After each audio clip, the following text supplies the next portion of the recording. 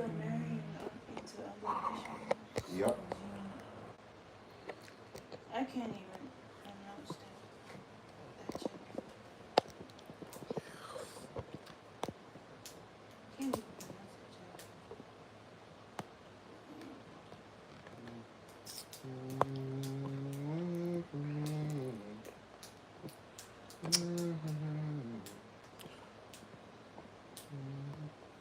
Give me a second.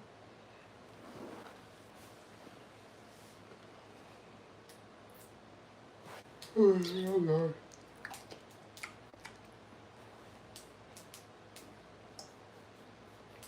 No, that does not taste good. Well, never mind about it. Okay, so. I can't really. No! Who I want to. No! So, I'm reading. This is If I get out my Deuteronomy mama- 7. When I get out of my mama's This is house, Deuteronomy chapter 7. bro. When I get out of my mom's house, out of it. What you gonna do when you get out your mama's house? Hmm? What you gonna do when you get out your mama's house? What you gonna do? What you gonna do? Say it. Then, Nah. Say it. Say it. You look, one thing I can't stand is when people say something then they stop saying it. Nah. What you finna do when you what you gonna actively find a white boy? Is that what you gonna do? Huh? What you gonna actively find a white boy? Is that what you gonna do? I don't care. That's what you gonna do? I don't care. That's what you gonna do? Hello.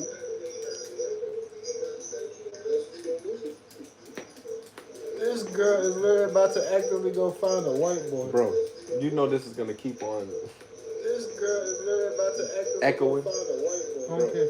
You know this is gonna keep on. Watch This this. girl is literally about to actively Echoing. Daisy, are you actively about to go find a white boy? Then what you said? Then No. why you nah? No. Why you said when you leave your mama house? What you was gonna do? Why you stop the sentence? Because I did. But what you was gonna do when you get to your mama house? None of your concern. Now you do know it's a sin to be with people of other nations, right? Do you know what a sin is? Yeah. What is a sin?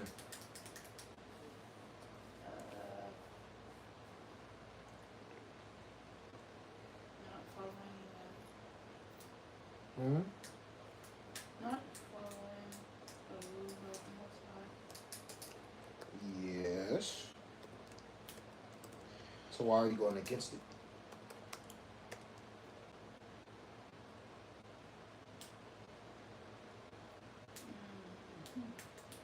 That's a good question. You hearing this? What you say? You heard that, right? Or what? What you said again? That's a good question. Asked why is she going against it. So basically what she's saying is when she has the ability to leave this house, get her own place, she's actively going to search for a white boy. This doesn't mean that, but Then what? that doesn't mean Then why didn't you say that's not the case? Why did you say that? Mm-hmm. So I'm right then, right? But I'm not going to act. So you're gonna wait for a white boy to come to you. Mm-hmm. I don't know. What? Oh my God. What do you expect me to say? It's either a no or a yes. See, I can't give you the clear answers. Can't give you clear answers.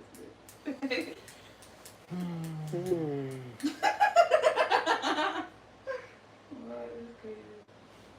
You can't give me clear answers. Yeah. What are you listening to? It's a video by a YouTuber. He make funny videos.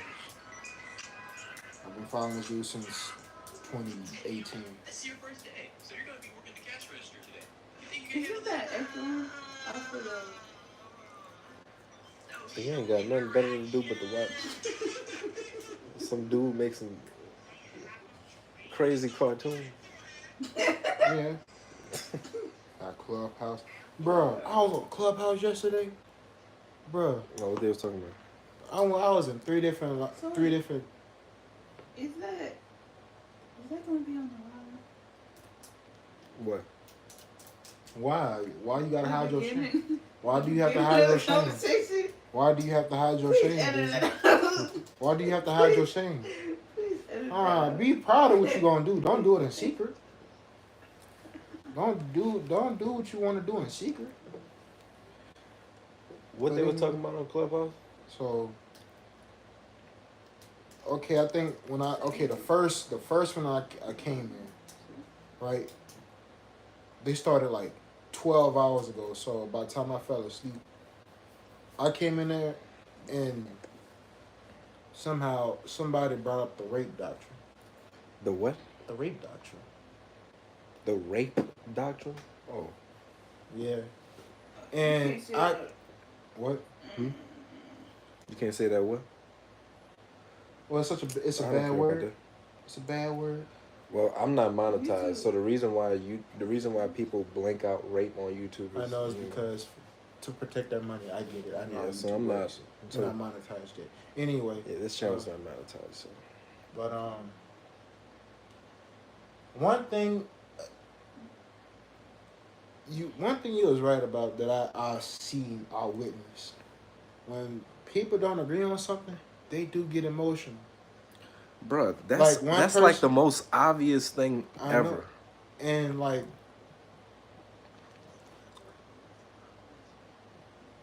only one person tried to really break it down, but like the other people was like just saying, no, you can't do that at all. They wasn't really they wasn't really bringing scripture into it. Right, they just was saying something because they didn't like it. But this is the thing, okay? Just let's not think about somebody actively getting raped right now.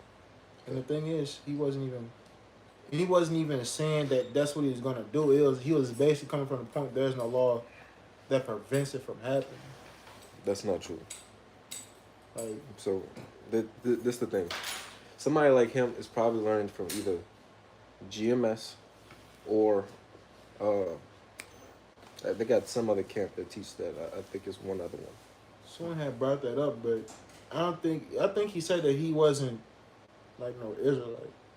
Okay, but here's the thing. It doesn't matter. The point is, regardless of if you're an Israelite or not, if you're making that point, okay, that means you got that point from somebody else. Now, where did you get that point from? Remember I told you last week, you could be in the audience listening to two people have a discussion. If you listen to two people have a discussion and one person is making points and the other person is just responding emotionally, you're gonna have you're gonna have an inclination to follow the person who is actually making points.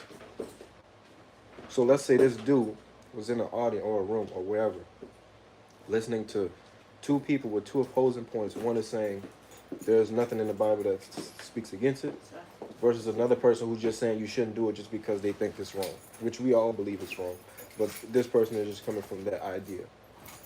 Wait, did I specify? Well, I didn't specify unmarried.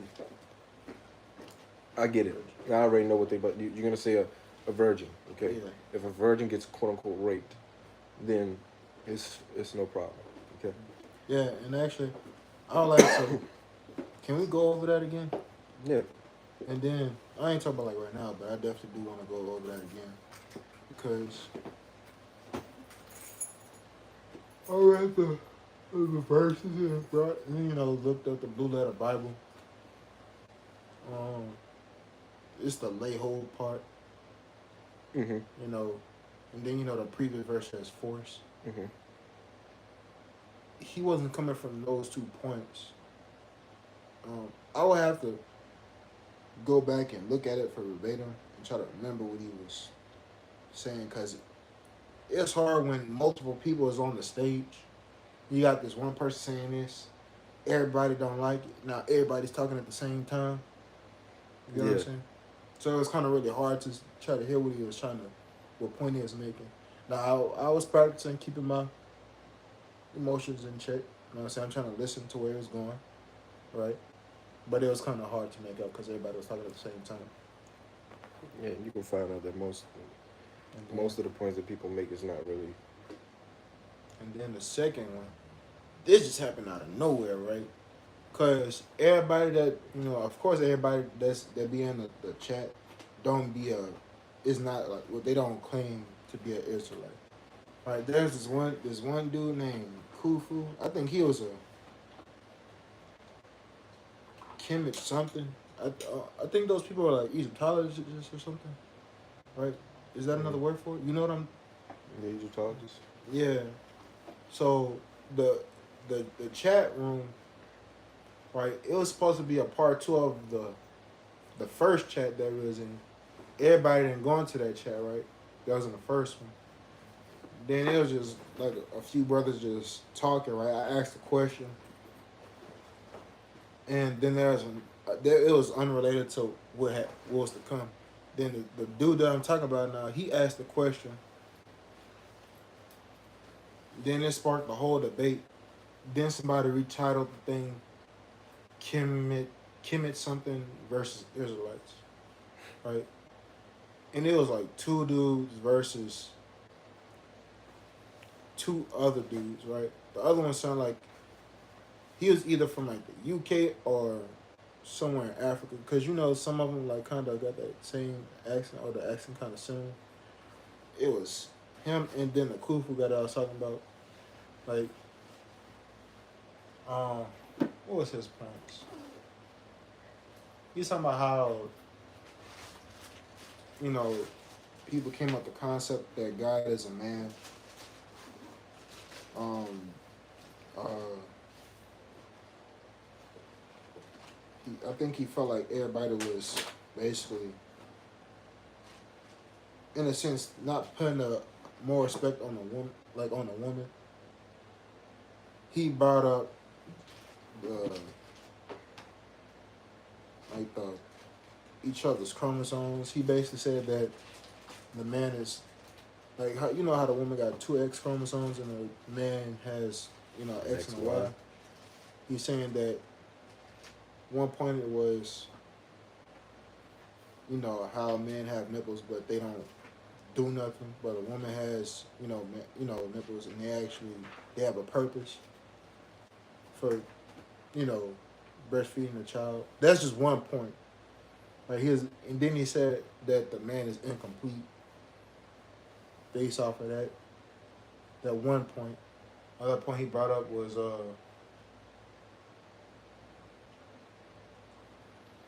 I think it was in Genesis 1. No, somebody else brought that up. It was one of the brothers that had brought that up. But what else? What else did he say?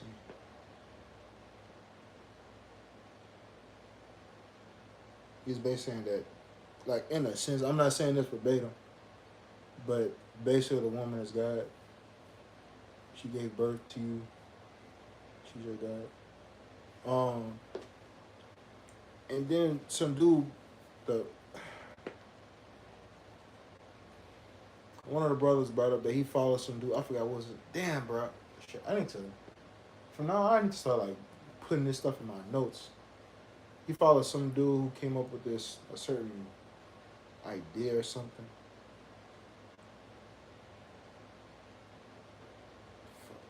And I'm sorry, I can't remember what he was talking about. It was crazy. But basically, the dude said he didn't believe what the guy he supposedly follows believe. He said he believes he's God.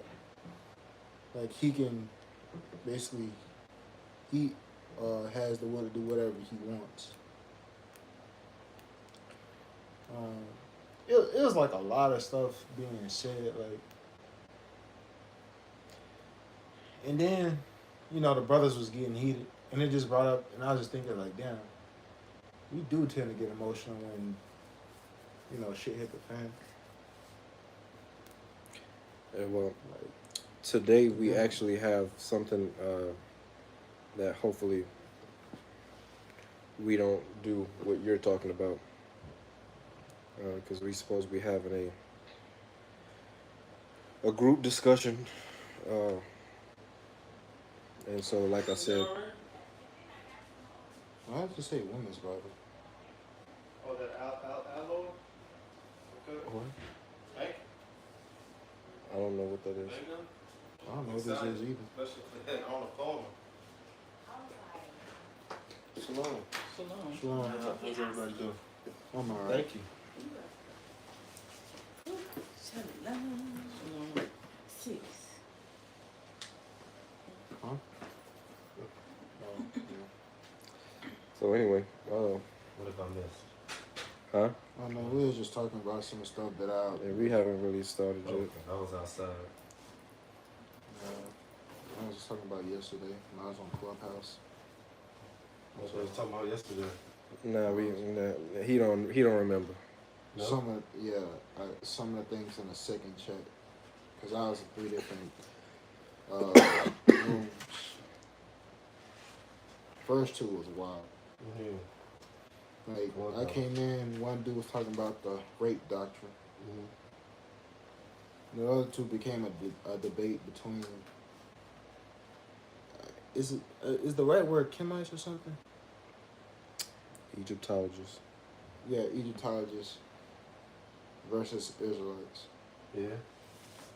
Who was speaking for the Egyptologists? Some dude named Khufu and some dude that he's from either UK or he's from some country in Africa. I don't know. I think he was from the UK, like based off of how he sounded. Yeah. But But anyway, so we gonna get started in a few minutes. But I do need to make some announcements right quick before we go ahead and get started. So as we know, we should know, the Feast of Tabernacle. Well, I hope you guys had a good Day of Atonement yesterday. Well, not really good, but because you're supposed to afflict yourself on the Day of Atonement, so I hope everyone was afflicted on the Day of Atonement. Let's say it like that. Hopefully you was able to reflect on some of your inequities, your iniquities, your sins, your faults before God. And so with that being said, our next feast day is coming up October the 2nd, which is the Feast of Tabernacles. Okay, so we're probably gonna be getting everything set up around 3 p.m., 4 p.m., something like that, in the evening or right before the evening on October the 2nd. For those of you who would like to contribute to the fund to help pay for the Feast of Tabernacles, just send whatever you can to the Cash App, and then it'll be forwarded appropriately. So for those of you who wish to contribute towards the venue that we have like I said, we're going to be out there October the 2nd, starting at around 3 to 4 p.m. Sisters of Poor will be making beans, red beans, and I'm going to bring some chicken to go along with that. So that will be our first meal. And what we're going to do is every day we're going to have like a meal prep for whatever we need to get. And so we're all going to have to pitch in whatever we come up with as far as what we're going to be eating that particular day or that particular night, whatever the case may be. A budget for us to go and obviously get the stuff that we need. We're going to try to implement a lot of things as far as authentic tactics. So like basically using nature for the stuff that we need, for as much as we can use it for whenever that time comes where we're not going to have certain conveniences that we have, to try to get used to certain things. I know last year we started a few fires from scratch or from our little tool kits that we have. So some of that we can start using. Some of you guys could maybe, those of you who have the the bags, the rations within your bags, you can pull your rations out and taste the rations, see how to prepare them and eat those. Maybe as a snack or something, or whenever you wake up, whatever the case may be. Some of you have or should have the filters, the water filters.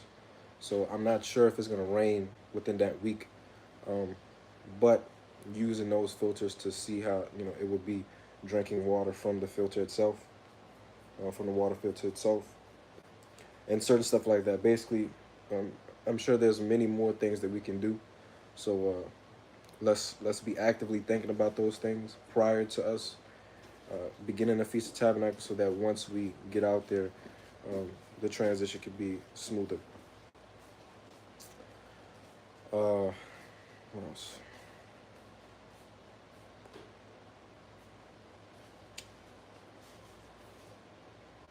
Question. Yeah, go ahead. Would it be cool if we can go to a gun range? For those who have firearms, we can practice getting used to those. Yeah, we can go to the range one of those days. It could be something that we They have one do in the freedom Macon? time. Yes, it's right down the street actually. How much is the fee? Last time I went, I think it may be 30. I think it's 29, 30, something like that. Understood. Yeah. So that's something we could do. Am I missing anything? I'm not missing anything. Okay. So in any case, today we are supposed to be having a group discussion, okay, on how we are to deal with other nations in particular. There is a bit of a schism in the Hebrew Israelite community. You have some brothers who I'm sure you guys have seen some of these people on YouTube. You have brothers who are, for example, brothers like Pastor Dow. If you have seen his congregation or congregations like his, it is not unusual for you to see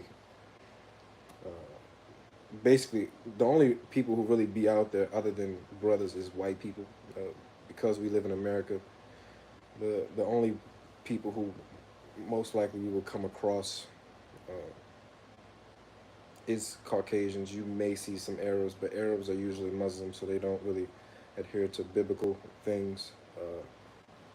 And some of these other nations, they don't really adhere to the Bible, but you will see certain brothers like Pastor Dow and others who it is not unusual for you to see people who are not black in their congregation, versus certain other brothers who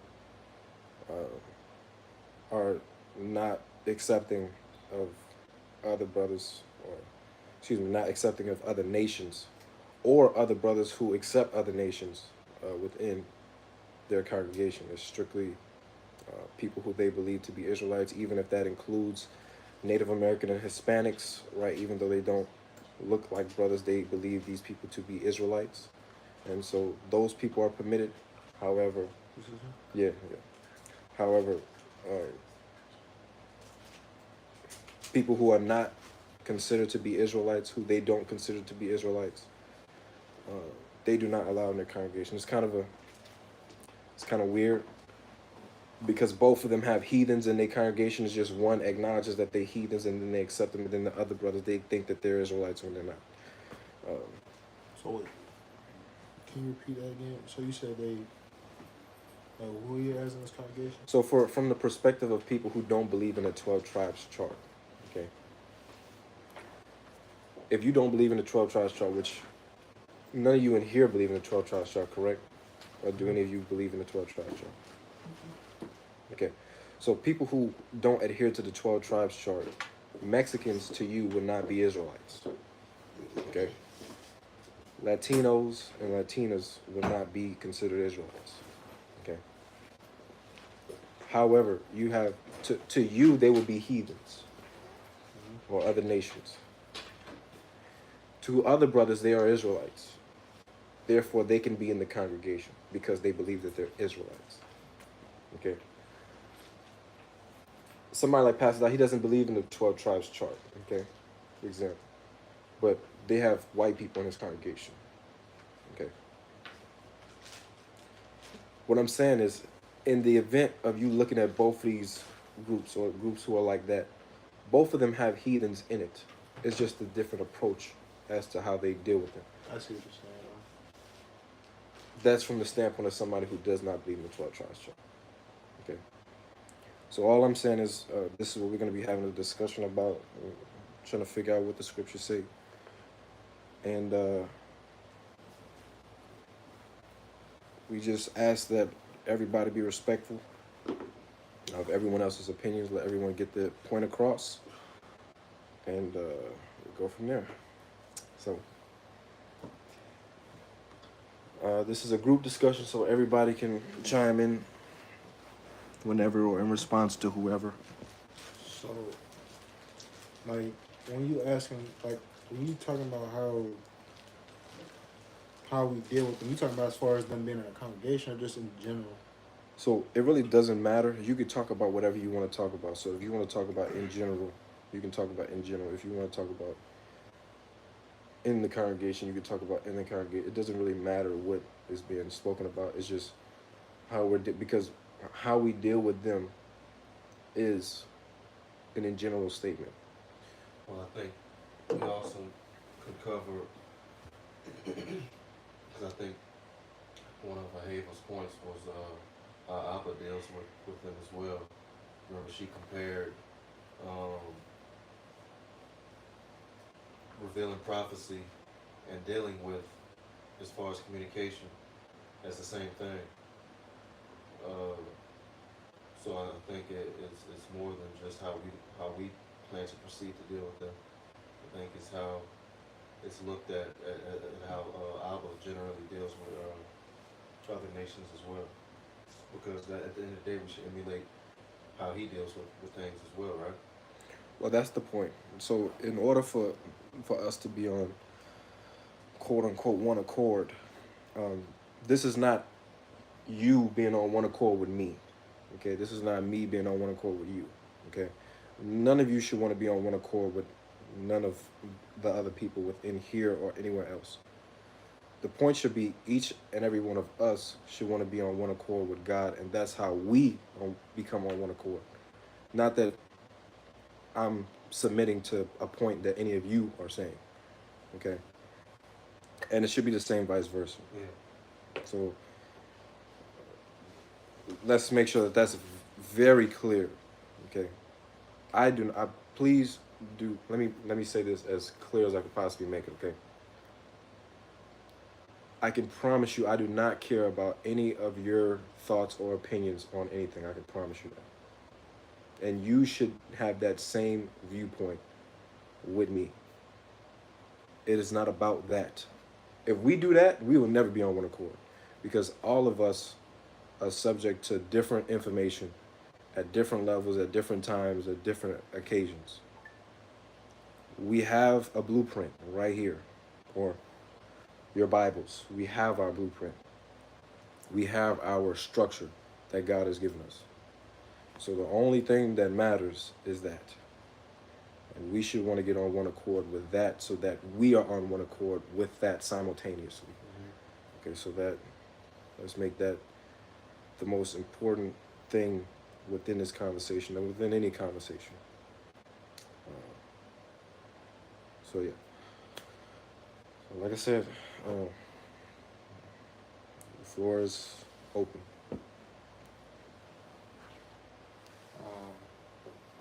Well, as far as, like, in my opinion, like, dealing with them, like in general, I wouldn't say be like aggressive, like show like how you feel about them, like in a negative way, showing it towards you, towards them, like outwardly. You know, I feel like you should be smart with it. You know, because they may have something that can be benefit, you know, beneficial to this congregation. You know, so basically, you got to be smart with this. You know, like use them to benefit the congregation. Um,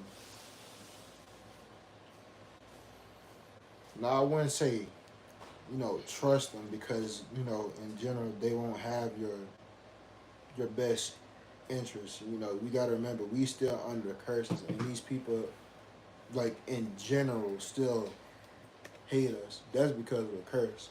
So we still have to, you know, tread carefully on that.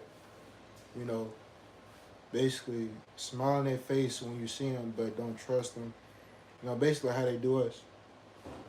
You know, rather, you know, they genuine, you know, or not. You know, you don't want to. There's like a saying, like you don't want to, you know, take your time choosing which snake is not gonna, you know, bite you or not. You know what I mean? Well, Like, if I'm making sense, like I may have misquoted it, but like if you have any hatred towards like you know somebody of another nation, just control it. You know, if they say hey to you, you know, say hey back.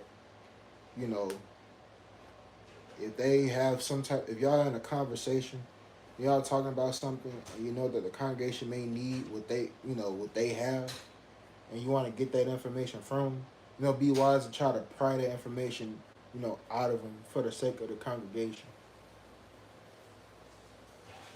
Um, Now, as far as being in the congregation, like, like how you talked about, like, you know, Pastor Dow or you know, brothers that have that stuff, you know, like places to have a congregation. I wouldn't really think that's like wise. Um, at the very least, not now because you know we still a fairly small congregation. We don't have a place to um a building of our own. You know, um, so and we you know for the most part we congregate here at you know Sister Yehuda's house. You know, you don't want to bring somebody in that may potentially have you know bad intentions. And you done brought this person to where a sister lives. You know, and you know they may or may not want to do us harm.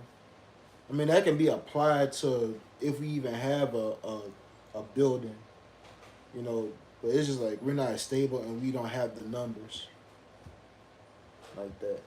You know, I know that's a different topic, kinda, somewhat, but we're just not ready to bring in other people. Not while we still have to focus on trying to gather our own first.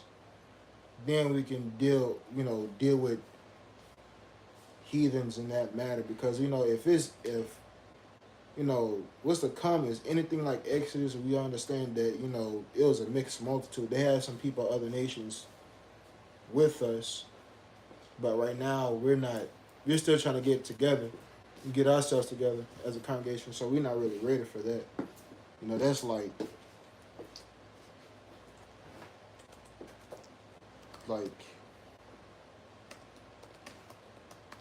like another discussion for right now. Like not definitely not putting it off, but that's like another like conversation when we get to step one first, if that makes sense.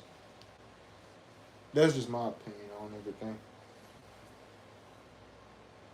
And I'm not saying that you know we are going to bring them in. That's not what I'm trying to say. Like that's just in case, you know, whatever the congregation,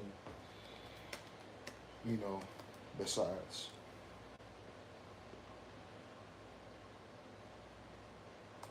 So I hope I made sense to everybody. Anybody like to respond to Gabe's points or anything?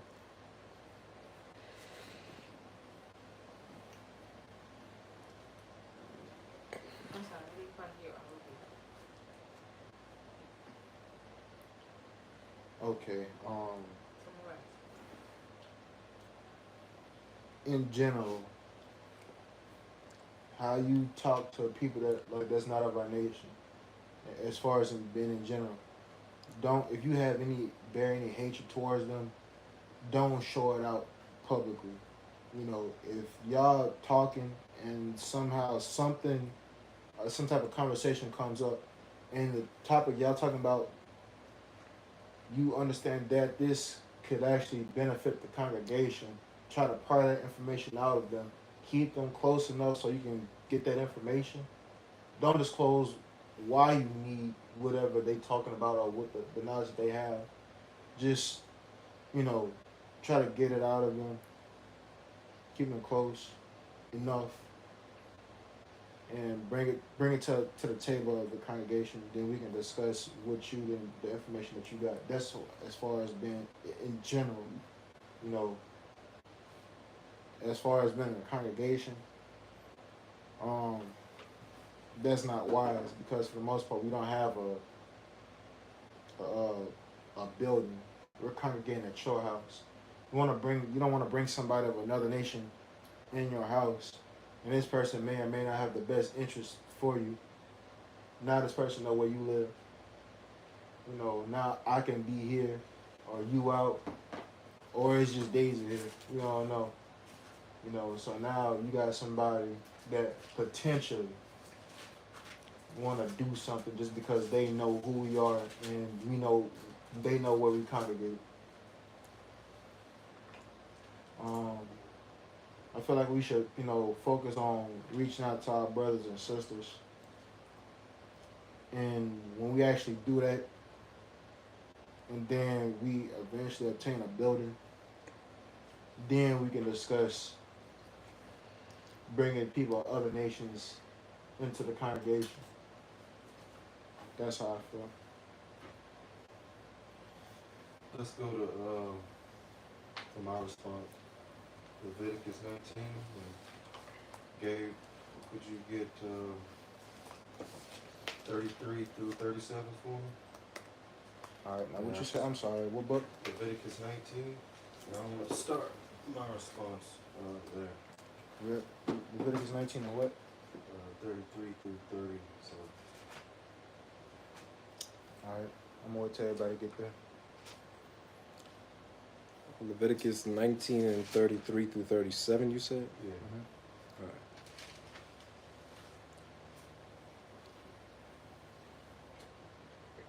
Everybody there? And if a stranger sojourn with thee in your land, you shall not vex him. But the stranger that dwelleth with you shall be unto you as one born among you, and thou shalt love him as thyself, for ye were strangers in the land of Egypt. I am the Lord your God. You shall do no unrighteousness in judgment, in measure, in weight, or in measure. Just balances, just weights, and a just ephah, and a just hin you shall have. I am the Lord your God. I think you just meant 33 and 34, right? Yeah, because the rest go into like measurements. So you just basically meant 33 and 34. I can see why he go No. all the way to the end. I meant all the way to the end. Why would I have meant only 33 and 34? Because 35 to 30 through 35 to 37, that's talking about measurements. You talking about basically loving, like, No. If you want to go to 37, No. I was just asking. No, it's not. No. Because the way you and Gabe said it, now I'm going to hold my point, and I want to know why 35 to 37 isn't relevant to 33 and 34. Well, I'm gonna say this. I'm not answering 33 and 34. That's because that's what I think your point is. Yeah, as far as 35 through 37, yeah, I'm about to get to this. Let's finish 37 first, and then Therefore shall ye observe all my statutes and all my judgments and do them. I am the Lord. right. So now I can see 37. 37 is applicable to every law. Yeah. So he says we should observe his statutes and all his judgments to do them. So that is, there's no specific law that's talking about. It's talking about all of it. Okay. As far as 35 and 36, these are talking about, like Gabe said, measurements. So it's just like when we go to Walmart now, certain things we don't just scan the item, we weigh the item, and the weight determines the price. Okay. So there are ways that you can manipulate weights to get somebody to pay more than what they should. Yeah.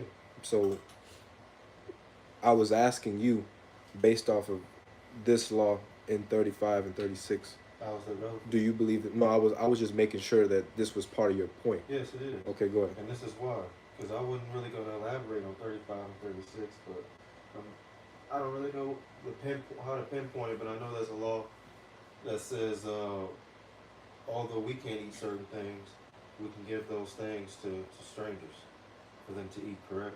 Yeah, like something that dies of itself or that was torn apart of So the leash. Israel's not to eat it, but The heathen can. the heathen can, right? Mhm. So we in our own land, even if we're not, they come to our community, they buy to the marketplace one of our fruits, veggies, whatever we're growing from our field. Mhm. We weigh it, we're supposed to give them a certain price. You may show more love to your brother than you would that stranger. You may give your brother a discount, and the stranger, you may upcharge him. But my point in this is saying fair judgment all across, fair measurements all across. I think this is all relevant to that point in general. Treatment. How do we show charity not only to our brothers, but if the commandment is to sojourn, allow a stranger to sojourn with us and treat them as if they're our brother, that's my point. They deserve the same love and respect if at the end of the day they follow in verses 37, which is to follow in full the statutes, the commandments, and Torah. So that's my point. If I have a brother come up to me that's not of Israel, but he says that he's 100% willing to adhere and submit to the Most High, who am I to say that he's not welcome? You know what I mean? I understand. Yeah. I'm So- sorry. So no, you're all right. No, I wanted to make sure I understand what y'all was saying, but that is my take on why 35 and 36 are also relevant to 33, 34, and 37. Because I think it all correlates with treatment, charity, and just respect and full fairness. So just that. And I kind of wanted to start my point with what Brother Zeph and I brought out the past 2 weeks. I know 2 weeks before we spoke about war, and the other last week Zeph had mentioned he had a small point with not war, or something else about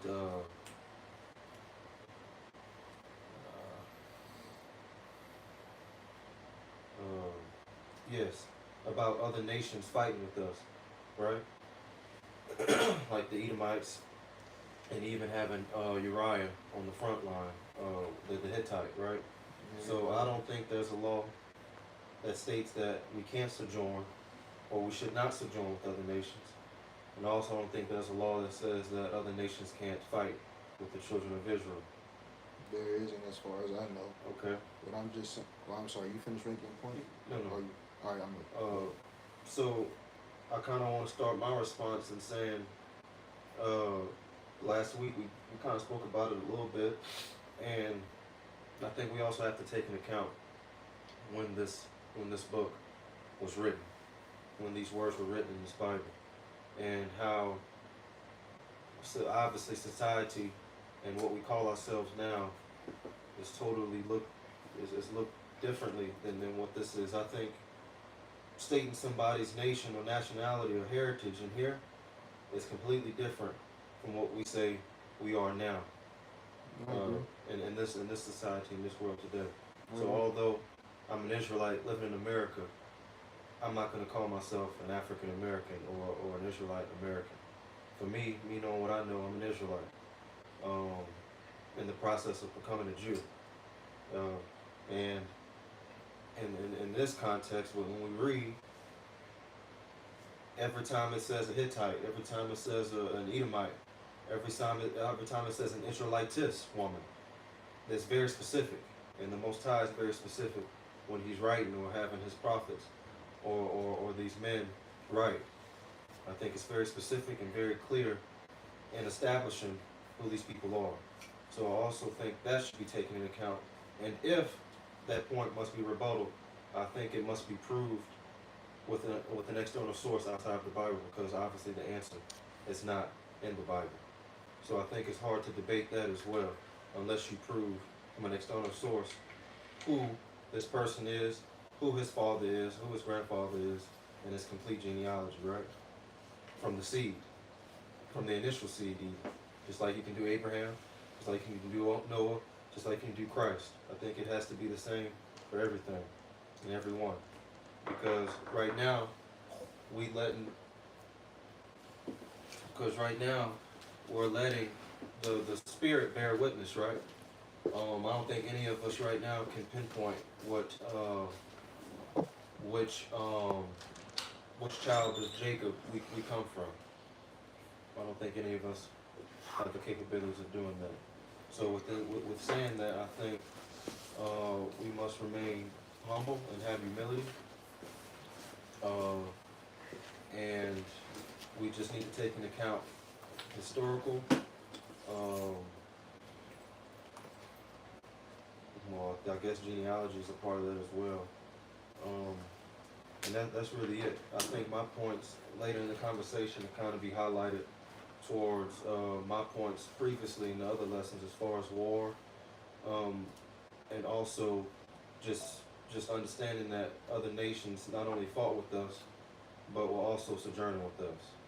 So I'll just living among us, and only living among us if they were following certain things and adhering to the Most High. And if not, obviously they were cut off just the same as we were and dealt with accordingly. So I'll just stop my point, my whatever you want to call it. I'll just stop there. So just to make sure we clear, that's the reason why you're bringing up verse 33 and 34. Yeah.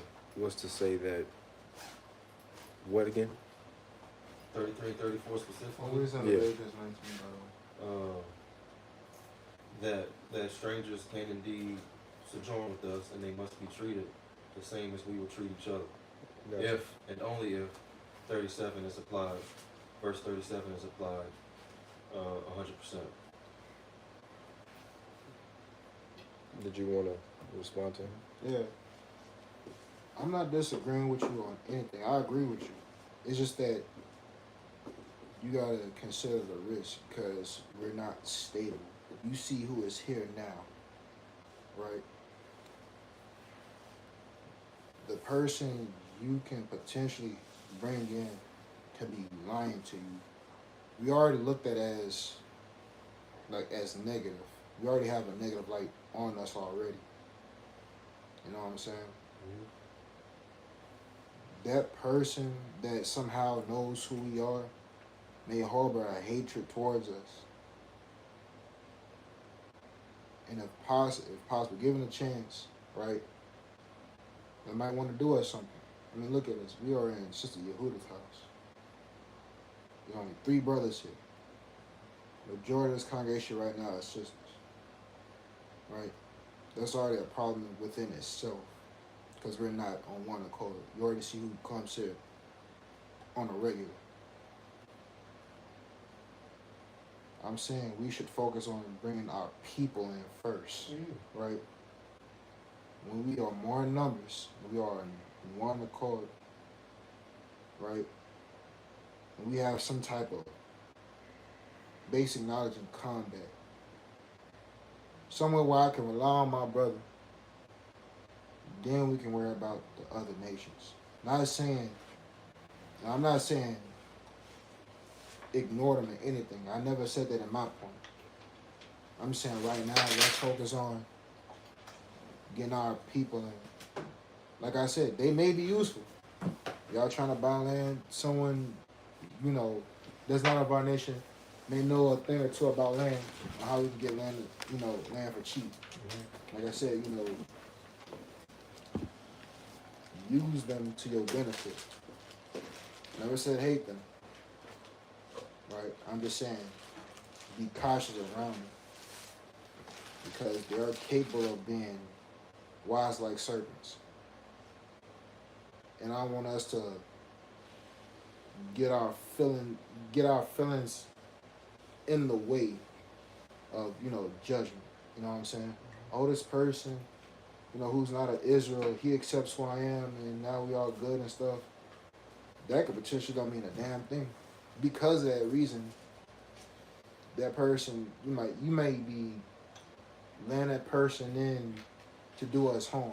I'm not saying that's the case, but I'm just saying take in consideration of that in the state that we're in right now. Only 3 brothers come here on the regular. Majority of the people here are sisters. You're in somebody's home, not a building. That person will know where we congregate. I can be out doing something. Sister Yehudith is out for majority of the day. And it's just going to be potentially Daisy, if not me or Daisy here. That person may have, you know, more numbers. Then what? You know what I'm saying? Yeah. So just let us focus on getting us together. No, first. I agree. That's all I'm saying. My notion wasn't that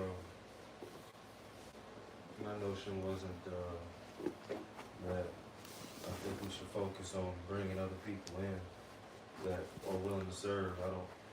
I think I put us first, regardless of any situation. I think the whole premise was if and when we get to that point, would I accept it? My answer is yes. I mean, if it's in the law, then we can't do nothing about it but obey, right? Right. So that's my point. I'm not, because the thing is, I go out of my way to wake up one of us, to be used to wake up one of us, right? I'm not doing the same thing for another nation. That would have to come. That would have to be there. It would have to be something that It person. just happened just by Right. chance or something? Right, absolutely. Gotcha. I'm not going out of my way to do any of that. I don't think that's necessary, even borderline appropriate. For what? Although I understand that I'm supposed to be the light of the world, I understand that the world is made for Israel. I get that, but I do also understand and accept that other people live here, and the Most High created everything and everyone, and made no mistakes. Although He has created people in vain, I would say that He created some of us to do the same thing, to disobey. Because from what I've read in my studying, I would say, because I always say, although one man can't build up a nation, if your name ain't Yeshua and if you aren't him, one man can tear down this whole thing. One man can destroy the entire nation of Israel. And the reason we're here today is because of the mistakes we've made. It's not because of other nations. The only reason and way the other nations were able to do the things that they did to us was because of our disobedience. The Most High allowed it. He didn't say that He wanted it to happen. He said He will allow it to happen, and it must happen because of our disobedience. So we put ourselves in that. So for the point to be, I should trust my brother before I do another person from another nation. I agree to that to a certain extent, but I can also read a lot and pinpoint a lot of the times where our own brothers put ourselves in a certain predicament that destroyed us, that was a detriment to us, which is sad. And that's one of the most detrimental curses the Most High put on us. But I'll just respond. I'll just keep it right there for now. Understand? But no, to answer you, to respond, I guess specifically to your point, I'm 100% on board with that. I think we should reach out to our people first and foremost before anything else happens. I think we should wake up our dead bones first before we worry about anybody else. I'm 100% agree. Understand. Anybody else?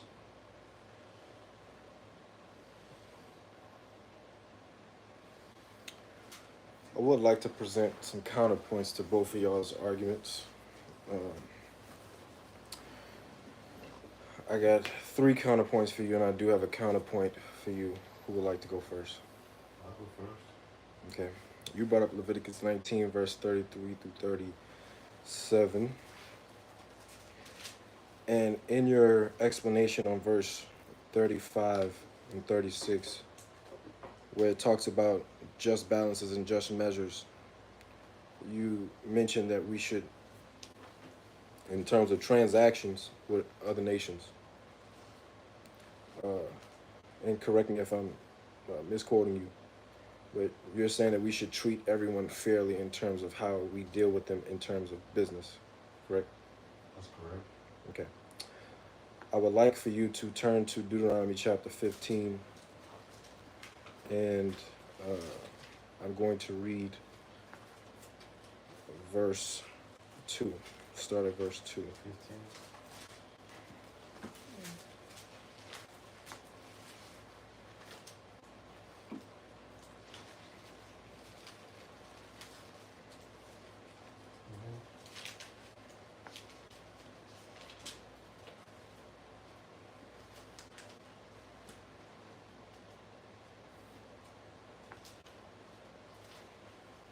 Okay. So this is Deuteronomy chapter 15, verse 2. It says, and this is the manner, well, let me start at 1. Sorry. It says, at the end of 7 years, at the end of every 7 years, thou shalt make a release. And this is the manner of the release. Every creditor that lendeth aught unto his neighbor shall release it. He shall not exact it of his neighbor or of his brother, because it is called the Lord's release. Now, your neighbor here is your brother. So that means if I lend to you something, if the 7-year release is at hand and it comes around, I'm supposed to release that from you. Right?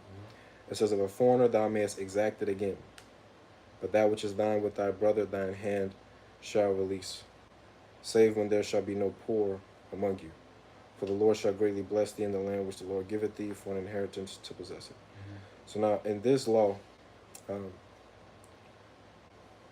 this law is basically saying I have to not hold on to credit that I've lent to you, but I can hold on to credit that I lend to a foreigner as long as I want. Would you consider that fair in terms of transaction? Yeah. How? Well, Hold on. From a foreigner's perspective, would Yeah. that be considered fair? I think that's fair. Why? Because I think you have to consider the same thing Yeshua considered when he was in Rome, and the disciple asked him about paying whatever you got to pay to Caesar just because you're a Roman citizen. And I think that's the case. I think it's the same thing. In our own land, yeah. As far as the year of release and having credit and interest tacked on, yeah, your brother, it makes sense. You forget about that. That's your own. But strangers of the land, if they sojourning with you and they citizens, but they're not of your nation, then I think that's all right for you to still exact the interest that he owes you.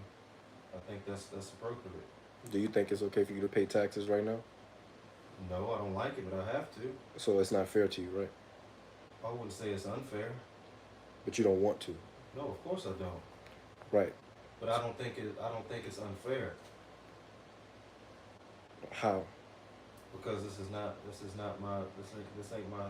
world. This ain't my country. This is not my like I said, this is not my world. So the level of understanding is because this is not your land or because this is not your country, you don't govern it. It should be understood that you're gonna have to pay tribute. 100%. Okay. And I think that although I don't like it and I'm not okay with it, and I would much rather not, I think me saying that, hey, that's unfair, that's ridiculous. I think it is fair that they want taxes from me. We did the same thing. Okay. So from the heathen's point of view, they have to give back every credit that they owe Yeah, to a I brother. built this. Right. Our community built this. This is our land. The Most High gave us this. If you're willing to stay here, if you're willing to adhere to the Most High, and we are willing to have you here, then you must adhere to that. Whatever we put in place as far as government, legislative, banks, you have to follow that. Right. So what I'm asking is more so from the standpoint of another person. Do you think that most heathens will accept that, especially when you don't have no power at this particular point? So when you say heathens, you talking about here? I'm talking about right now. Right now. I'm not talking about back then. So This actually, law is applicable, okay. What to- you talking about right now? but I'm talking So about ask me right that now. again? So now, again, if some heathen or foreigner, whoever, Like me, foreigner. no. I'm talking about a non-Israelite. Okay. Okay. Do we, if I need to make that clear, I will go to some verses to make that extremely clear, because that's what I'm saying. She said now. It don't matter if it's now or then, but I'm talking about now. The definition of an Israelite does not change just because we living in 2024 versus. By your point of being now, I'm thinking you mean the fact that we're in America. Correct. So this is not my land anyway. Correct. So when you say heathen or foreigner, But it doesn't matter. I still cannot hold on to credit to you. okay. That's I my see. point. Okay. So if this law says that I cannot hold on to credit after 7 years or a year release, even though we don't have a recurring 7 years or a year release, the point is I cannot hold on to debt that you owe me or anyone else, vice versa. That's the application of this law. So I mean, if you owe me something, you have to pay me within a 7 year period. Okay? If we was in 4th grade and I gave you $10, you never gave me the $10 back, that's gone. Okay? So let me ask you this: is this law applicable to wherever we were? Doesn't matter. Okay. Even though it highlights and it's very specific when it says foreigner, because in other instances we would be the foreigner. No, that doesn't matter. It doesn't matter. The foreigner in this context This is a non-Israelite. is talking about a person who is not an Israelite by native, by birth, by blood. Okay. So that's the what's the word? Contraction from brother. Your brother, you have to release it. Your neighbor, you have to release it. A foreigner, you do not have to release it. So we cannot change the definition of this word now because of the difference in application to which we live in now. That's not how that works. Okay. Words have meaning, they have definition, they have an etymology. The etymology of this word, neighbor and brother, here is talking about an Israelite. Okay, so You have to release every debt that an Israelite owes to you in the year release. It doesn't matter how much or what it is. So you're asking me if it being now, would that still apply for me? No, Even with the stranger? no. I'm not asking you that. What I'm asking you is, upon realizing this law and explaining this to a foreigner, meaning a non-Israelite, do you think that they're going to accept this? Or are they going to think that this is not fair? I think more times than not, they'll think it's not fair. Okay. That's all I was asking. Right. Yes, ma'am. I got a question. Now, in this situation right here, a foreigner, as compared to the law in Leviticus, being a stranger that is supposed to be treated as a brother, Mm-hmm. could there be a difference? Because, I mean, in this passage right here, from what I'm looking at, foreigner could be someone just coming in to trade with you, or, coming in and, or just passing through, or whatever type situation, as compared to that person that is, definitely trying to adhere to our laws, and we're supposed to definitely treat them as ourselves, because we were once slaves in Egypt. Mm-hmm. So I'm just kind of trying to see that trying to see that, because so there could, I mean, it is a possibility that a stranger, that foreigner that he's talking about in that verse right there could be slightly different from the stranger that's sojourning with us. I think that we're supposed to treat as one. So let me prove that that's not quite the case. I understand what you're saying. You're trying to make a difference between a foreigner who just come into our land to execute trade. They're not living here. They're not following uh, the God of Israel and all that. They just come here to do trade, and that's it. They're going about their business. Okay, versus someone who lives within, as to whether or not they can do business with us. So, right. So I'm now going to look at Leviticus chapter 25 to show that 25 or 15? 25. No, that was in Deuteronomy 15 we just read. Oh, okay. I'm now going to Leviticus 25.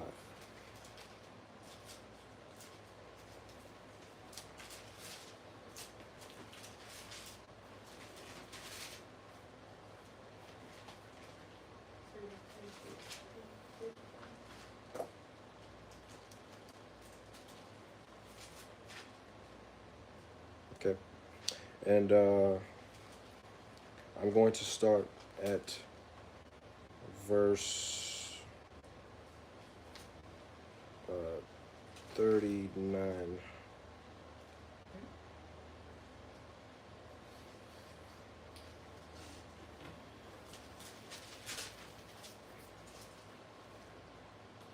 Okay. So in chapter 25, starting at verse 39, it says here,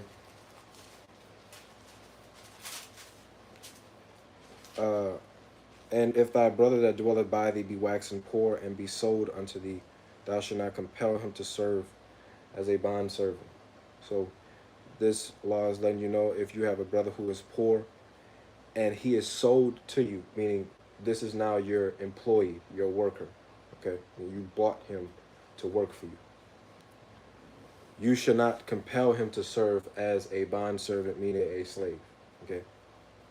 There's obviously a distinction between a servant and then a bondservant, meaning a servant and a slave.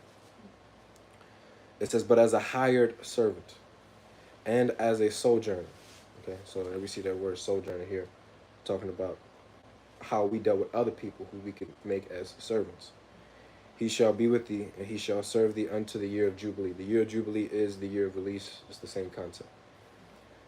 It says, and then shall he depart from thee, he and his children with him, and he shall return to his own family, and unto the possession of his father shall he return.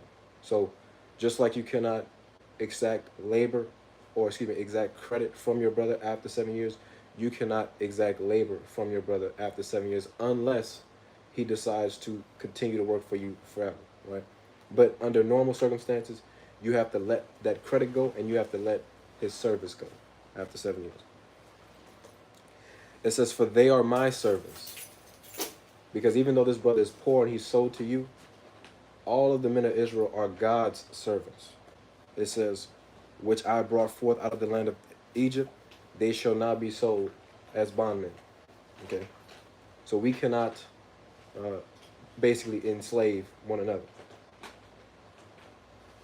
However, it says, thou shalt not rule over him with rigor, but shalt fear thy God. Both your bondmen and your bondmaids, which thou shalt have, shall be of the heathen that are round about you. Of them shall you buy bondmen and bondmaids. Moreover, of the children of the strangers that do sojourn among you. So now you see this distinction between people who are just outside versus people who want to come in and serve. The verse 44, the heathen that are round about, is people who are outside. 45 is talking about the people who are within. Both are heathens. The difference is one has just decided to serve the Lord here in verse 45 versus the other. It says, moreover, of the children of the strangers that do sojourn among you, of them shall you buy, and of their families that are with you, which they beget in your land, they shall be your possession. Meaning you do not have to release them after the 7 years. An Israelite man, you have to release after 7 years.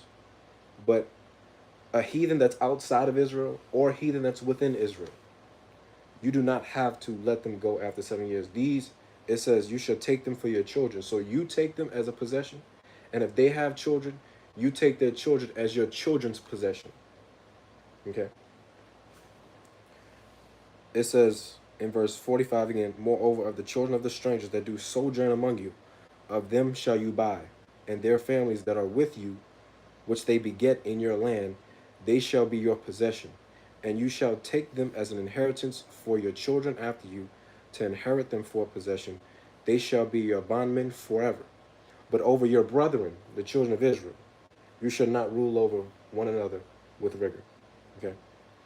So, this point, I'm going here because while there is a distinction between a foreigner who is just coming to Israel to exact trade versus a foreigner who is in Israel because they want to serve the God of Israel, there is no difference as to how we treat them in terms of the year of release, the Jubilee, and the exactation of credit, labor, etc. Okay. So that was a really good question. And again, the reason why I wanted to point this out to you was because while you may not deem that as unfair, I'm quite sure asking multiple non-Israelites if you good with having to pay me back, but I don't have to have you pay me back. The issue with that question is, well, Austin, if you think that's unfair, if you think that's fair, but you say that for the strangers, they would think that it's unfair.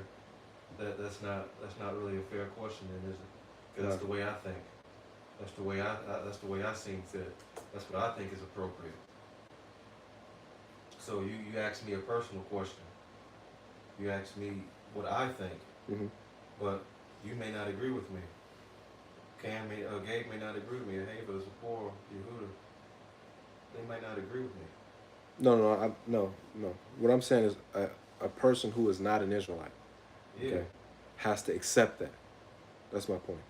Because they have to accept that, and they don't have to accept that here in America, because you are not, we are not ruling here. So in this context, we've just gotten the land. This is our land. So a heathen had to accept that because we're in power. So you don't really have a choice. If you lived in Israel, you had to do that. You know. Well, that's why I was asking what I asked. Right. So versus now, we don't have power to execute that. Okay, that's what I mean. But that law, like you said, is applicable no matter what the circumstances are. That's for the It children is. of Israel to keep. Correct. So then you ask me, would I think a heathen would think that's still fair if I was to practice this said law? Right. And my answer is, I don't think a heathen would think that's fair at all. But I do. No, that's what I'm saying. I agree with you that I don't, because if I'm a heathen, okay, if I'm a heathen and you're telling me that I have to pay you back, but then this guy who I'm sitting next to, just because he's an Israelite and you look at him as an Israelite, he can get out of owing you, and we both owe you the same thing, but he can get out of it and I can't. They're not gonna like that. That's my point. Yeah. So the likelihood of somebody accepting that in this society right now, as we speak, is probably not gonna happen. Okay. So, but that's the only thing I was asking as a counterpoint. I got a question. Since we went to Leviticus 19, we were what, verses 33 and 34, and we just read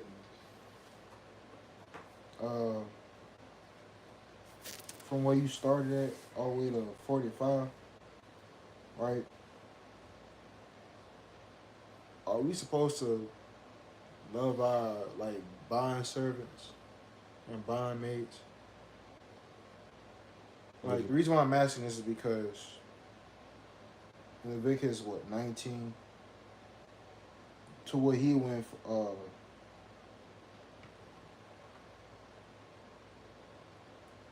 to where he went to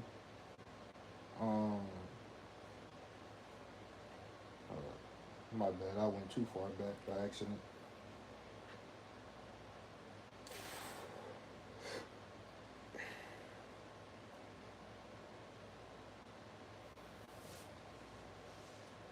It says in 33. If a stranger sojourn with thee in your land, you shall not vex him. So to get an understanding, like vex, that means like treat harshly, right? Why don't you just look it up?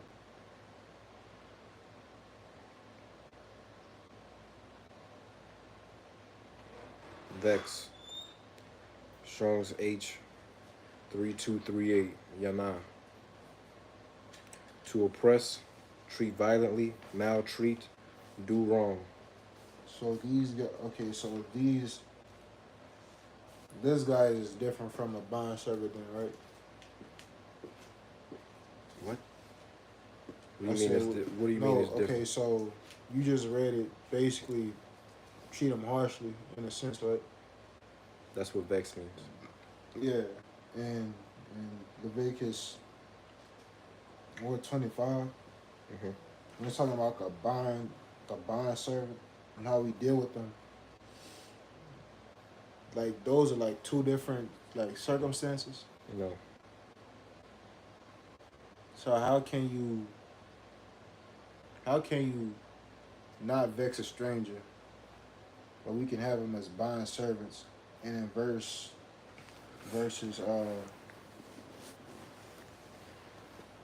hold on, let me get to it. What I think specifically in verses 46, it says, "And ye shall not take an inheritance from your children after you, to inherit them for a possession. They shall not serve your bond. They shall not. They shall be your bondmen forever. But over your brethren, the children of Israel, you shall not rule over with rigor." Mm-hmm. And that verse is specifically saying that you can't treat you know, rule over your brother with rigor. It's not saying that we can't do it with a heathen. How can you show love to a person from another nation, that you can have him as a bond servant, and you can treat him with rigor, unless it's saying you can't do that either, if I'm making any type of sense.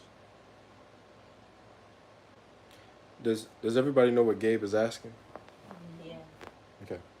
So, in essence, just to make sure I'm getting you right, would those two laws be contradicting? Yes. Exactly. So now let's look at an example of when vexing a stranger versus them being your servants forever is different. If you go to Deuteronomy 29 and Not verse... servant, bondman and bondwoman. Wait, say it again? Servant and a bondman and a bondwoman are different. No, okay, but he's talking about in contrast to Leviticus 19 and 33, which that is a sojourner. So in Leviticus 25 and verse, what was that, 45? Yeah. The sojourners and the bondmen are in the same category. So you can have them as a possession for as long as you want.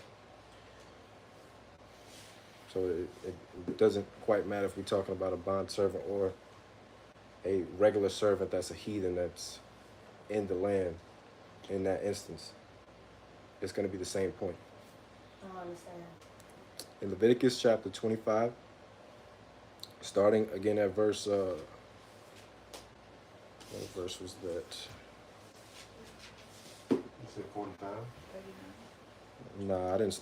I started at 39, but I'm not going to start at 39 again. Chapter 25. Yeah, it's in chapter 25, and I think that was verse 44. Okay. It says, both thy bondmen and thy bondmaids. So these are talking about your slave men and slave women. Okay. That thou shalt have shall be of the heathen that are round about you. Of them shall you buy bondmen and bondmaids. So these are talking about people who are not in our land, who we may have taken as a captive through war or something like that. It says again in 45, moreover, of the children of the strangers that do sojourn among you, of them shall you buy. So you can buy a bondmaid or you can buy a servant. Both of them are heathens, but you can buy both of them. It says, and of their families that be with you. So if the families of the bondmen or of the families of the sojourners, of the strangers, which they beget in your land, they shall be your possession. Are So, you adding servant? Because it's talking about bondman and bondmaids. It's not talking about servants. right, but if somebody is your possession and they're not your son or daughter or wife or anything like that, that will make them your servant. Because if you're a heathen and you're my possession, what are you here for? If I possess you, what do I possess you for? I possess you to do work. As a bondman and a bondwoman. It's a difference between a servant and somebody that's in bondage. Well, a servant's going to a job, getting paid. A bondman and a bondwoman is completely different. This verse is talking about bondmen and bondwomen. In verse 45, this is not talking about bondmen and bondwomen here. It says, moreover, that's a continuation from verse 44. Right, it is. What I'm saying is, it says the children of the strangers that do sojourn among you. So the difference is, 44 is talking about the heathens that are round about you. These strangers here are the ones that sojourn among you. So the difference between the people in 44 versus the people in 45 is 45, those people dwell in Israel. It says that sojourn among you. So these are people who live in the land, they're sojourning, they're strangers, these are heathen. They live with the children of Israel. We can buy them, okay? We can also buy the people in 44. It says, both thy bondmen and thy bondmaids which thou shalt have shall be of the heathen that are round about you. So both of these people are heathens. The only difference is that one is sojourning with us in the land and the others are round about somewhere else. And we have acquired them by means of war or by means of purchase or whatever. The point that I'm making is these people, regardless of if they in the land or not, they are possessions. And they can be a possession for as long as we want them to be a possession. What Gabe is asking is, do these verses, in essence, contradict each other because you're supposed to, quote unquote, love the stranger? In Leviticus 19, verse 33, we're going to read that one more time.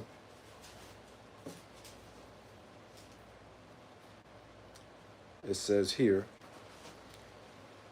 in verse 33, if a stranger sojourn with thee in your land, you shall not vex him. This stranger that is sojourning, can you buy him as a possession? What is that? What? What are you reading from right now? Leviticus 19:33. This is the verse that Brother Asa brought up, and this is what Gabe is asking.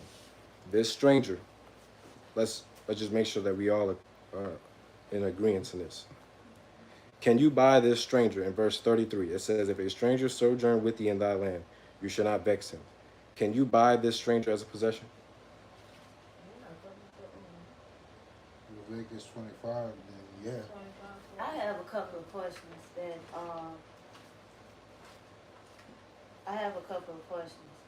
Well, let me finish answering his question right quick, and then I had some responses for him, and then you could be right after that. So, just to make sure I'm clear again, you're asking this stranger here that you can sojourn, would that be considered vexing him if you purchased him as a possession? Well, not more so the possession part, like how you treat him as a bondman. That's the point. So is that by simply you just making him a bondman, or you talking about within like you doing something to him as a bondman? Yeah, because a bondman is a slave, right? So, in essence, that's basically saying you can't treat your slaves harshly. That's what I'm asking, if that makes sense. Based off of verses 33 in Leviticus 19, and what we just read in Leviticus 25. Yeah. So is that basically saying you can't treat your slaves harshly? Well, harsh, that's why I was asking him. Okay. Harsh is subjective. So to him, when I say subjective, I mean somebody, we might look at one thing that's happening. You might say it's harsh. I might say it's not. So that's going to be the problem with the question that you're asking. A heathen, look at what I just mentioned in Deuteronomy 15, meaning I can transact interest on a heathen. He can make or I can make him pay me back for as long as I want on a heathen. But with you, I cannot charge interest. With you, I have to release your debt after 7 years. I might look at that as that's fine. A heathen might look at that as that's not fair. Okay. So when it says you should not vex him, we have to figure out what this means, because obviously in Leviticus 25, you can purchase a slave, you can purchase a sojourner, and you can possess him forever. So would that be considered vexing? It can't be, because that would mean that, like you said, these Like two I laws said, would be contradicting. That's what I was trying to say. I'm not talking about like obtaining him. It's what you do with that person. Right. So where's the line? So, Gabe, well, this is really for you and Well, hold on. Let me finish answering this question, Like, because I don't want. Remember, before we started this, everybody has to be able to get a chance to get their points across. Yeah, I think my question to help kind of establish what Gabe was saying, because you just went over it. I just wanted to clarify, it's 33 and 34, talking about the stranger, the heathen, the stranger that's round about, or the one that's dwelling with us, right? It's talking about the one that's dwelling with us, right? Like in Israel. Yes. Yeah, but that's what it says. I know. So it says, if a stranger sojourn with thee in your land. Yeah. So these are not So people so everywhere. right, these are people in Israel. Correct. Which means the only way they're in Israel is if they're following the laws, correct? They would have to be. They would have to be, right? So if they are, then what will be the reason to attribute, I guess, force on them? That's what I'm saying.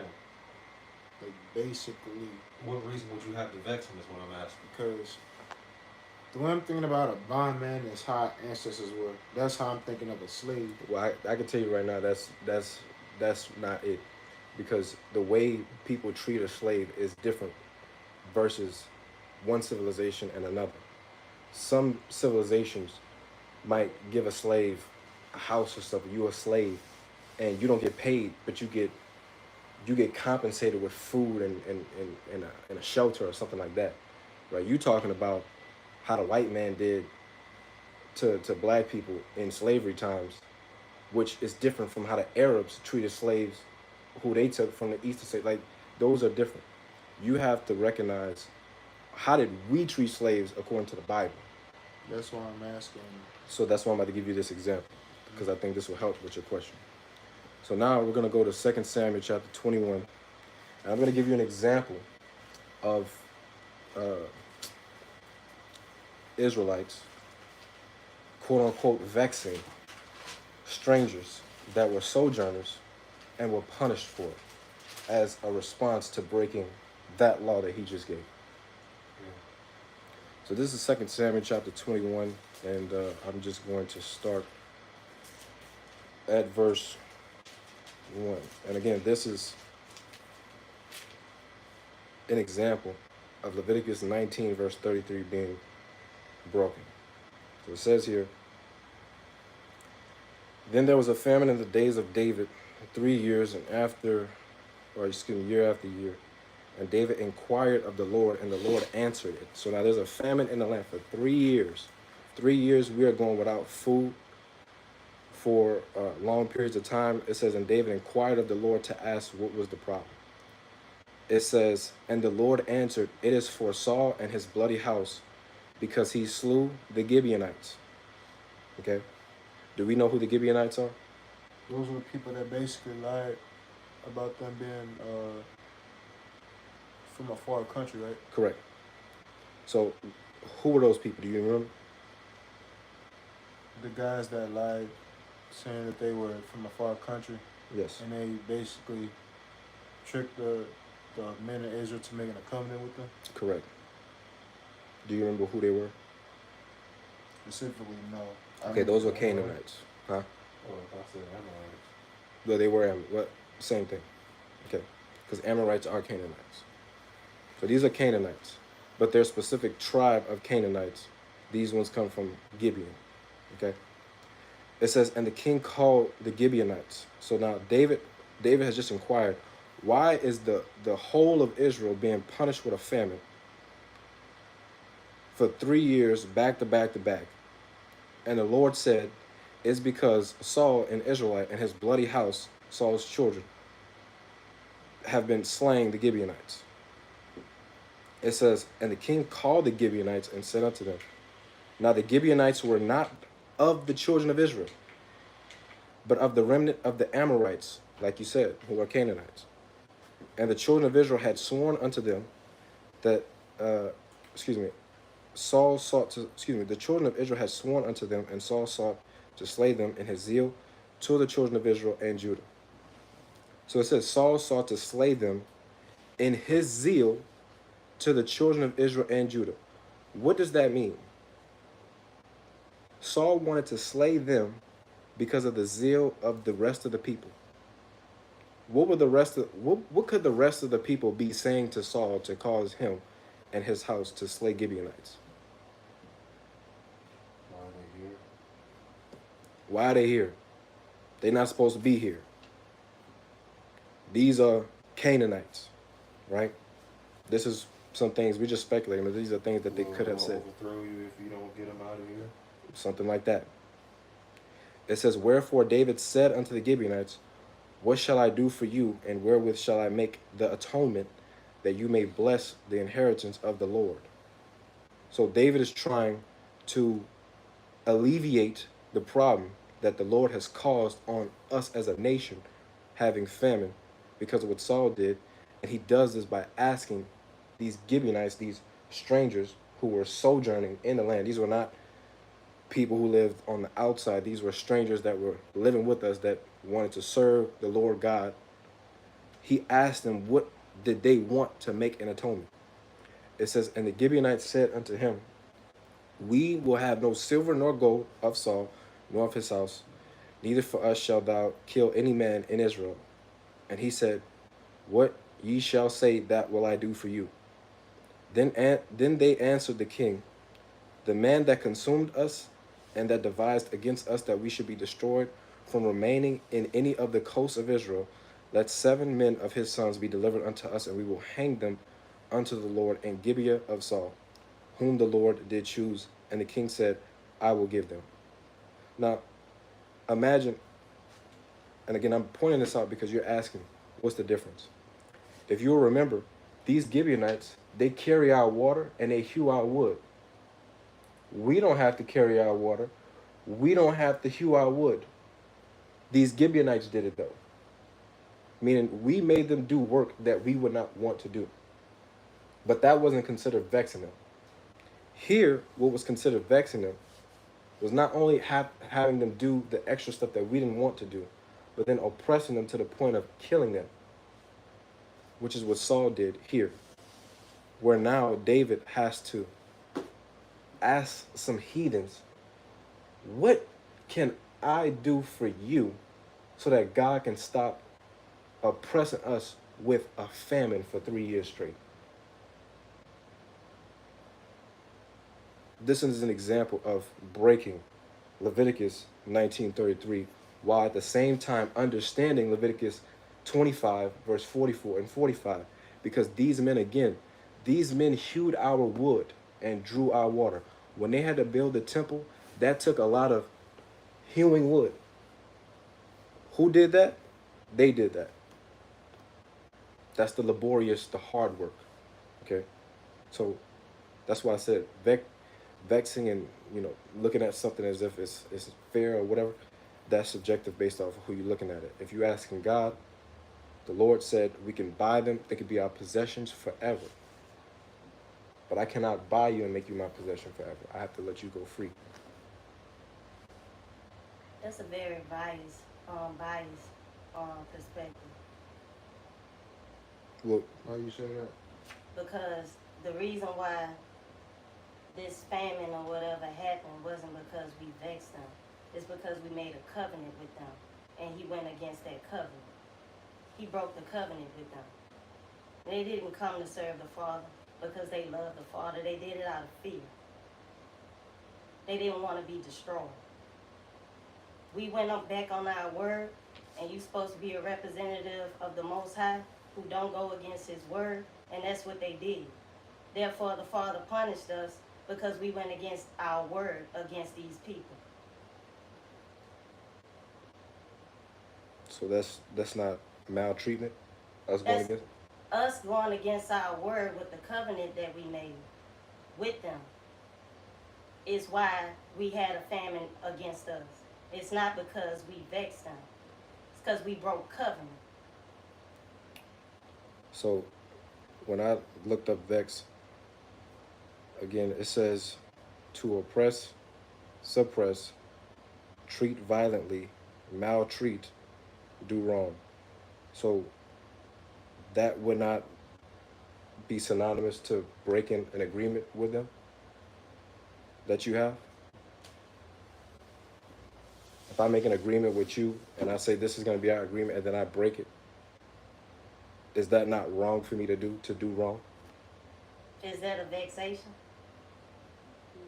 Yes, break a covenant? according to this, yes. Because that's considered. Subjective. To break a covenant is just breaking a covenant. But the reason why, or what we did to them by slaying them, is not the reason why we went through a famine. It's because we broke our covenant. We broke our word. We said we wouldn't touch these people. And then you assigned them jobs because you was deceived. So you gave them jobs to make them work. And it's because we didn't inquire of our Father. We took their word for it. And since we did that ignorantly, and the Father allowed that to happen. And when we went against what we said we would do with these people, then he gave us what we deserved. You said you was going to do something and you didn't do it. You represent me. Okay, I understand that, but let me show you why I'm saying vex means to slay people and to do them harm. Specifically in Numbers chapter 25, starting at verse 16. This is after we have just had a man of Israel sleeping with a Midianite woman, and Phinehas had to go and slay both of them at the same time. And so after that, we are commanded by Moses to do something in particular. And they use this word vex here again.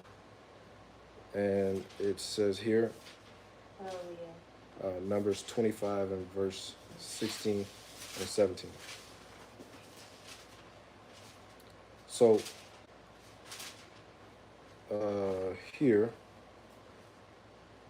it says, verse 16, the Lord spake unto Moses, saying, vex the Midianites and smite them. Now, it goes on to say why, but we smote the Midianites because early in the chapter, they would come to us with their seductions as to how they served their gods. And some of the men of Israel, especially the one who I just mentioned, were caught up in that. And so as a response, we're commanded by the Lord here in this instance to go and vex them, meaning suppress, oppress, maltreat, treat violently, do them wrong, okay? And smite them is talking about us actually destroying them and killing them. So the reason why I'm saying vex is going as far as what we looked at in 2 Samuel chapter 21 is because when we see this word here again, the point of it is not, he's not telling us to go make the Midianites our slaves. He's telling us to go and kill them. He's not telling us to go and make the Midianites our possessions beyond 7 years and make their children our possessions. He's telling us to go and utterly destroy them. And that's what Saul was doing to the Gibeonites, utterly destroying them. So this is part of where I'm drawing the parallel between Leviticus 19, verse 33, telling us not to vex a sojourner, and us seeing what vex mean when it comes to the Midianites being to destroy them and kill them. And the equivalent to what Saul does to these people as a result of that.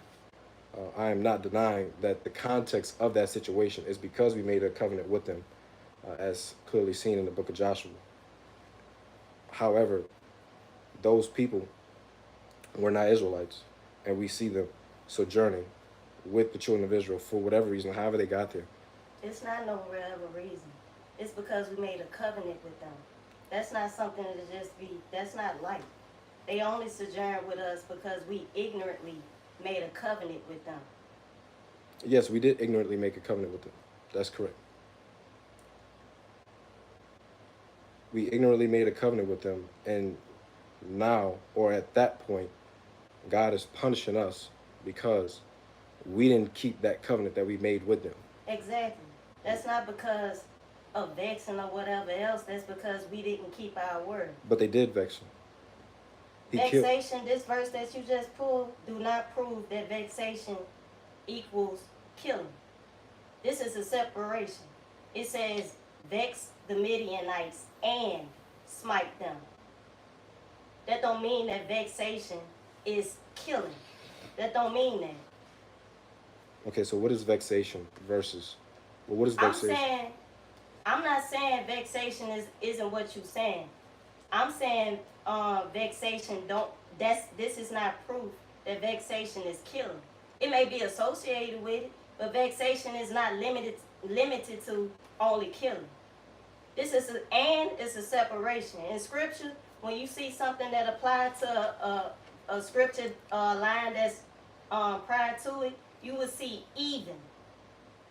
The word even. And it's a separation. Okay, that's why I'm asking you, what does vex mean? Let me look it up.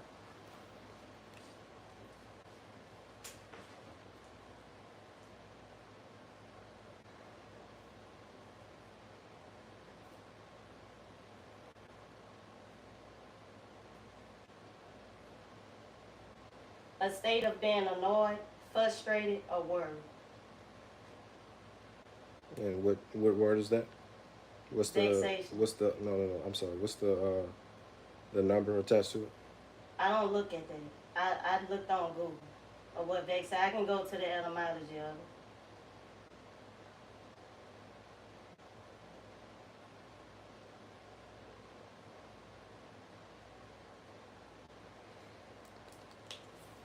Irritation, annoyance, or worry.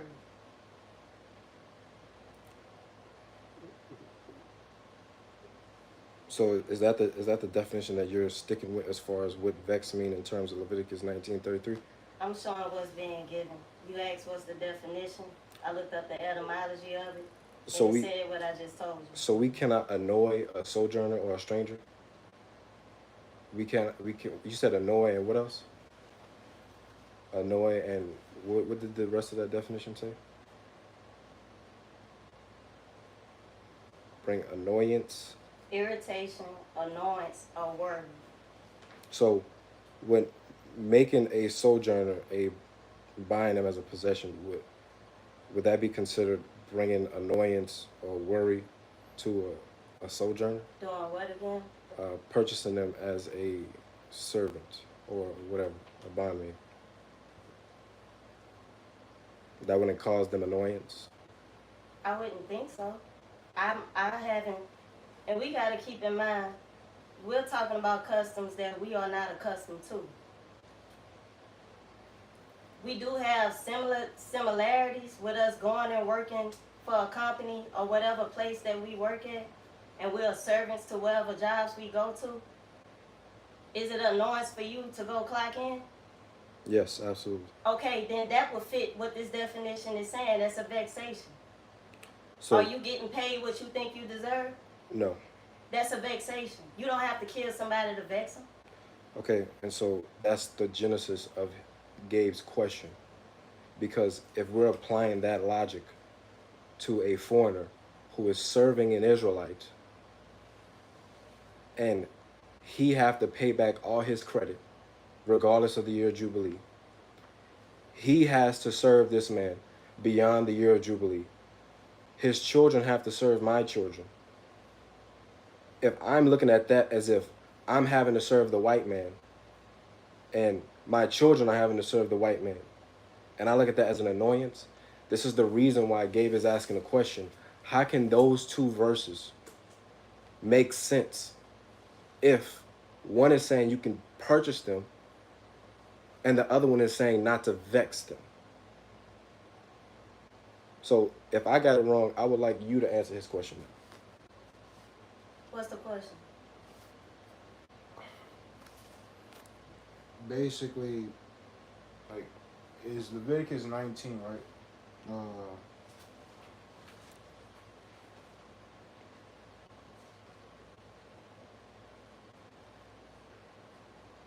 Leviticus 19 and 33, would that be conflicting Leviticus 25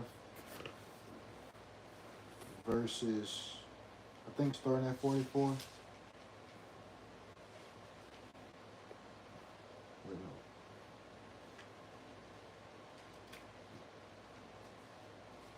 no. Really starting at like 42 to 46.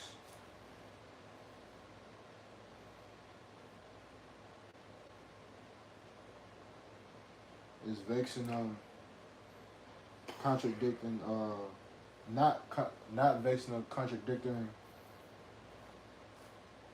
verses 42 to 46. Leviticus 25 basically explaining that you can have the heathens as a possession, right? Like, we can't do what we can to the heathens, to our brothers, but would that be considered vexing them? You know what I'm saying? By giving over them the rigor. Yeah, that was my initial point. Yeah.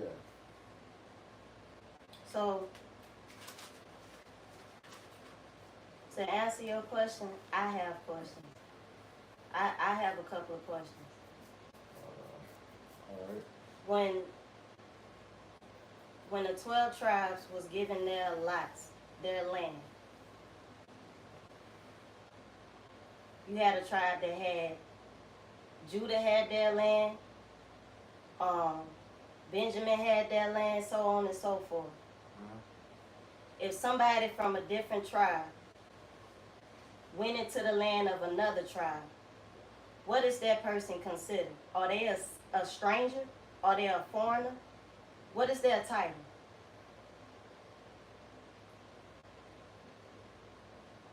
I think that's still being considered like well, you talking about like another Israelite from another tribe being in a land in somebody else's in another tribe's land. Is that person considered a stranger? The 12 tribes, except for Levi, being the exception, was given an inheritance. They was given land, correct? Yes.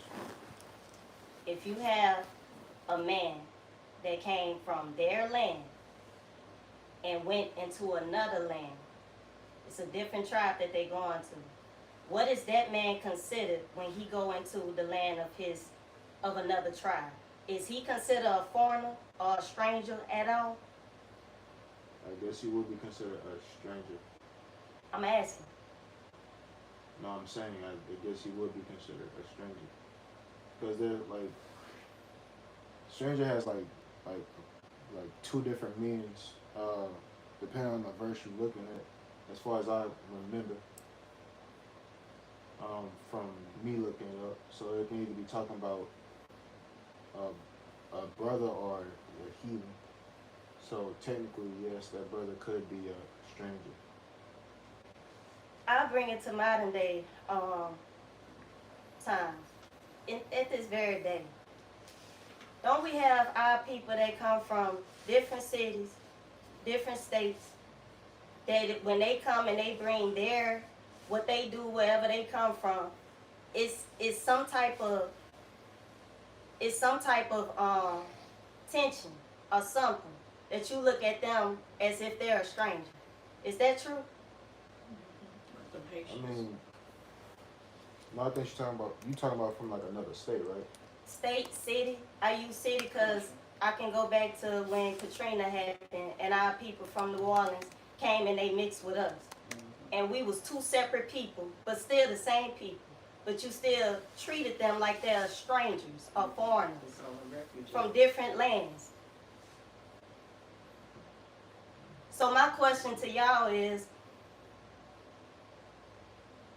again, if we had 12 different tribes, with the exception of one that had different lands, and we was all in our own lands, if a brother or sister came from one land to another, what is he or she considered when they go into the land of another tribe?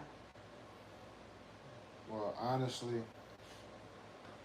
I feel like that's like two different things because the way I look at it here in the United States, we still like the same people. I know what you're trying to get at because we have like a different subculture. So the way they act is like different from the way the people that was already in Baton Rouge act as far as that, but like I still consider that person like not a stranger. Only because you know, like this is on our land. I know it may not make sense, but at the same time it kinda does. I can't really You make sense. That make perfect sense. I have to cut you off. I'm sorry, I know I'm in error. What I'm doing is giving a modern example. For you to look, even though we scattered all over the earth, even though we scattered where we at in this land, you still can use my brother or my sister being in a different city. And when they come in, they lingo is different, they talk different, they cook different, they dressing is different, it's different. They are like a stranger. I'm not using this to go into the politics of it. I'm using it to give you an example. Now, when we had our own land, and somebody from a different land, a lot, came into your land with your tribe, what would that person be considered to you?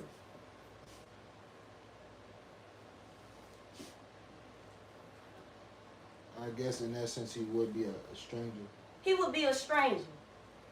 What is a foreigner? What's the difference between a stranger and a foreigner? Well, like I said, if you're going like Bible-wise, like stranger has two different meanings.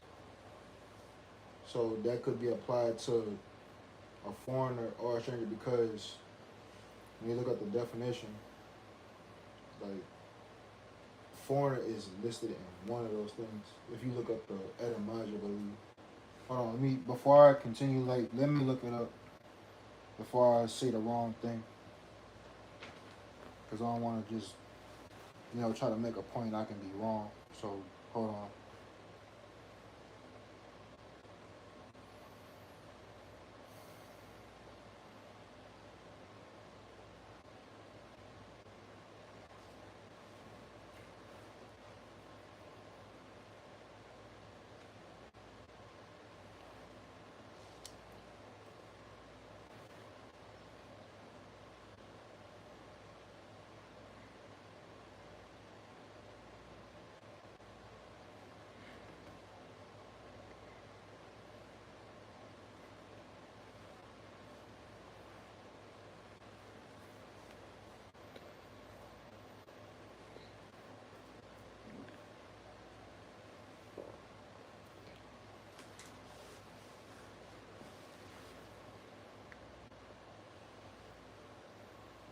Just give me 1 second. Take your time.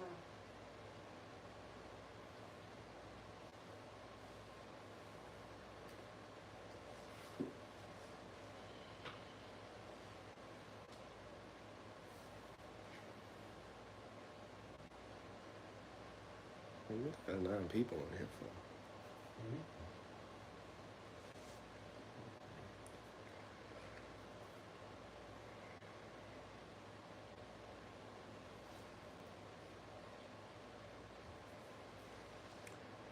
What you looking for, Gabe? Like I was looking up stranger to see if it had like more than one meaning. You're gonna have to look up. You're gonna have to look up stranger in multiple different words in multiple different verses. Like that's what I was trying to do because one of them is H1616. I'm trying to see if there's another. Shalom. I'm trying to see if there's another. Like there's like stranger in another verse, and it'll have like a different, you know, number and a different meaning attached to it. Well, okay, if you go to Exodus chapter 12, that's the prime example where you can see the difference between stranger and stranger. Okay. In verse 43 and verse 48. In Exodus chapter 12, there's a word for stranger. In verse 43, in Exodus chapter 12 and verse 48. Hold on. You said chapter 12, right? Correct. In verse 43. What does that say?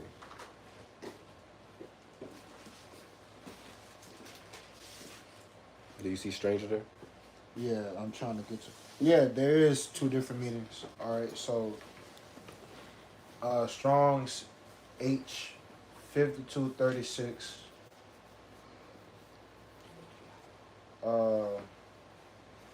It says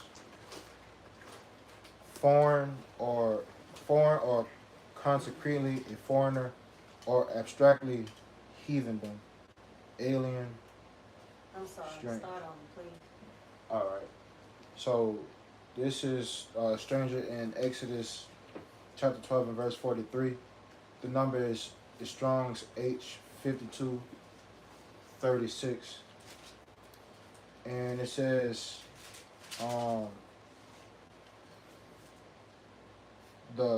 under Strong's info, it says foreign or concretely a foreigner or abstractly heathendom, alien, strange.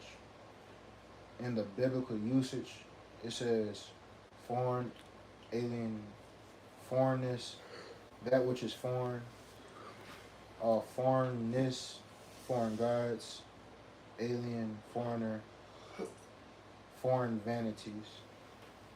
And then the one in,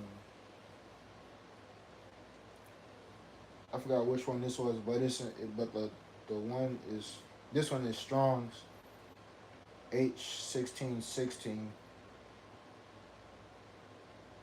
And it says sojourner, a temporary inhabitant, a newcomer lacking inherited rights.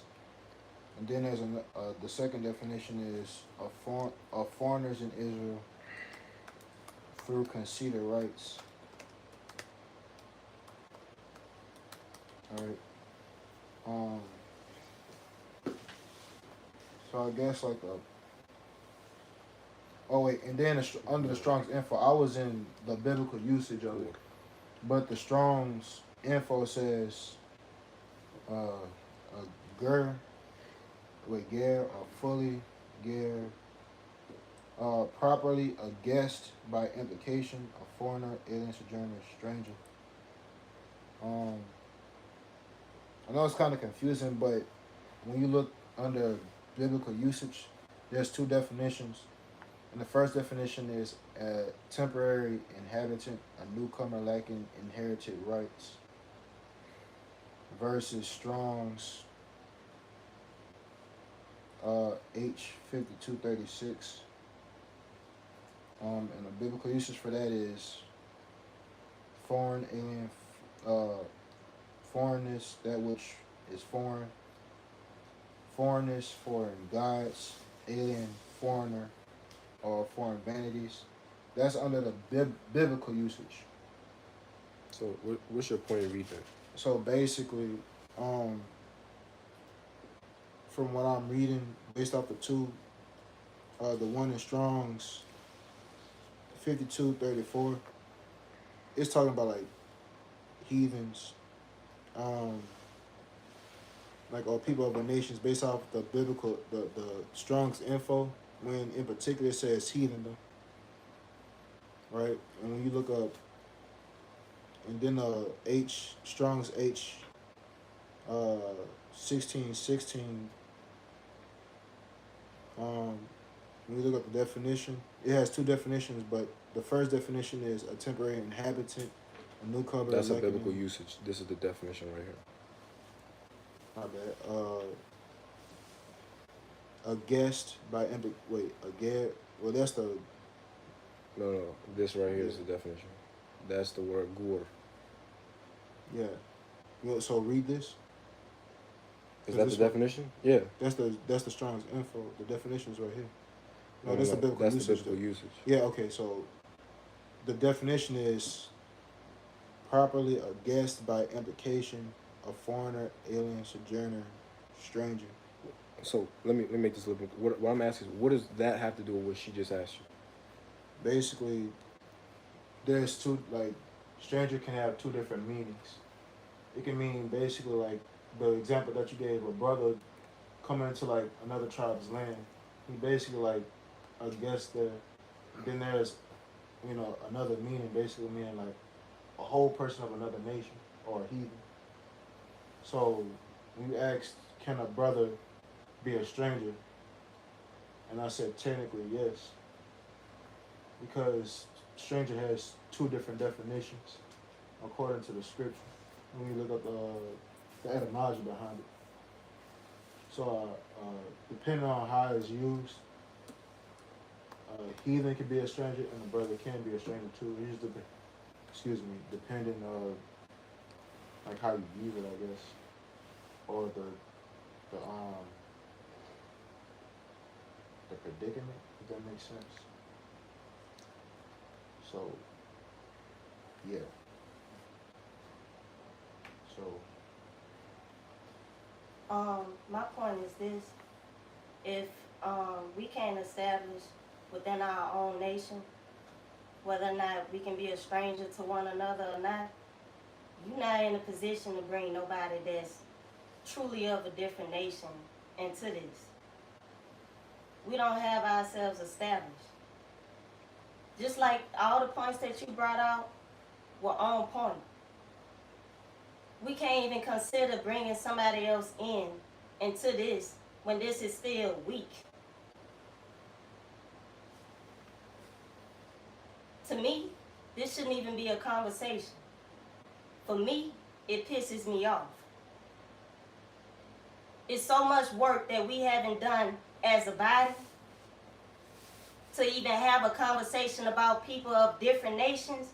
It's asinine.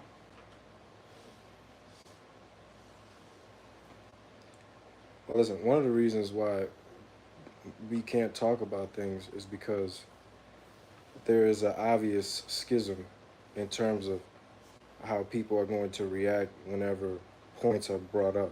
Okay? It's one of the main reasons why I stated earlier. What you mean by a schism? A schism is like a divide. Like it's a known divide, but it's not said divide type of thing. Kind of like this situation, right? What you mean? Because we're having a conversation, it's going to be passion. So what No, I understand that, but again, just because somebody is passionate doesn't mean that that's not going to discourage someone else from talking. Okay. That's on that person if they don't want to talk. You can't speak for people that's not talking. Well, you can't speak for people who's not talking, but I'm going to speak for people who are not talking because I once was a person who didn't talk, and so I know, and I'm aware of people who don't talk because they don't want a certain issue to come up, and if we're supposed to love, we don't have no issues with loving each other, right? I mean, we should. Yes, we do have serious problems with loving each other. Well, that's my point, and this to me is a problem because if a brother is telling me he don't want to say something because he think that I'm gonna react in a certain way, kind of like what I was saying to him when he was talking to other people, he get emotional. Then it's on me if I love this man to speak to him in a way that gives him the ability to respond to something that I'm saying versus me just getting angry about a question or a statement that he's saying and just him just leaving. And so that's what I'm saying. That's something that is obvious because things happen here all the time that we do not talk about, that we don't say, or that people don't bring up because they know or because they think or believe that they're going to get a negative response when all of us are just reading the scriptures. No, if I don't say something, it doesn't mean that I feel like that it's gonna be a negative response from somebody else. I'm gonna say what I feel or what according to the scriptures. I wouldn't. I don't care what nobody think or feel. If I talk about a certain topic, I'm gonna say what I have to say. I don't be intimidated by what I feel that somebody might not take this right. It's just, that's an amazing trait. I have the same trait. I have no problem telling any of y'all anything. I really don't. But you have to understand that everybody is not like that. Okay? And because everyone is not like that, how can you tell someone who's not like you, just be like me and just say what you want to say and don't have no problem with somebody? Well, if all of us as a body need to learn how to be true to ourselves. We have passion outside of here when we dealing with family members or friends. So have passion in here. That's the only way you can resolve things or come together. You have to be truthful. You just can't be like a robot and sit and not say nothing thinking that you want to hurt somebody's feelings, or you don't want to say nothing thinking it sound crazy or whatever. But everybody have to be truthful and have to be themselves. Yeah, I agree with that, but you, if somebody doesn't feel comfortable to do that, then what can we do to help that situation? If I come to you and I tell you I don't want to say something about whatever topic, because I know that I'm going to receive a negative response, or I believe that I'm going to receive some type of negative response, and therefore I'm intimidated. I'm taking a risk by bringing it up, because while we can come to an agreement, if I bring it up, there's two sides to that coin. We can come to an agreement, or we can have a big issue. And so that's the risk of bringing out a topic. Like even this, what we're talking about right now, something like this that we're talking about right now is, I mean, this is an issue. So by us talking about it, we're talking about it to come to a resolution. But at the same time, there's a risk to that, because you can come to a resolution, you can also come to a dissolution. And that's, if somebody who is worried about a dissolution, they may or may not feel like they don't need to take that risk. But then that's still a problem in and of itself. I'm not saying that, we should just let that slide. What I'm saying is that's still a problem, because all that's going to happen is if it don't come up now, it's just going to come up later. Right? So I'm not saying that that's not an issue. What I'm simply saying is, if we're going to be talking about stuff,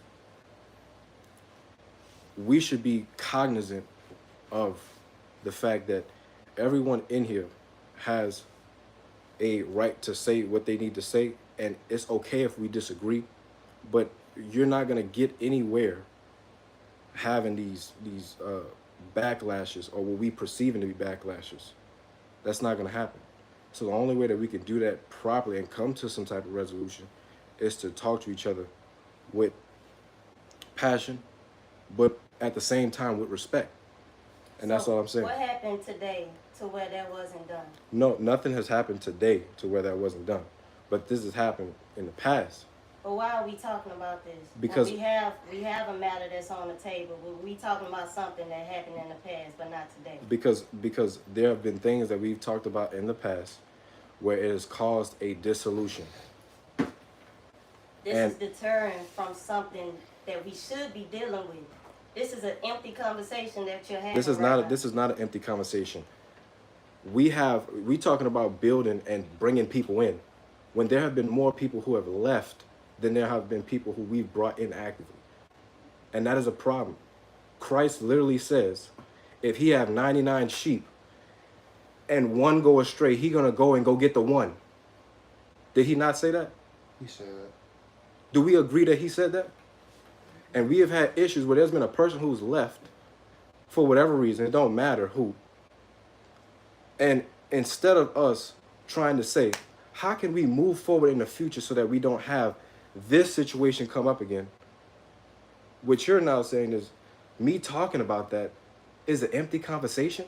If it didn't happen today, if we're having a lucrative conversation right now, and nobody has displayed these things that you're talking about, giving light to that right now is inappropriate. It's not inappropriate because I don't want it to happen again. But if it's not happening at this moment, what place does it have for you to Because bring it up? because it's already in the process of happening. This is why I'm bringing it up. Because you spoke it. No. It's not because I spoke it. It's not because I spoke it. It's because I'm aware of individuals right now, and even in the past, where stuff like this has come up, and it causes a separation. And that's all I'm saying. I'm saying in order for us to continue not on that path, but to build like you're talking and like you're talking, everybody here talking about building. But I have yet to see any person who I haven't seen before in this body that I've never even seen them. The only people who I've seen that have been brand, that's not to say nobody is not doing anything. But what I'm saying is we talking about building, but we losing people. And so what I'm trying to say is I want to avoid that. And we've had these situations in the past come up, and multiple individuals have decided to leave. And that's a problem. And the way this is going, it is not hard to see how that could happen again. So I'm trying not to have it happen again. That's it. That's all I'm saying. So anyway, you said that a stranger has a couple different definitions, and that's how you're determining as far as in response to a haver on certain people of our people who may be strangers to us even though they're our people. Correct? Okay. Haver, you made the statement that strangers who are Israelites, who are in another land of Israel that's not their specific tribe, will call themselves strangers. I didn't say that. I asked her, I posed a question. Well, Because the reason why I posed this question is because maybe we're taking some things out of context. If we don't have established within our own nation who and what we are at different circumstances, if you have a brother or sister that's coming from a different lot, going into another lot of a different tribe, what is that title of that person? Are they a stranger? Are they a foreigner? Can we get that together before we talk about bringing different nations into our own house? that's a great point. So now let's talk about it because I've spoken about this in the past.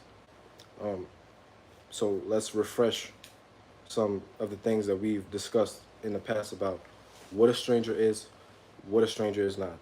The first thing that everyone in here has to understand is that the Bible was not written in English. Does everybody understand that? Yes. The Bible was not written in English. The Bible was written in Hebrew. What happens is when you have translators translate words from Hebrew to English, there are some words in Hebrew that they give the same English term for. An example is what you just said. There are a couple of different words in Hebrew that are translated as one word in English, that is stranger. You have the word nakar, is a Hebrew word. That word is translated as stranger. You have the word gur, that word is a Hebrew word, it's translated as stranger. You have the word ger, that is another Hebrew word and it's translated as stranger. You have a word nakri, which is another Hebrew word and it's translated as stranger. I taught this multiple times. And I was trying to explain to you guys then, and I will try to explain this now. Because of that, that can create a level of confusion when reading the Bible, because it's giving you the same word in English.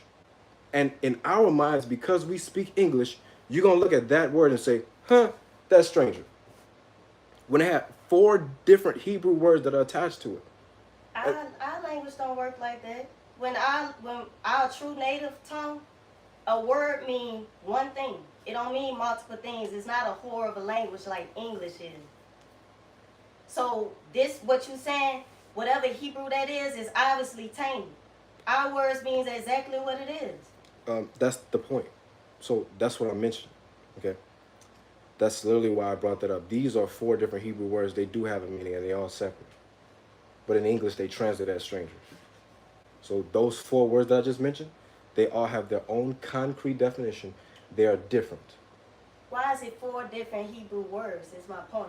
Listen, because those words are just Hebrew words. It's not the fact that those are 4 different Hebrew words. That's the problem. The problem is the words are translated as one word. That's the Okay. problem. That is the problem. Those words are not the problem. The English word is the problem. And that's the point that I'm making. These Hebrew words have different definitions. And because of those different definitions, they can be applied differently. They're distinct. So if I look at this Hebrew word and that Hebrew word, if I spoke Hebrew, I would know these are different. But because they're translated in English as the same word, that's what creates the confusion. And that's what I'm pointing out now. You just gave 2 examples. Let's go to Exodus chapter 12. And we can see this as a clear problem. The problem is not the Hebrew words again. The problem is the English. We're done with 2 Samuel? Yeah, I'm done with that. Did you have a question on that? I'll probably respond later. Okay, just hold your question. Make sure you are remembering your points. Write them down if you need to, because we need to address any and every point that anyone has. Okay. Yeah. All right. Excuse me. Exodus chapter 12, and we're gonna start at verse 43. And I'm gonna show you a clear problem with this. Okay, there's a clear problem. It says here in verse 43. These are the rites of the Passover, by the way. So we go over this literally every year. It says, the Lord said, I'm sorry, my bad. Exodus chapter 12, verse 43. And I'm going to jump down to verse 48. So, in Exodus chapter 12, verse 43, and the Lord said unto Moses and Aaron, this is the ordinance of the Passover. There shall no stranger eat thereof. Who's commanded to keep the Passover every year, 3 times? Who's commanded to keep the Passover in our law? The men of Israel. The men of Israel. So now in this case, I'll ask you, Ahava, because one of the questions that you broached was, could a brother who is from another tribe, who is in the land of a tribe that is not his tribe, be called a stranger? Well, the Passover is kept in Jerusalem. The tribe that inhabits Jerusalem is Benjamin. Would that make every other tribe of Israel strangers to Benjamin in this case? I don't understand the question. So you asked about the brothers who are not from a specific tribe, let's say Benjamin. So Benjamin lives here. Jerusalem is in the tribe of Benjamin, specifically. All of the other 12 tribes who are not Benjamites, would they be strangers in Benjamin when they keep the Passover? I don't know. Okay. Well, this is one of the reasons why I'm saying this definition of stranger, that could not be the case. And I'm not looking at stranger. Forget stranger. I'm looking behind the word. The word here for stranger is what you just brought up, which is nakar. That is Strong's. Who is you? No, I was talking about Gabe. I was talking about Gabe. He had looked that up earlier. This is the one that he just quoted to you. The word here for nakar is foreign, alien, foreignness. Okay? The definition is heathendom. Foreign, concretely a foreigner.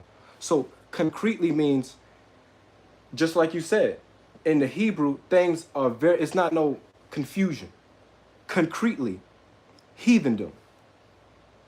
This means a stranger who is a heathen. We're not talking about an Israelite who is living in another tribe and they visited in another tribe.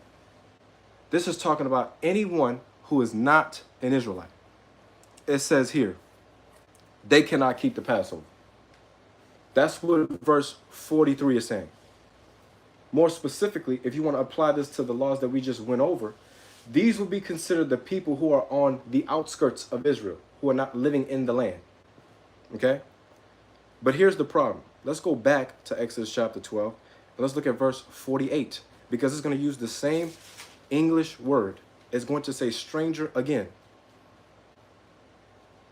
So we just read this law, 43, no stranger can eat the Passover. None. 44 says, and when a stranger shall sojourn with thee and will keep the Passover. Wait a minute, what? Verse what? 48. You said 44. I'm sorry, verse 48. When a stranger shall sojourn with thee and will keep the Passover to the Lord. I thought we just read that a stranger can't keep it. That's confusion. This is what I mean when I say there's different Hebrew words, but they translate them as the same English word, and it causes confusion. And I've tried to go over this a couple of times.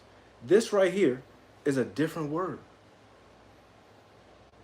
That's the only way that you can reconcile those two verses is to understand the Hebrew. These are different words. Otherwise, if you just read it in English, that don't make sense. On the one hand, you say a stranger can't keep it, but then on the other hand, you say that a stranger can keep it. How does this make sense? Well, when you look at this word for stranger, you can see that that word is not nakar. You have a question? Okay, that word is not nakar. That word is gar. The word for gar is properly a guest. It says a foreigner, alien, sojourner, stranger.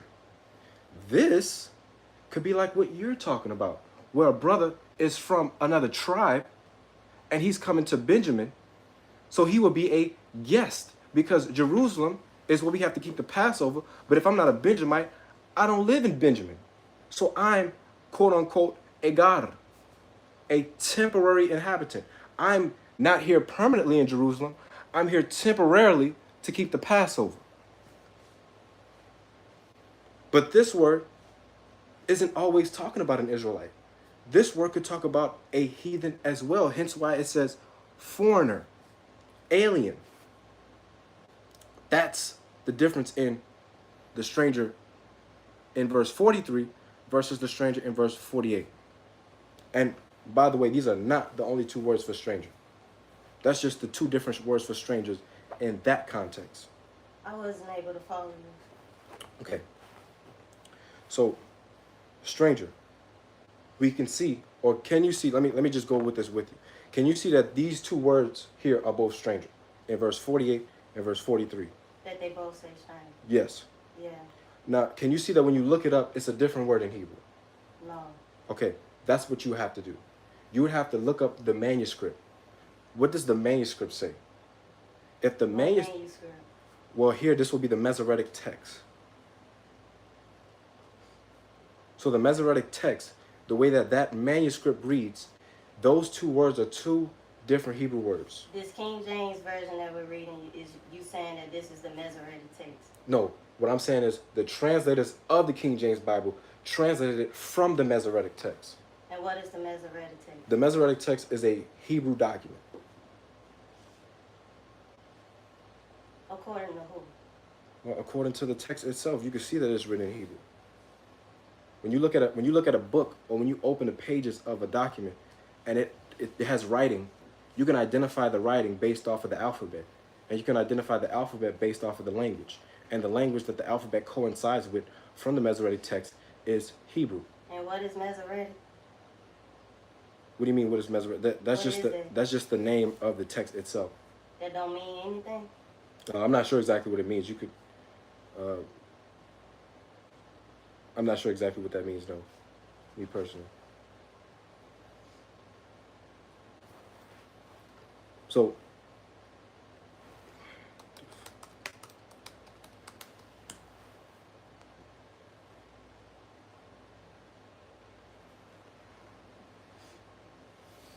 Okay, the definition of Masoretic is traditional Hebrew text, assembling and codifying and supplied with diacritical marks to enable correct pronunciation. So, spell it, please. Masoreth.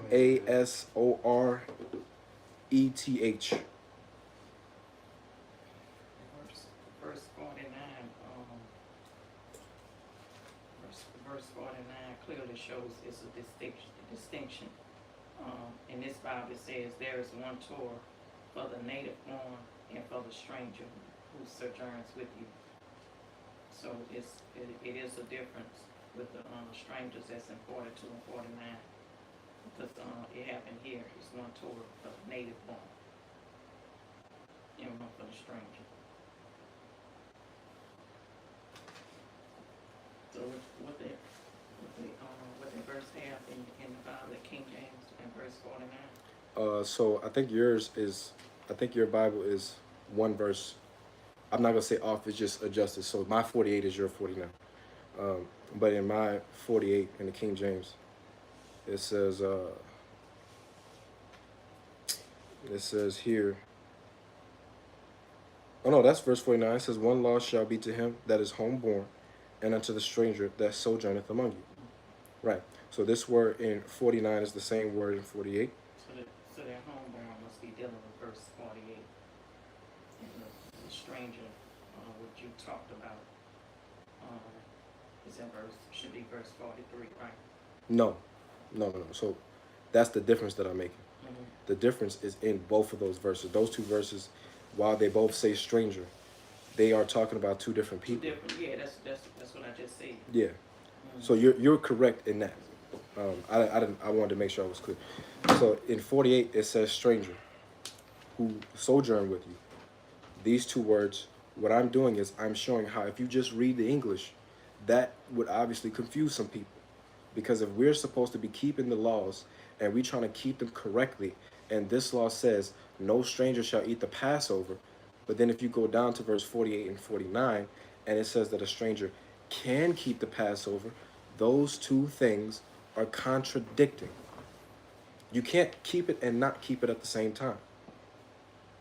So how does this make sense? The way that the way that I'm trying to help provide clarity to anyone who is reading this is by saying you have to look behind the word. You have to. I know we speak English, I get it. But this Bible that you're reading was not written in English. There are certain parallels that cannot even be made from English to Hebrew. This is why they put stranger for 4 or 5 different Hebrew words. Because in our minds in English, they might all mean the same thing. But that's not the case.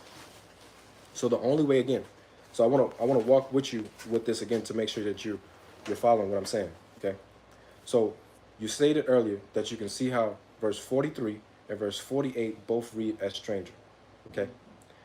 Now, the next point after that is, do you see how this could be contradictory? Even though they're using the same word, one is telling that a stranger cannot eat the Passover, and one is saying that the stranger can eat the Passover. Do you see that, Sister Haley? Let me read, please.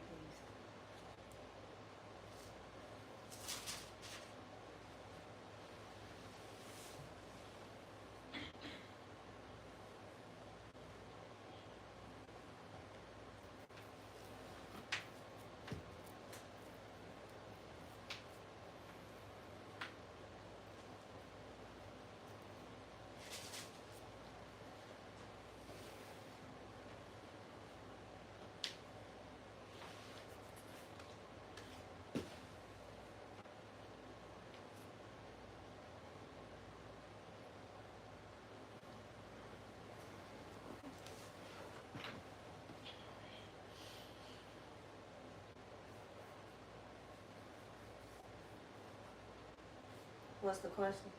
So the question was, or the second question that I'm using to help follow me is, do you see how, if you're reading this in English, how that could be contradictory? Verse 43 and 48. I can't say that I do. I don't, because I'm not clear on we're not clear on within our own nation what a stranger is. That's why it could be contradictory. Okay, then that's fair. Yeah, so that's the reason why I'm pointing that out. It will be contradictory because if we don't know what stranger means, when it says a stranger can't eat it in 43 versus a stranger eating it in 48, that would make it confusing. So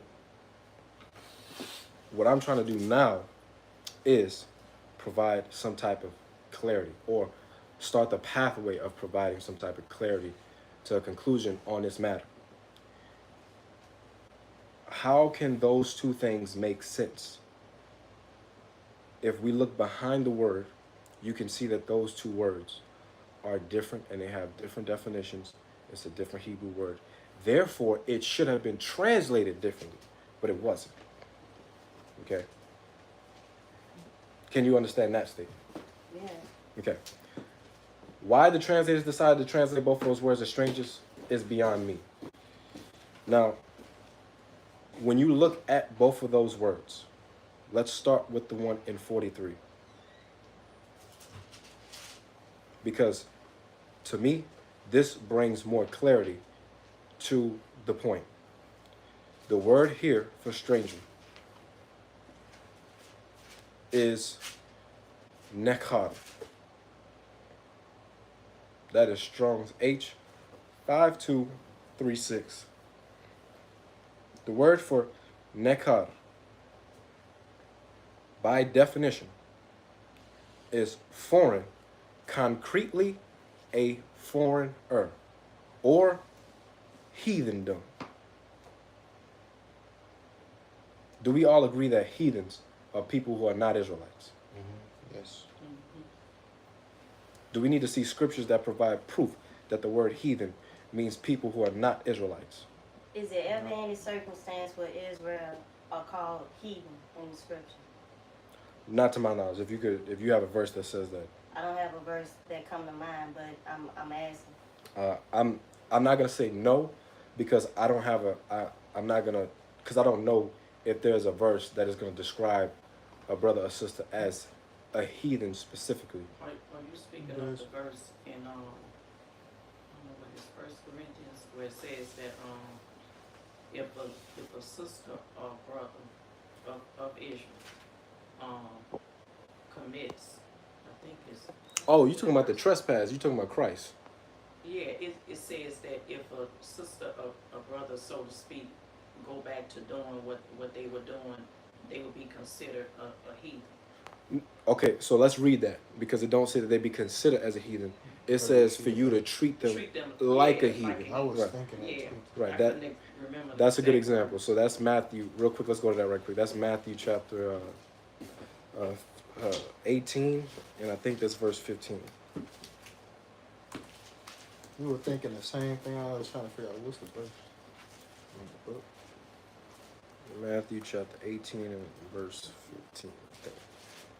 I think that's. I think it's 15. It should be 15. Hope it's 15. What's wrong with this computer? That's not 15. That's 17. Nah, we got to start at 15 though. Oh, all right. You want me to read or you? Not over yet. Hold on.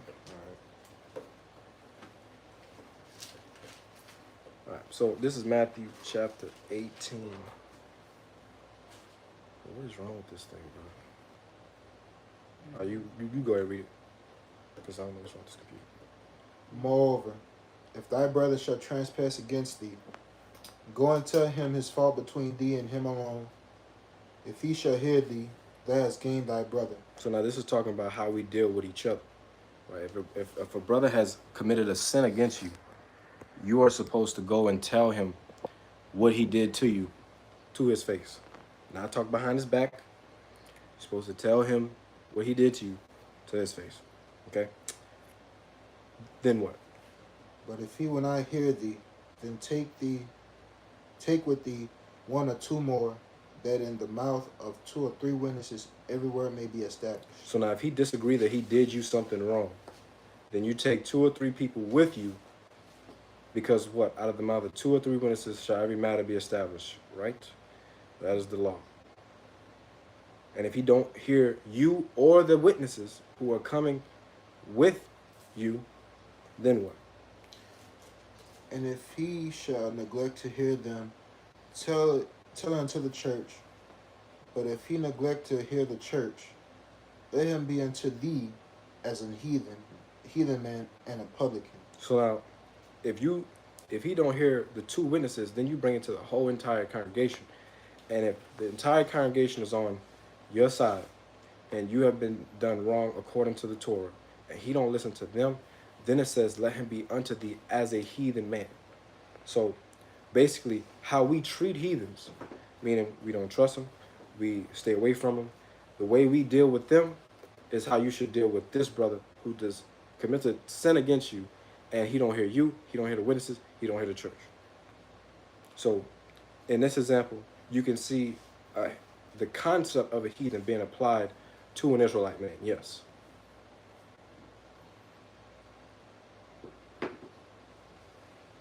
Now, when I'm looking at this, now, does that answer your question, Sister Hay? About this? No, it don't. That's not the same. No, it don't. Well, as I mentioned, I do not know of a verse in mind that refers to an Israelite man as a heathen. As of right now, that's not to say that there's not a verse that says that. All I'm saying is I don't know a verse that says that. Then we all can agree.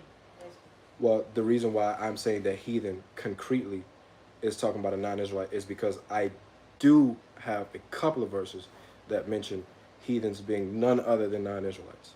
So let's go to that right quick. You say concrete? Yeah, concretely. How is that concrete if you don't know if any verses Because the scripture say different? Because the scripture that I'm about to read is talking about everybody that comes from Adam, and it specifically makes a distinction between heathens and the people of God. But it's talking about everybody that comes from Adam. So concretely, every person on this planet comes from Adam. And in that verse, it makes a distinction between two groups of people who come from Adam. The people of God, the children of Israel, the 12 tribes, and everybody else. And that verse is 2nd Ezra chapter 6, starting at verse 53.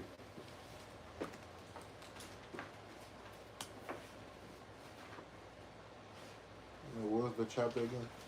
Chapter 6. And I'm going to start at verse 53.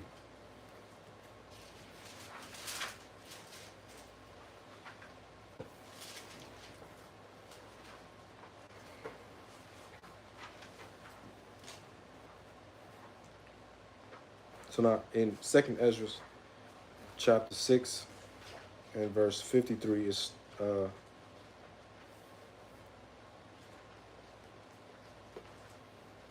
starts off by saying here, and again, I'm going here to show that the word heathen, as it's applied, is talking about anybody who is not an Israelite.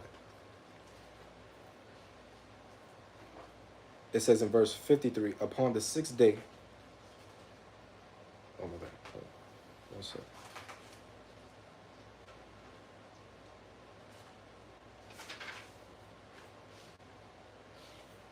All right, so in 2nd Ezra chapter 6, starting in verse 53, it says, upon the 6th day, thou gavest the commandment unto the earth, that before thee it should bring forth beasts, cattle, and creeping thing. We can read this in Genesis, right? We should all, or do we agree with this, that God on the 6th day made all the beasts? Yes.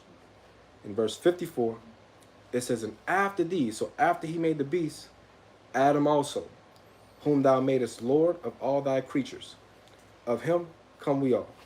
Do we all agree that people on the earth today come from Adam? Yes. It says, of him come we all, and the people whom thou hast chosen. The people who has chosen. Who is the people who God chose? What it said that everybody come from Adam? It says, of him come we all. It's 54. 54. After these, Adam also, whom you made as Lord of all your creatures, of him come we all. Okay. Of him come we all, and the people whom thou hast chosen. So the people whom he has chosen is who? Abraham, Isaac, and Jacob's descendants. All this have I spoken before thee, O Lord, because thou madest the world for our sakes. Is the hour all the people, or is the hour the chosen people? God made the world for our sakes. Did he make the world for all the people, or did he make the world for the people whom thou hast chosen? Chosen. The chosen people, right? It says, as for the other people, so now we got chosen people, other people. Chosen people, he made the world for their sakes. Other people, as for them, which also come from Adam, thou hast said that they are nothing. Do we agree that the way that God looks at other people as if they're nothing? We agree on that? Yeah, Yes. 'cause if he made vessels Honor and dishonor, right? He made the vessels of honor and the vessels of dishonor. But be like unto spittle. He's quoting Isaiah chapter 40. And has likened the abundance of them unto the drop that falleth from a vessel. We can all agree that from verse 56 right here, he's talking about people who are not Israelites, correct? Yes. Look what he calls them. Verse 57. And now, O Lord, behold, these heathen, which have ever been reputed as nothing. Who was called nothing? The other people which also come from Adam. Not the chosen ones, the ones who not chosen, the ones that come from Adam. And now, O Lord, behold, these heathen, which have ever been reputed as nothing, have begun to be lords over us, to devour us. Have we been slaves to every nation under heaven? Pretty much. That means every nation under heaven. Somebody said no? Huh? Okay. That means every nation under heaven who has taken us as slaves, as is written in the Bible, that we have been slaves to every nation under heaven. These are heathen. That's what this verse is saying. Verse 58 continues that contrast. But we, thy people, not the other people who come from Adam, Abraham, Isaac, and Jacob's descendants, whom thou hast called thy firstborn, thy only begotten, thy fervent lover, are given into their hands. If the world now be made for our sakes, why do we not possess an inheritance with the world? How long shall this endure? So from verse 53 to verse 59, there's a dichotomy between the children of Israel and other people. Children of Israel, God made the world for their sakes. He called them his firstborn, his fervent lover, his chosen, this, that, the third. Everybody else who is not an Israelite, he says, nothing, be like unto spittle, like unto the abundance of a drop that falleth from a vessel, and they have become lords over us. He referred to them as heathen. So this is why I'm coming to the conclusion from the scriptures. The word heathen, as it's applied in the Bible, is talking about anybody who is not an Israelite.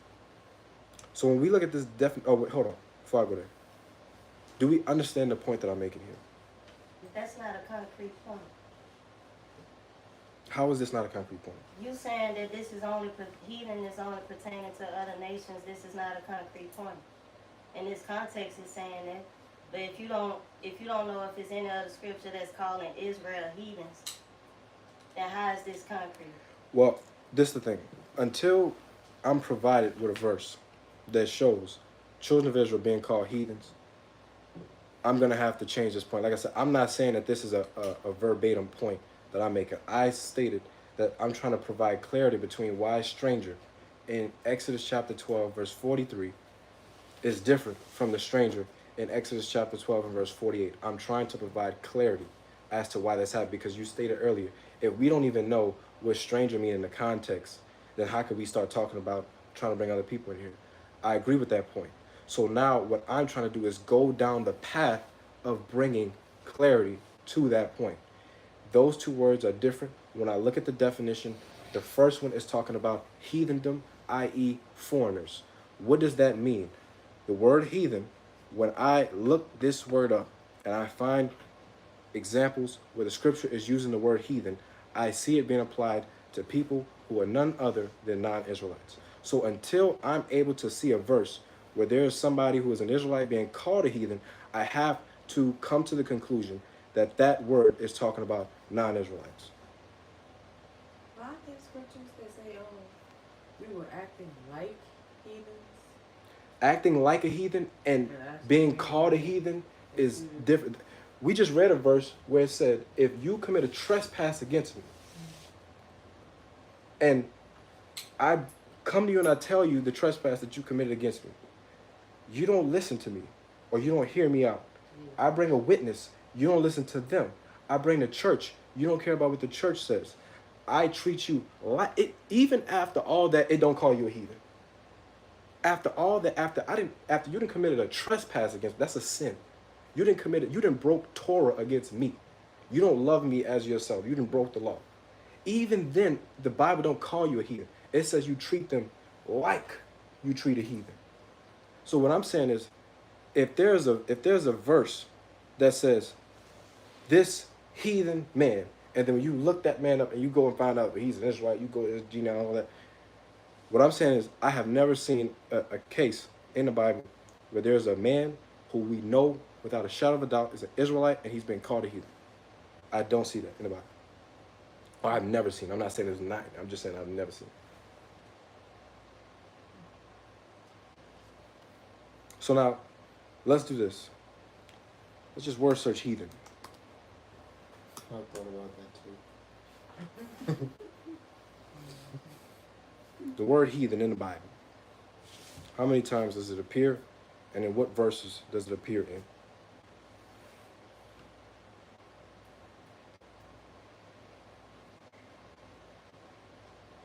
In the BLB. Yeah, it don't matter. You can use any search engine or lexicon. And it'll give you word searches.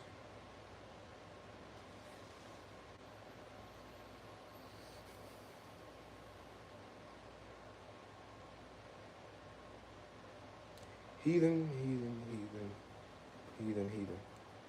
Now, this is what you can do. All you'd have to do, this word appears, how many times?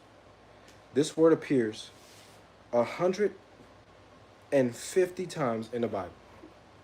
What you would have to do in order to prove that the word heathen, or what you would have to do to make the point that the word heathen can be applied to an Israelite, you would have to go through all 150 of the times that the word heathen is written in the King James Bible and see if there's any point or any verse in the scripture that says that's calling a man or a Israelite woman or an Israelite group of people heathens. I have 214. 214. What version are you reading in? King James. What's your source? So I can follow. So I can follow you. Where'd you look on? I have an app. What's the app? KJVA Bible. King Okay. James with the Apocrypha. Yeah. So that's fine, because what they're doing is they're bringing up the word heathen in the Apocrypha. In this King James, they wouldn't be talking about the Apocrypha. So that makes sense. So 214 times. It's the same concept. You have to go throughout those 214 times and see if there's ever a time where the word heathen is being applied to an Israelite.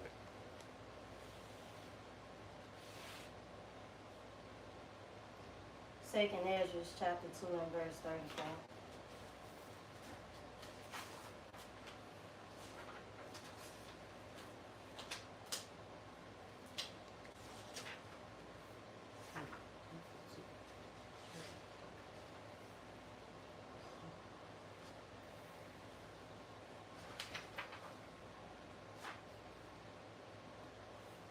So it'd probably be better to make that point.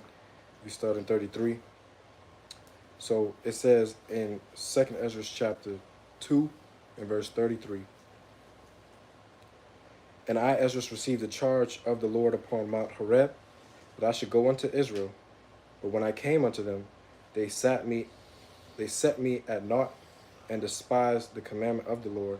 And therefore I say unto them, O ye heathen, that hear and understand, look for your shepherd, and he shall give you everlasting rest, for he is nigh at hand, and that shall come an end of the world.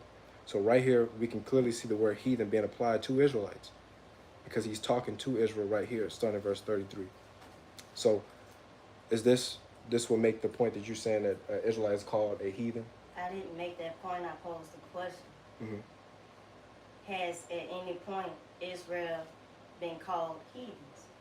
And right here, you can see that Israel has been called heathens. This furthers the point of we should understand first who a stranger, a foreigner, and the heathen is within our own nation before we can even consider and have a conversation about natural heathens, people that's clearly of a different nation. That's the whole premise. Because clearly we don't have a solid understanding on what a stranger is when it pertains to Israel. We don't have a solid understanding of what a foreigner or a heathen is within our own nation. But we talking about other people. To be fair, the question originally, well, it wasn't even a question. You said how we go about the heathen. Like, how do we deal with the heathen? I don't think it was necessarily about bringing heathen into the church. But that conversation was brought up when the brother was here, of having different people of other nations sitting right beside us. So is this what y'all was talking about last week when I had left after them? No, we was talking about something else. But that conversation ties into this. That's the core of it. That's what prompted all this. Because I'm not with that. I don't think that's wise. We're not in a position to do it. I want this to be understood. I don't have, like how other nations may have hatred against us, like a blatant with their talk, calling you nigger and all this other stuff. I don't have that against them. I've helped in the past homeless people of other nations. I have no problem with doing that. I have no problem with being a light. The point is, can we get ourselves together as a people first? For this to even be a conversation that's taken away from work that should be being done. I mean, earlier that was the point me and Asa brought up, and knowing opposed. So I would assume that we had agreed, unless anybody had something to disagree on. I don't agree with sitting with heathens either, because I had read a scripture a while back. I can't remember where it is. I know I wrote it down in my notes that we should not be even sitting with heathens or other nations hand in hand with them. I have to look it up later, but that we shouldn't be sitting with them. So I don't agree with them coming into the congregation ever. Okay. Well, because of the fact I don't trust him. He told us to don't trust our enemy. I think that's the same verse I'm talking about, where it says to don't trust your enemy. And he said that enemies, that our enemies will oppress us. So yeah, they do have, like you mentioned, they do have some camps. They have, like Pastor Down, they have brought white people in and congregating with them and sitting with them. I don't agree with that, because when the time comes, when the SHIT hit the fan, you don't know what these people gonna do, and how, if they turn on you, they are not to be trusted. that was part of the point that I had brought up.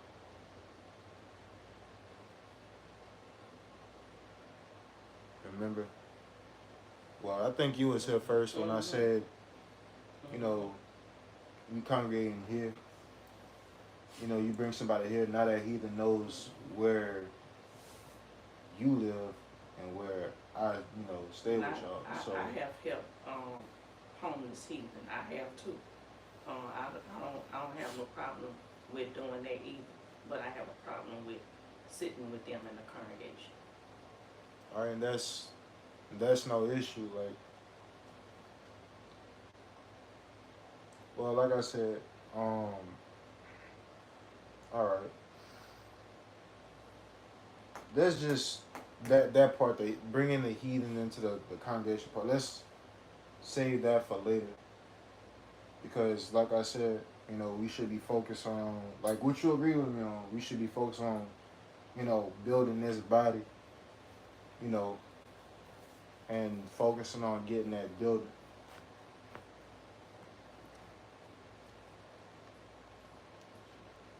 Anything else somebody want to add to it? I mean, when I left last week, the whole discussion was supposed to be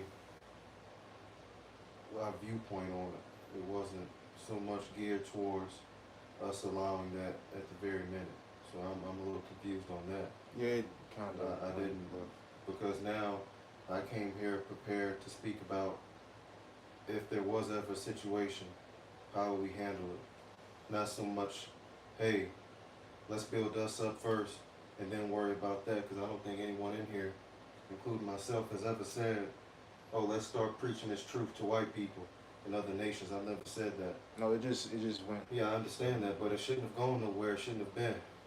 The conversation was simply, hey, let's talk about if it does ever happen, how will we go about it? No, so That's so what I was prepared to do. I understand that we could still do that. All right, that's not a problem.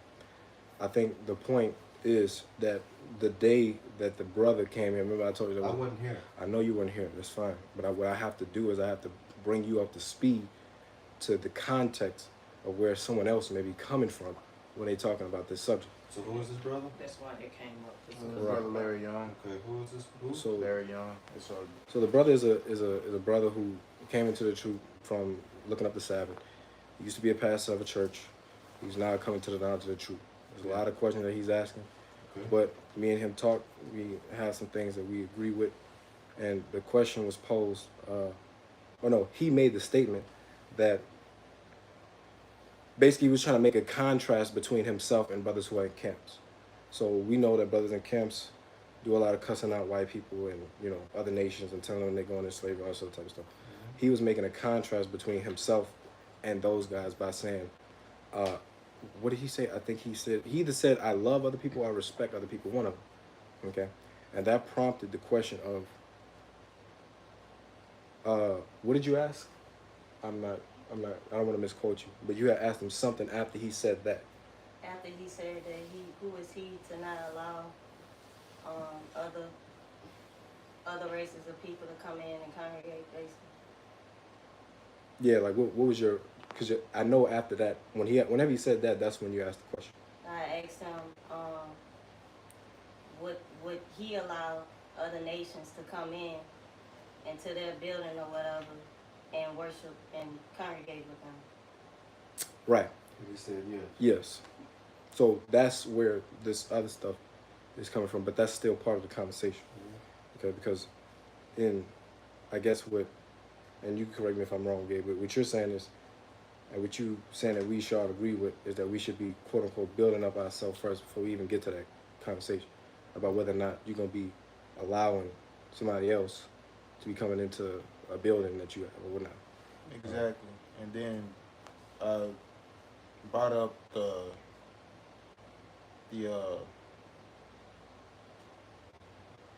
how can I put this? The risk. Before I came to that conclusion, I said you got to consider the risk. You know, bringing in, you know, people from other nations into the body, because, you know, crafty counsel. You know, I didn't mention that part, but I was basically saying, you know, they can basically get an intel off us. We don't have a building, but they know, like, if somebody else to bring it, I'm not saying y'all would, but if somebody else to bring somebody of another nation here, they know where you live. And that can put all of us, if not the three of us, at risk.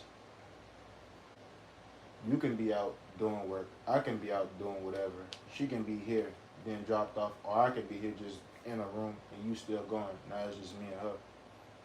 Either way, we're put at risk because somebody can harbor a hatred towards us. They want to do us something, but the only thing they know is we congregate here.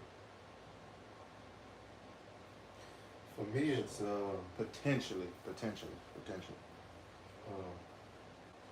I think about a lot of situations and circumstances, and for me, I always try to have a balance and understanding that although circumstances change, the game remains the same, right? Torah doesn't change, the Most High doesn't change no matter what. There's a couple circumstances and scenarios that came up when you were speaking, Gabe. Like,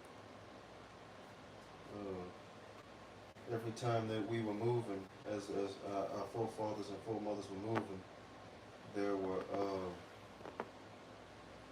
I guess, strangers, quote unquote, With us. ready to, not even that yet, ready to throw all their stuff behind and follow us, right? And it's not like they were asked to come. Right, they wanted to, and they knew that they had to serve the Most High before they could even ask. But then you have a scenario where we're in a land and the book of the law was found, and Ezra and Nehemiah made sure that these strangers, these wives, these people, these women and their children had to go in order for the law to be established the way it was supposed to be. So, I don't know. It's just I think you have to consider circumstances and as well, and also understand the time we in now. We obviously towards the end, and it's coming up really fast. And my thing is, okay, well, although I 100% agree with building our own nation and entertaining ourselves and being aware that we should wake ourselves up, I get all that, but it's just like, for me, it's like, all right, well, if when SHIT does hit the fan, what's going to be the difference between the way we feel now and what's going to happen when that does happen? Because the people are coming from all over the place asking us for help. I think it's just dependent on the circumstances, because like we always say, we just never know when it's going to happen. So I get being a light and preaching and working on ourselves. I think that's prominent. I think that's vital. But the notion to say that I refuse to ever sit with them and speak with them, this, that, and the other, that I'm a little confused about. Honestly. What was that said? Sister Zipporah said that. Well, I said what the scripture said. And The scripture said not to sit with them and be hand in hand. and where is that at? I have to look Are at my you notes. talking about in our house? Like, for example, this is our house, right? Mm-hmm. Is this house established? Established as far as what? As far as everything that needs to be put in this place? No. No, it's not. Oh, okay? No, it's not. So why would we bring somebody of another nation in this unstable house? Yeah, I agree. That's the point. Yeah, I agree. Now, even if the house was established, we still should be on one accord with how we deal with these people. They have taken crafty counsel against us. They are centuries ahead of us. They knew who we were before we woke up. Mm-hmm. But we want to bring them in.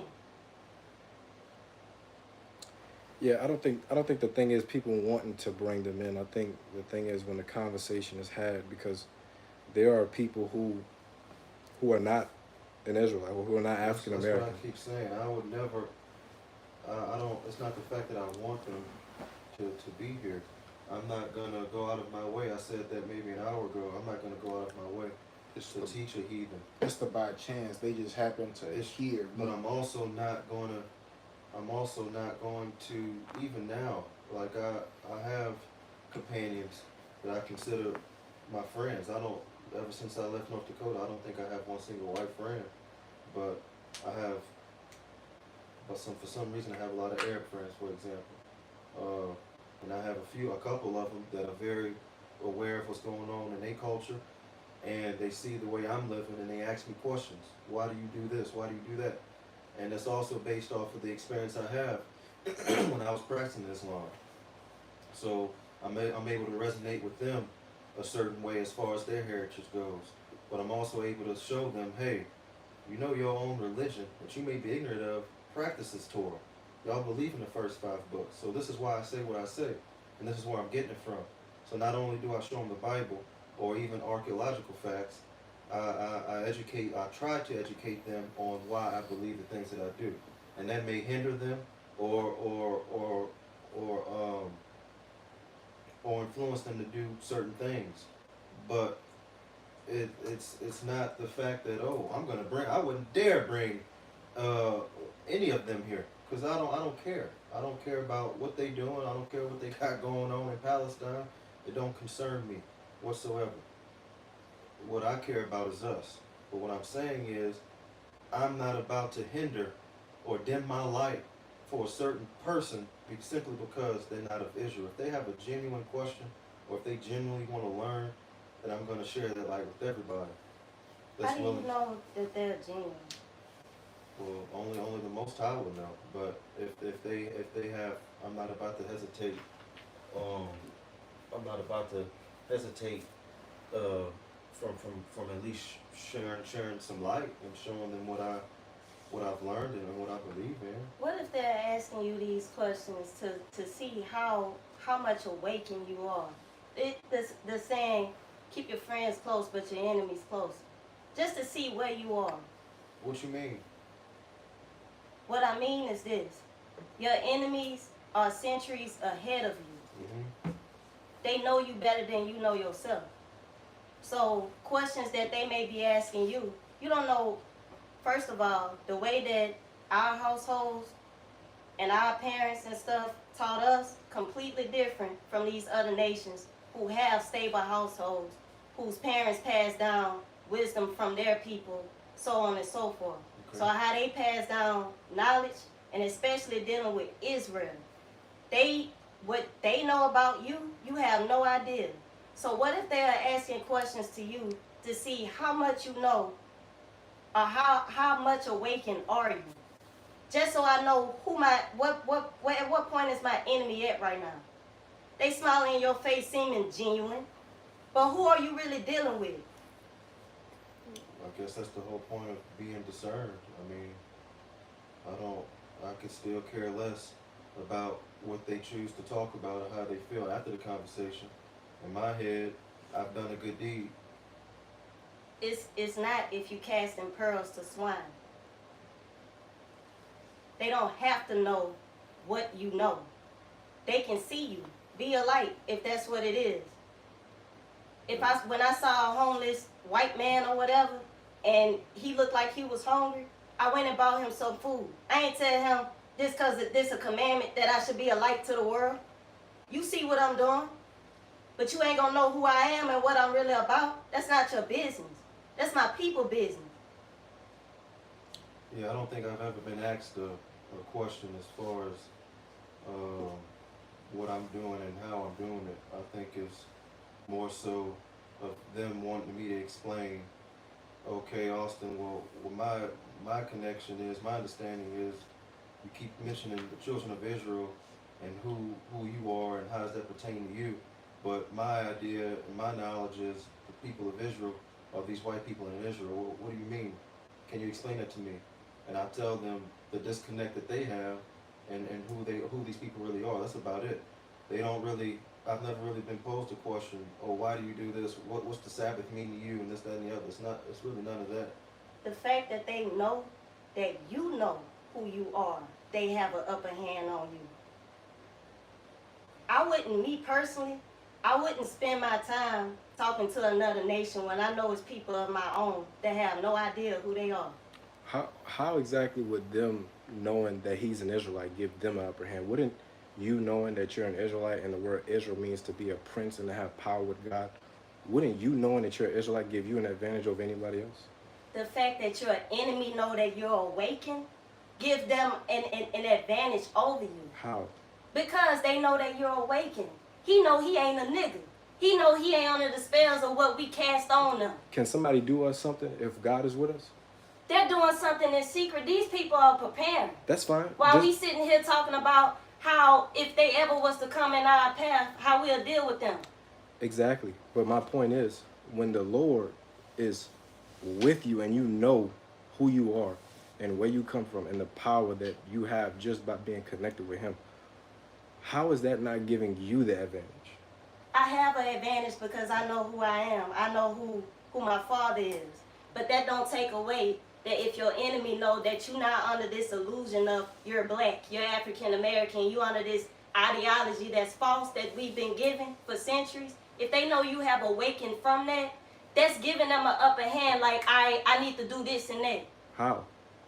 I don't know how you can't understand it. Well, I can't understand it because we read in Judith chapter 5 with the Ammonite man who knows who we are and who is actively telling the other heathen, as long as they're with their God, there's nothing that we're going to be able to do to them. Again, is this house established? What do you mean establish? This body, are we at where we need to be at this point in time? What does establish mean? I need a clear definition to Do know. we have land? Are we self-sufficient? Are we all together as one mind? Do we all think the same according to the scripture? No. So if we're not established, and your enemy know that you are awakened, you know you're not African American, all this other stuff, that you're not under this false ideology, you know who you are. That's letting them know, okay, now this phenomenon that we read in the letter, the Willie Lynch letter, this phenomenon is happening. We need to be on our P's and Q's. That's giving them an upper hand on us, and we're not even established. We shouldn't be talking to them about nothing. Okay, so here's the thing. When our enemies come against us, you do realize that the main people who they use to attack us is ourselves? Yes. Okay, so wouldn't the same concepts of us not trusting heathens, couldn't that be applied to brothers in the world? Yes, but I would deal with my people first. Okay, we're not saying that you should deal with other people first. We know this. All right, we were going out teaching. We're not talking to nobody else but brothers. Okay. That was my point to Gabe 2 hours ago when I said that, because you asked me something, Gabe, and I had made the point of every time something horrendous was done to us, it was because of what we've done to each other. And the Most High was teaching us a lesson, and He used other nations to put us in that predicament. Hence why we're here today in America. So it really starts from us anyway. But I do agree with us teaching each other first, even if our folks, our own people refuse to listen. I understand that, and I'm all in for it. I understand that 100%. And that begs the question that I wanted to ask you earlier, Gabe, because you said, as far as us getting savvy, you talking about when we get our numbers right, and we can't trust them. Obviously, the trust factor. Really, we're not even supposed to trust ourselves because we're in the flesh. So, you really can't trust anyone. There's plenty of examples in the Bible where the heathen would use us against each other. Prime example: Pharisees with Christ, Judah with Joseph, the Northern Kingdom with the Southern. There's many examples that we can go to. But you stated about how we should focus on getting our people or bringing in our people. And to be honest with you, I have yet to see anyone that any of you have brought in here. So I have to ask the question, how can we be more efficient with, quote unquote, bringing our people in? We have brought people in. No. They weren't consistent. That's what I'm saying. As far as people coming in, how can we be more efficient with doing that? If that's something that we are saying is how we're supposed to be getting established, how can we get more efficient with that? Because it hasn't been as efficient as me personally I would like.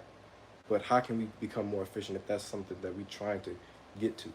The only thing I can really think of at this moment, if it's not happening on an individual level, then we have to probably go back out as, at least just the three of us, go back out and try to get our people. And Wait a then minute. I thought we were supposed to get Ray at home first. That's my point. Get Why what? is there even a Ray concern at right home now? first. He asked the question.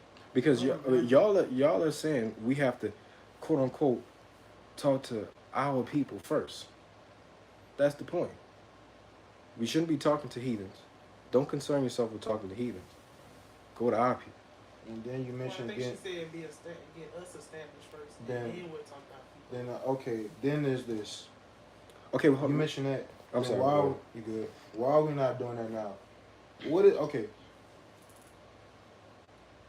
What is going on between us that we still haven't discussed? Because apparently, we are doing a terrible job at not getting taking care of the elephant in the room. We keep mentioning we gotta take care of ourselves first. How many times are you gonna have to mention that? And we still not doing that. We talking about every other topic, but that. The more we talk about it, and we're not doing anything, you just gonna keep mentioning we not, in this body we not together. How about next Sabbath we address everything that still need to be addressed? Because apparently that's still a problem. It seems like there's still a problem with you. All right, instead of going out to the three of us, going out to teach, right? Because I wanted to go there, but apparently if it's still a problem within this body, we need to handle it. Because it's like a tumor that's still getting worse. The point wasn't to go out and teach our people. The point is, if your house is not established, this shouldn't even be a conversation. I'm not comfortable even bringing our people into this. And that's why I'm, okay. So I'm saying that because you're saying that we shouldn't be worried about heathens, we should be talking to our people. I never said the point was to talk to our people. Okay. What do you mean by, again, address, what do you mean by getting ourselves together? Explain that, please. I would say this, as far as the men are concerned, I don't think men are being men in this body. Okay. You're going to address that. All right, you address that again. No, time out. What does that mean? That means y'all not living up to what y'all should be doing. That's not my opinion. That's not I need you to Okay. elaborate, okay? I'm not, hold on. I want to make sure this is clear. I'm not getting offended or anything. What I'm saying is you cannot just throw out a statement and not explain in detail. Like if I say a man is not being a man, I can point out a list of things that to me I expect a man to do. So what I'm asking you is what specifically are you implying? Like what is an establishment of what a man is supposed to be? Okay, for example, I don't know what y'all do. This is me on the outskirts. I don't know if y'all converse with one another outside of when we gather on the Sabbaths. Do y'all do that? Yes. And y'all do that to establish things, to put things in order? Oftentimes. Well, what I'm saying is I don't see it. Even small things, and I could be being petty. I don't like the way y'all sit on the couch. I'm gonna explain why. Don't laugh. This serious. When the father was minimizing the amount of men that was about to go to war, and he told Gilead, was that his name? Gideon. He told him, whoever get down on their knees, or whoever drink it like a dog would, he made a differentiation between those two groups of men. Mm-hmm. He told him to get rid of the ones that got on their knees and drunk the water. Mm-hmm. And he made that distinction because these are men that are equipped to go to war. You can see it in their posture. You can see it in how they carry themselves. When I see my brothers come here, it don't look like you ready for nothing. You come and you slouched on the couch. You come in comfortable. I don't see men that give you the image of a man. After the Sabbath gatherings is over with, Gabe, I see you laughing, whatever. This could be petty to you, but this is what's on my heart. When the Sabbath gatherings are over with, I don't see. Y'all can be having these conversations during the week. I don't know. But I don't see discussions of, All right, since we got the account established, then let's talk about what we're going to do with the land when we acquire the land. Or having conversations that's pertaining to building. I don't see that amongst y'all. And I oftentimes heard in the past frustration or whatever towards the women. But what are the men doing that I can actually see? Not individually, but together. That's actually doing something.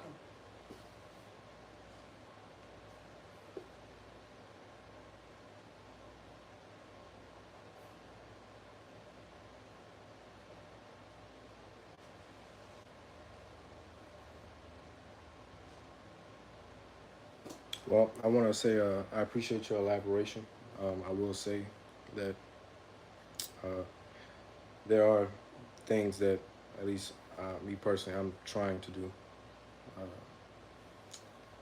And I know that this brother is trying to do as well. I'm sure Gabe has been making strides. As far as us as a unit, I'm of the mindset that most brothers, and particularly our age, even if you look in the world, most brothers from the ages of 18 to 27, 28 are, to be honest with you, just not established. As far as a wide range of things, right? Whether it be mentally, spiritually, physically, especially as we don't have a military or nothing like that. So some of the things that that we have to do, we have to be cognizant of. Some of the things that you're talking about, and that takes strides and efforts to get to those things. And I'm not gonna say that I'm perfect in all those things. Obviously, it's clear that those things, some of them are not met. But at the same time, that's why I brought that conversation up when I did, because I do know a couple of brothers, and I think if we were to come together, things could happen quicker. Even though, because trying to get established on yourself is definitely difficult, but if you were to come together in that standpoint, it would be easier. And when I broached that notion to some of the brothers, it wasn't reciprocated. Even with the situation with as far as moving here, it was suggested that we move here, but then I make the initiation to do that so that we can put our resources together. But then there's a problem because people don't like the fact that I could be here with certain other people. So there's always a problem or something else that come up that discourages a route that is meant for us to come together or something like that.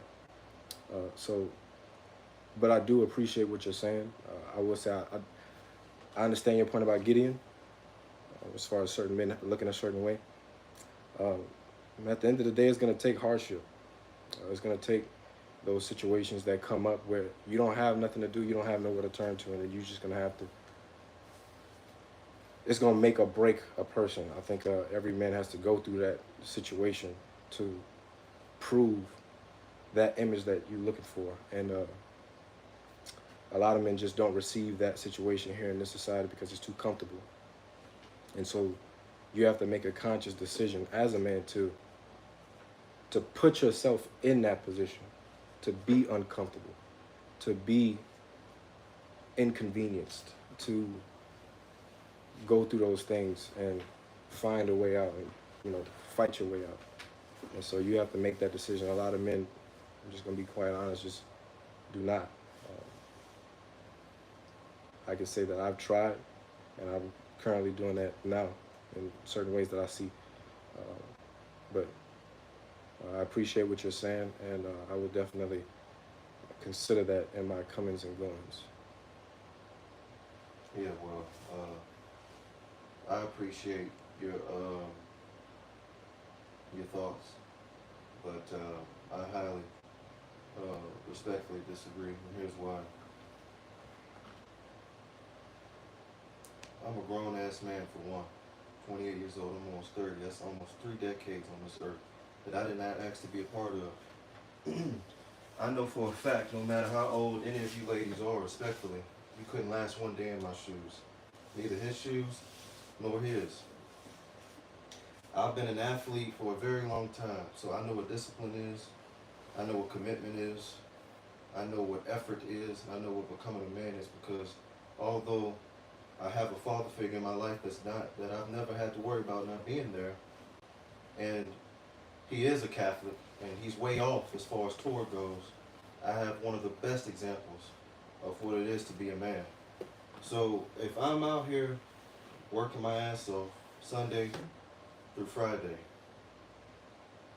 with a degree or whatever that I'm not even really using to help put food on this man's table and his daughter's mouth, and I come here, I'm not wearing no damn militia outfit and boots with a gun on my back, because I can go to Maccabees right now and we can go to these men who refuse to fight on the Sabbath because they much rather rest and be relaxed.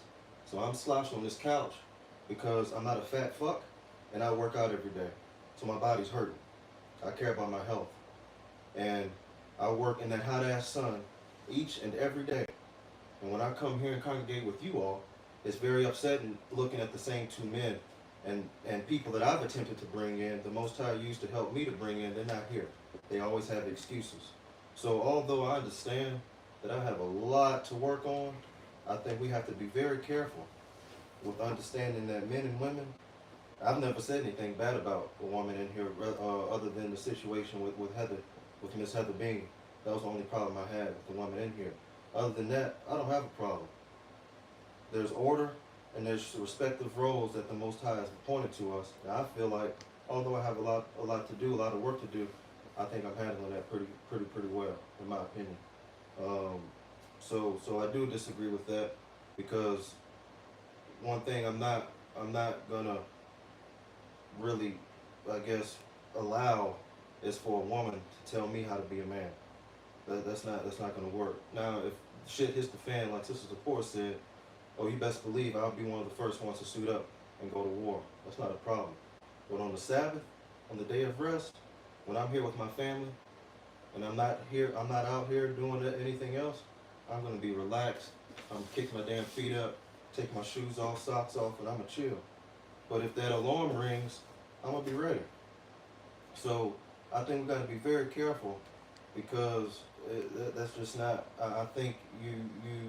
I don't know what's going on, but I'll say now, the three men that you are looking at, we are striving to be the best men that we can be for the Lord. So I do understand we got a lot to work on, not just us three, but I think everybody in here.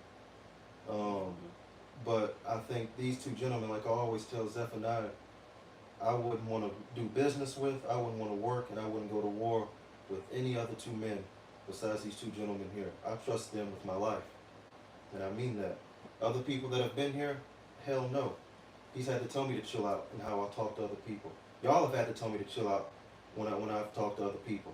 One of the same gentlemen that come here and give y'all little hugs or whatever when he finally show up, I'm telling you right now, I call his card out every single time I see him. It's fake, fraudulent. As a man, you have to be spiritually discerned in order to even call shit out like that I'm able to. So it is what it is, and that's really all I have to say in response to that. I respect that. That's a fair point, with it being a day of rest. So I acknowledge that.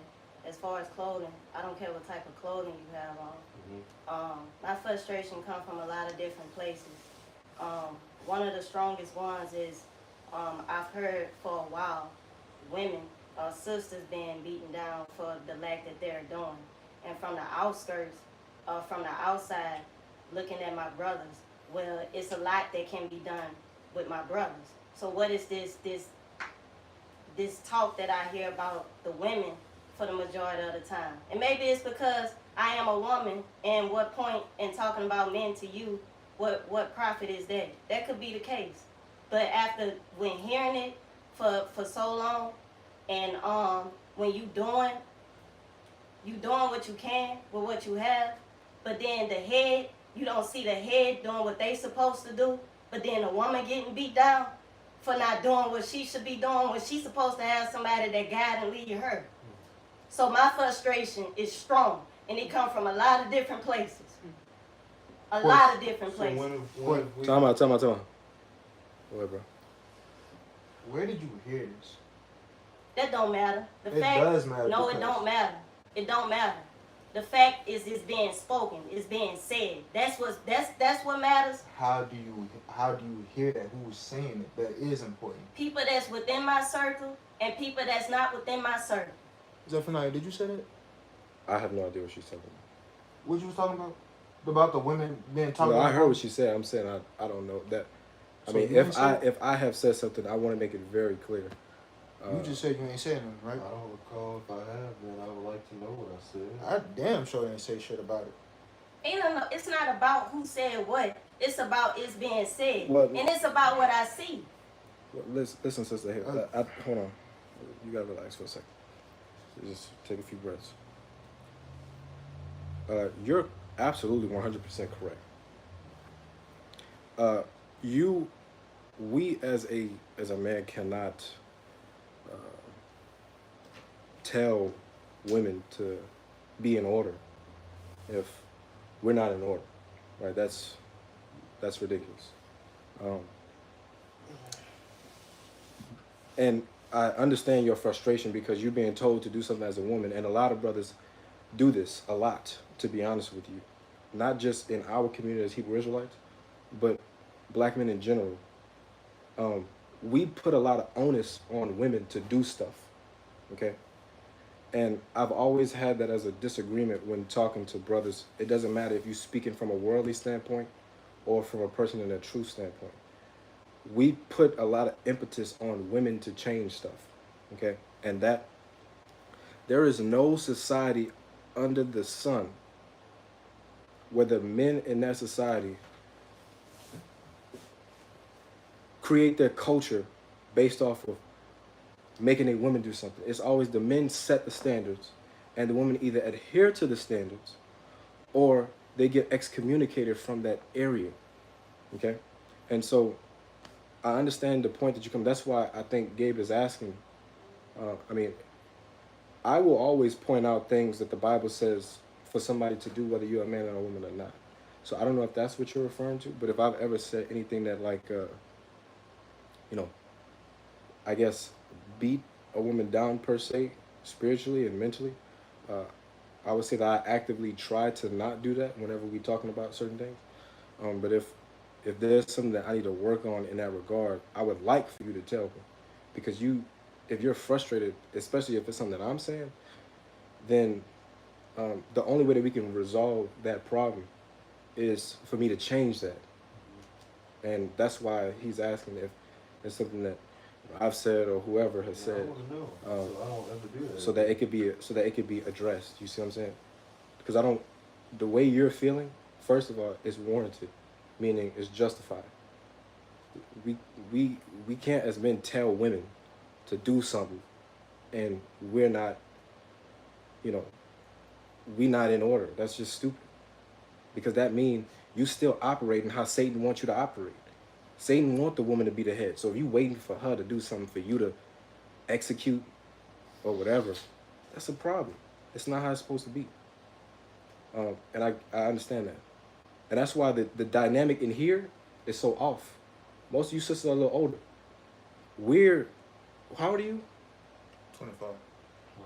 So, as I mentioned earlier, in this society as a whole, the economics is such to where young men in this age range it's difficult. And that, you know what? It should be. It should be difficult. Every mammal species that God created on the 6th day, the males have to prove themselves upon a certain point in time. You're not a little boy no more. You can't be getting taken care of no more by your mama. You can't. Because as long as she doing that, you're going to continue to be a grown-ass man in a little boy mindset. And that little boy mindset cannot lead nobody anywhere. And so if that's should be a frustration to you as a woman, yes. That's what I'm saying. I want you to elaborate. Because it's needed. Sometimes brothers want to shy away from critique because you know it's gonna stab you. It's gonna cut. It's supposed to cut. Because what it's gonna do is either you're gonna respond accordingly or you're going to crumble. And all it's going to do is just show everybody else what it actually is. So again, if I said something, I would like to correct it, and if not, alter how I may be saying something. But I will say this. If the Bible says something, the Bible says.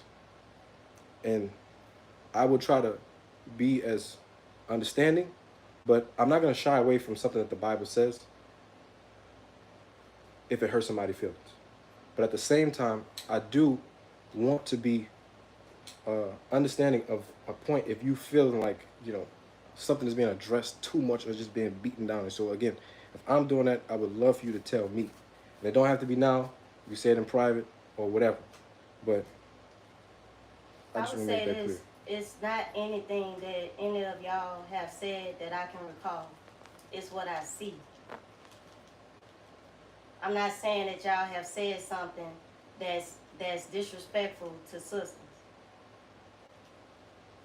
And this is not limited to y'all. This is what I see as far as, and I'm dealing with my brothers that's supposed to be awake. There are some that's within the body, and there are some that are not.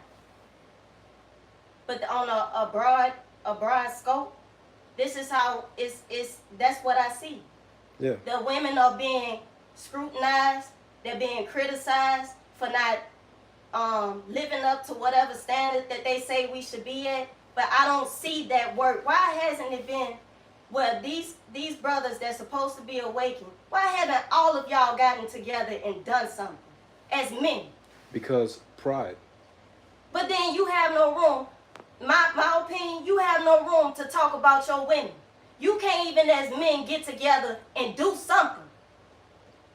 That's understandable. I totally agree with you. But I will tell you this, though. Something like that is something that I've been desiring for a long time. Hence why when that brother came here, when you say come together and do something, part of the reason why we can't come together and do something is because any little stupid ass disagreement we have, that creates a separation. Like, okay, well, you just do this over here and I'm gonna do this over here. That's the problem. Because that's a pride thing. At the end of the day, these scriptures have been translated over time by hundreds and hundreds and hundreds of times by hundreds of different people. So there could be things that it seemed to be right here. But when Christ come back and set everything in order, a lot of people is going to be told what you was believing in or the doctrine that you had was false. That don't mean that you're not going to make it. That just means you have to make the adjustment and the correction. But brothers don't see it like that. Brothers see it as, I'm right, you wrong, you stay over there, I'm going to stay over here. And you stay over there and you teach whatever women want to be over there, you tell them how you want them to be. And us over here, we're going to teach the women how we want to teach them over here.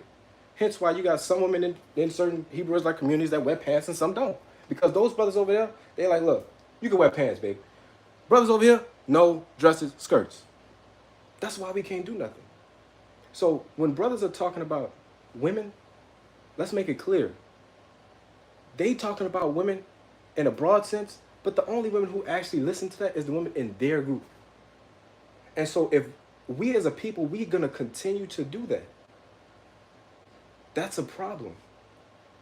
Brothers will never, ever, ever, I'm convinced, let me say that. I'm convinced that brothers have an innate inability to put their pride to the side and say, let's come together in spite of some of the little differences that we have. That's why when that brother came, I'm just going to be honest with you. He was kind of on the fence because of the disagreement that we talking about now. And I get that it's something that we need to speak about and it's something that brothers need to talk about, and I do talk to him on occasion. But what you're saying, I was trying to do with that brother. He's older. He had another brother with him. These are two brothers. We should be showing this man love. We should be trying to come together with this man, not being the same way like you saying, with brothers who basically believe everything the same, but they got one doctrine that they disagree with, and so therefore they don't talk to each other. And when they see each other on the streets, they might end up fighting. Nah, may I step in? Go ahead. Now, the disagreement that we had, that was had with this brother. This is my point. our own house wasn't in an agreement with what this matter was. He what's his Elder Young? Yeah, whatever. Yeah, that's His right. stance was at the time that he welcomed anybody from any nation. This somebody that I would consider a stranger. That's still my brother, but he's not in this house. But sister, But what you supposed to do with your brother? let me that's still finish. there? Let me finish.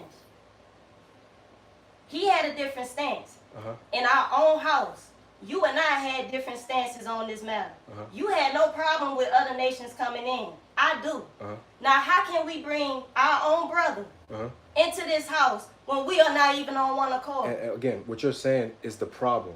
Because if that's the case, if we have to be on one accord, first of all, none of us know everything. Do you agree with that? Yeah. So if we don't know everything, when are we ever going to be all the way established? We're going to have to be established on this. Okay, cool, fine. And that is the reason why you will never see brothers come together. Because brothers think just like that. If we ain't going to come together on this, stay over there. Stay over there. You stay over there, you're going to have your heathens in your congregation. And I'm going to stay over here. We're going to deal with blacks, Hispanics, and Native Americans. Or just blacks. It's going to stay like that. So the very thing that you're talking about, brothers not coming together, is the very thing that you have. At the end of the day, that man is just coming in. This man is fresh.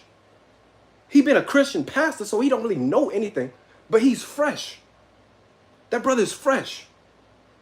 And so if he's fresh and we having a disagreement, why shouldn't he even be a part of that? You think everybody here know everything that they believe in and can pinpoint where in the Bible, why they believe what they believe in?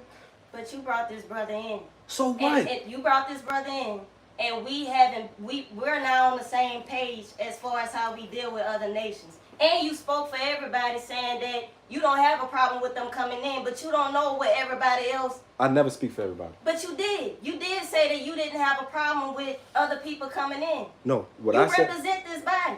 At a certain degree, you do. What I said was, from reading the scriptures that I presented to you in Isaiah 56 and Deuteronomy 29, was a point that he addressed as far as people entering into a covenant with God. God is in a covenant with us, Abraham, Isaac, and Jacob's descendants. Yes?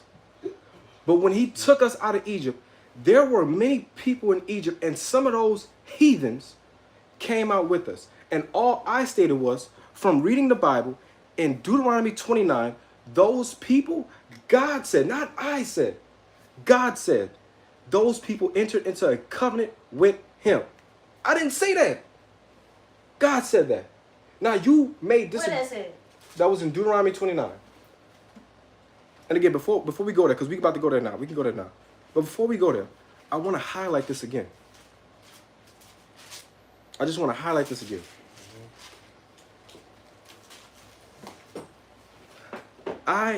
The biggest thing that I hate, me personally, I'm speaking for myself right now.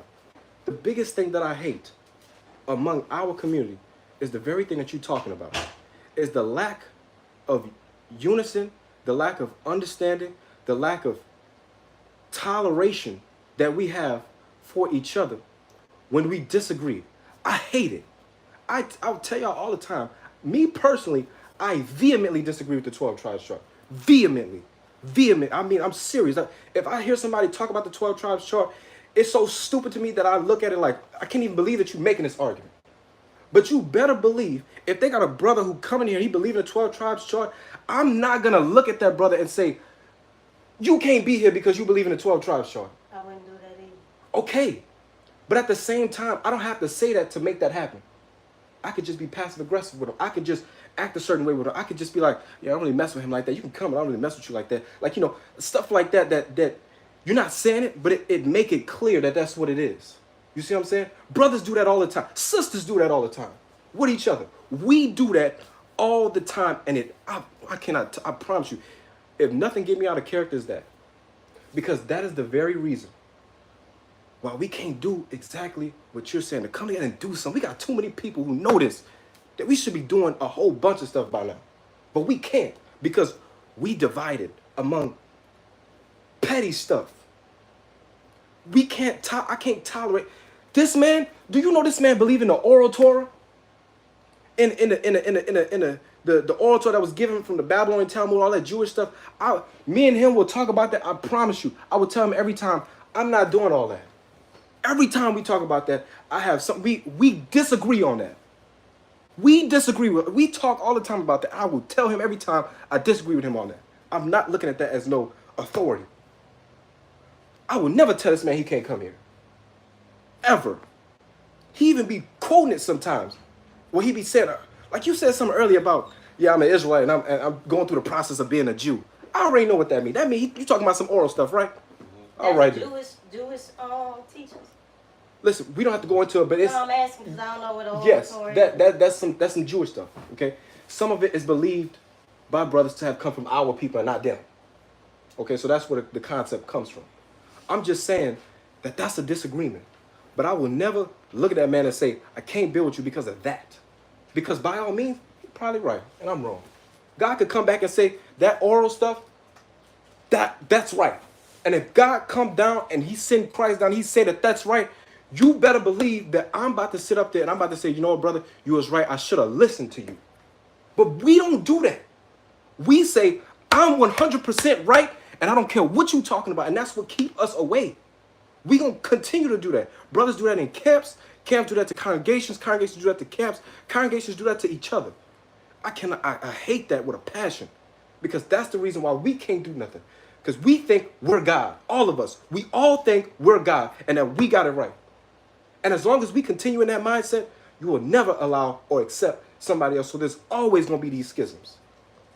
But we can go to Deuteronomy 29 and I can go over that again.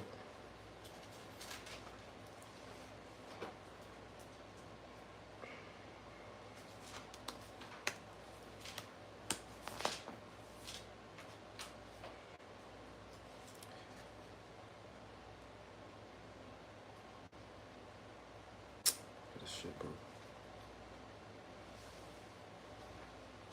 Can you read that for me, please, bro? Starting at verse what? Start at 1. These are the words of the covenant which the Lord commanded Moses to make with the children of Israel in the land of Moab, beside the covenant which he made with them in Horeb. And Moses called unto all Israel and said unto them, Ye have seen all that the Lord did before your eyes in the land of Egypt unto Pharaoh and unto all his servants and unto his land. The great temptations which thine eyes have seen, the signs and those great miracles.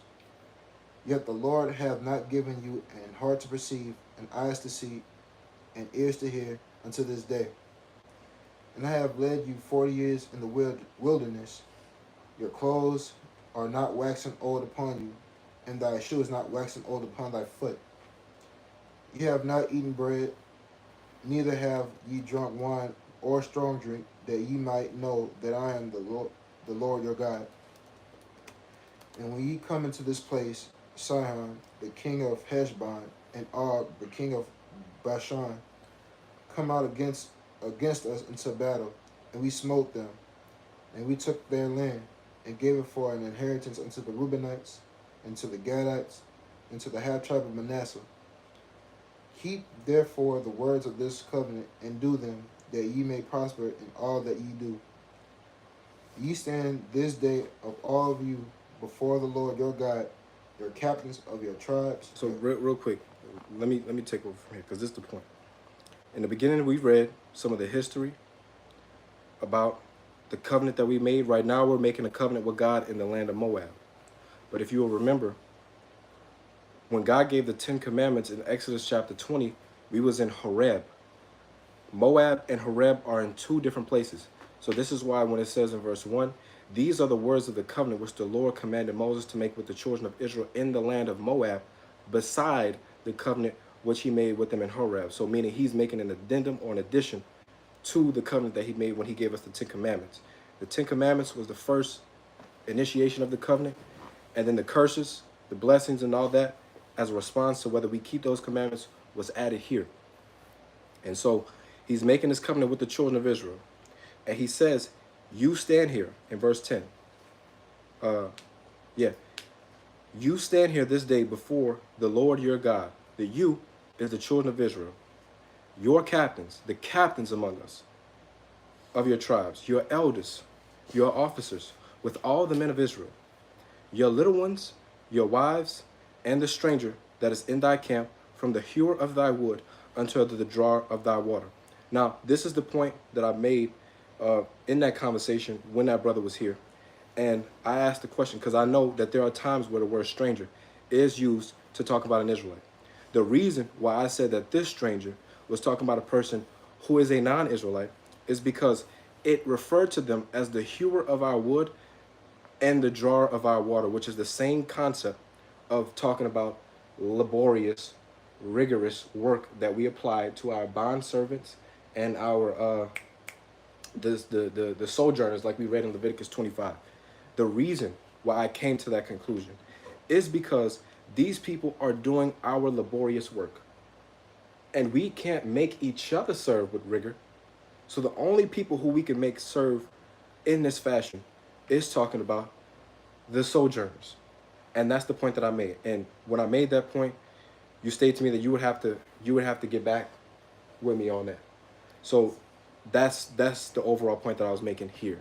So you saying that other nations of people enter into a covenant with our Father?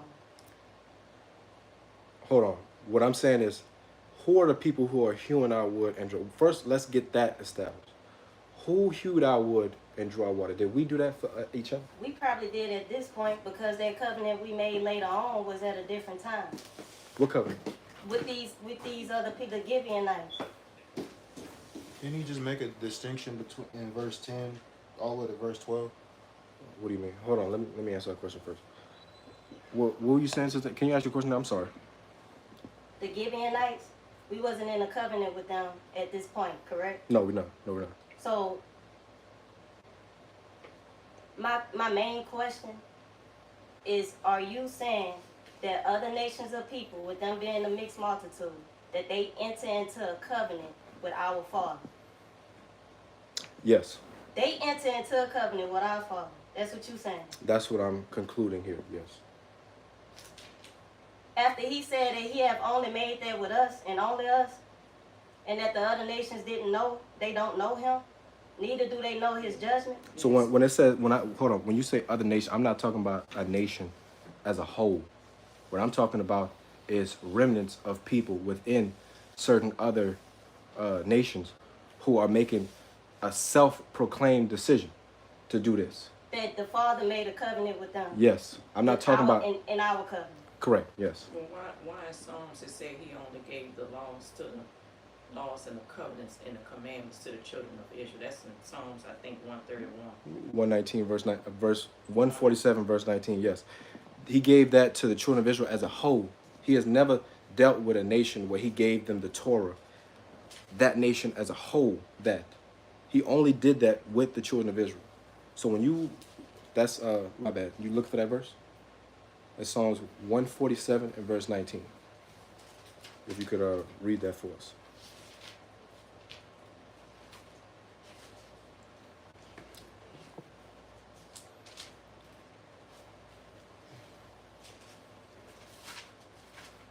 Psalms chapter 147 and verse 19.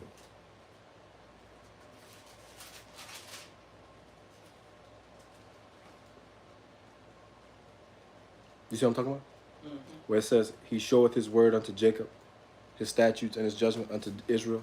He has not dealt so with any nation, and as for his judgments, they have not known them. Mm-hmm. Praise ye the Lord. Right. So, right, no other nation was given the commandments. None. But if we have, as mentioned earlier, if we have a sojourner in the land of Israel, they are forced to keep our laws. That's not to say that those heathen who are living in the land of Israel, their nation got taught the commandments. The Gibeonites who lived with Israel, the Canaanites were not given the commandments. But those Gibeonites who were Canaanites lived in Israel, and they had to follow Torah. They had no choice. So what I'm saying is I'm not talking about you seeing a whole nation enter into a covenant with God. What I'm talking about is an example like Rahab, the harlot. her whole nation died. The men of, I think that was Ai. What did she do? She hid the spies, and because she hid them, those men decided to say, when we come in and destroy this land, we'll spare you and your household and your family. That means Rahab wasn't the only one saved. Rahab's father and mother was saved. Her household was saved. That means brothers, sisters, whoever. Now, when these people are living in Israel, they're going to have children. These children are those sojourners who we can take as a possession for our children. Therefore, they have to follow the commandments of God. If they are following the commandments of God, that means that they have entered into this covenant with him. And now, when you saying that the hewers of wood, this had to be our people because we the only ones who was there, well then, that's not true. Because we had other people who came out of Egypt with us. So we had people who we could make hewers of wood and drawers of water even before we encountered the Gibeonites. Because remember, when we come out of Egypt, what did they give us? Pearls, earrings, garments. These other nations of people, as we're leaving, they're giving us their spoil.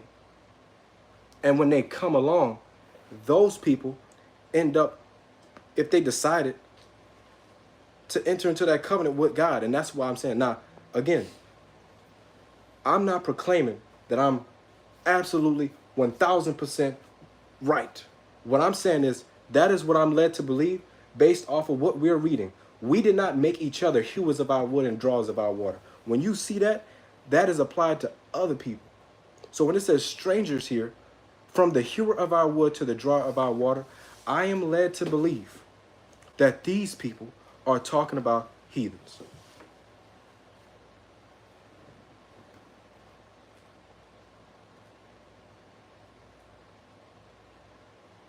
Does it define who, when Solomon, when they were building the second temple, The first temple, you mean? the first temple? Yes, those were Zidonians. Yeah.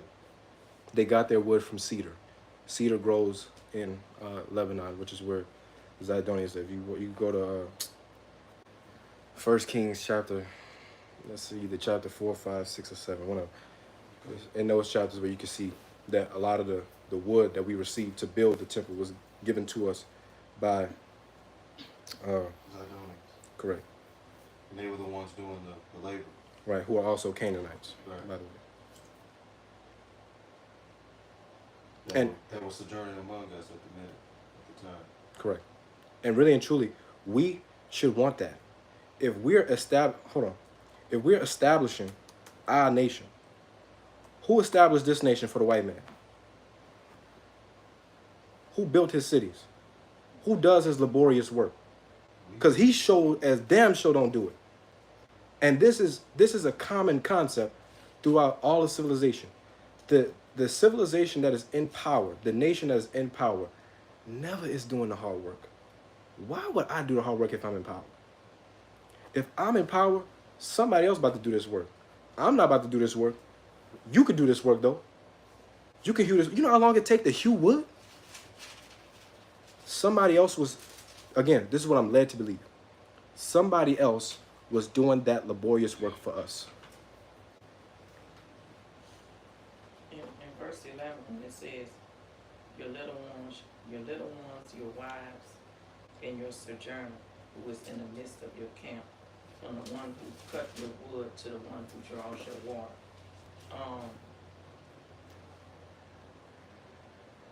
So the ones that cut the wood and draw the water, you saying that those are heathen? Yes. I have to read that more. I don't think so. I'm thinking that's ones of Israel that's strangers, like we are today. But like I said, I have to go back and read it. You're saying like people who don't live in Israel at the time and who are Right. coming in? That's what I think that verse is referring to. This is a strong statement to say that individuals of other nations, the Father made a covenant with these individuals. No, I didn't say the Father made a covenant. I said they took on the covenant that he made with us. They inherited. No, they don't. They don't inherit it. Only the children of Israel inherit it. What I'm saying is they're taking hold of it. What does that mean? Okay, so let's go to Isaiah 56, because that's where I went to that was the second one that I went to explain what I meant by that. Because only the children of Israel can, quote unquote, inherit it. We inherited it whether we knew it or not. Okay? But when I say, or when I'm talking about these heathen who are taking hold of the covenant, what I'm saying is these people who are not Israelites, they are not in covenant with God. However, if they wanted to serve God and they did certain things, God did not forbid them to enter into the covenant with us, to him. That's what I'm saying. Or let me not say that. That's what I'm led to believe based off of this scripture. This is Isaiah 56, starting at verse 1. It says, "Thus saith the Lord." This is the Lord talking. This is not nobody else talking. "Keep ye judgment and do justice, for my salvation is near to come, my righteousness to be revealed. Blessed is the man that doeth this, and the Son of Man that layeth hold on it, that keepeth the Sabbath from polluting it, that keepeth his hand from doing any evil." So it says, blessed is the man, talking about us, the Israelite man, who does this. Blessed is that man, and his salvation is near to come for you. Okay? It says in verse 3, "Neither let the son of the stranger that hath joined himself to the Lord." We didn't have to join to the Lord. The Lord was already joined to us by our fathers, Abraham, Isaac, and Jacob. Heathens would have to join to the Lord because he don't deal with them. Rahab the harlot would have to join because he didn't deal with her. The Gibeonites would have to join because he didn't deal with them. They would have to join. It says, "Neither let the son of the stranger that hath joined himself to the Lord speak, saying, the Lord hath utterly separated me from his people." This is, to me, a clear distinction. His people, like we read in 2nd Esdras, children of Israel. Other people, heathen, everybody else. The son of the other people. Let him not say, "The Lord hath utterly separated me from his people." Neither let the eunuch say, "Behold, I'm a dry tree." Right? We don't have to talk about the eunuch. Let's just jump down to verse 6. It says, "Also, the sons of the stranger that join themselves to the Lord, to serve him and to love the name of the Lord, to be his servants, everyone that keepeth the Sabbath from polluting it, and take hold of my covenant. Even them will I bring to my holy mountain, and make them joyful in my house of prayer. Their burnt offerings and their sacrifices shall be accepted upon my altar, for my house shall be called a house of prayer for all people." Again, in this verse, from verse 1 through 3, jumping down to verse 6 and 7, coinciding with Deuteronomy chapter 29, verse 9 through 11, I am led to believe these people, in contrast to his people, the children of Israel, he literally said he gonna make it a house of prayer for all people. That to me is denoting heathens, not a nation as a whole, individual heathens selected from their group who want to serve the Lord, like Rahab. Excuse me. Yes. Could you please define that word in verse 3 for me? Which word? Stranger. It's got foreigner in my Bible. How do we know That's the word. Oh, I'm sorry. Go ahead. What was you about to say? No, how do we know that the foreigner and the stranger here is not talking about, let's say, I'm gonna give an example, like in Acts chapter 10, with Cornelius, because Cornelius was a centurion. Right. He was a Roman, so he was considered a stranger, a foreign. How do we know? I'm not saying that's who them people was, but I'm just giving an example. How do we know that this stranger, foreign, in these verses is not talking about people like Children of Israel from other places. Yeah. Right. I asked that same question. I don't know. I like I say, I have to read. I really don't believe that's talking about people of other nations, let's say like the Chinese, the Japanese, I just don't think that they. Moses called himself a foreigner. He named his son Gershon because he said, I'm a foreigner in a foreign land. Right. What I'm saying, let me explain why I'm saying this about this. You asked the question, what does the word stranger mean? And that's going to get into my explanation. In verse 3, the word for stranger, you talking about stranger, right? Yeah, the word. Breaking it down to Right. which one of the four Hebrew words? Right. This word is the word nakar, which is the word that I read earlier, where it said, let's just look it up again, Strong's H5236. The word for nakar is a foreigner, concretely foreigner. Okay? Abstractly, heathendom. So, again, the word for nakar is giving the notion that this is a person who is not an Israelite. That's from what I'm getting for the definition. And the way that I'm concluding that because remember, I've stated multiple times that the Blue Letter Bible is not always correct. One of the ways that you can prove, though, that the Blue Letter Bible is correct is if you look at the definition, put it in context to what's being said, and that can help you to know if the definition is correct or not. So when verse 6? Yes. It's the same. No, you're just asking the verse. Hold on, let me see, because I don't know that. You're saying is the word stranger in verse 6 the same as that word? So the stranger here in verse 6. It's the same. Bro, what's wrong with this computer, bro? Yes, that word is the same word. It's bin nakar. Bin nakar means bin is sons, nakar is foreigners or heathen. So it could read like this: sons of the strangers. That's how it reads here. It could say children of the foreigners, children of the heathen, children of the Gentiles, children of the nations, children of whoever. It don't matter what word you put in there to denote. The point is the word is bin nakar, meaning sons or children of somebody who don't originate in this place, Israelite or not. Now, the reason why I'm concluding that these are non-Israelites is because in context to what we're reading, it says in verse 6 again, the son of the stranger that joined themselves to the Lord. We did not have to join ourselves to the Lord. The Lord is in a covenant with us that he put his name on. He does not have a choice. So we are in the covenant whether we know it or not. The heathen are not in a covenant with God.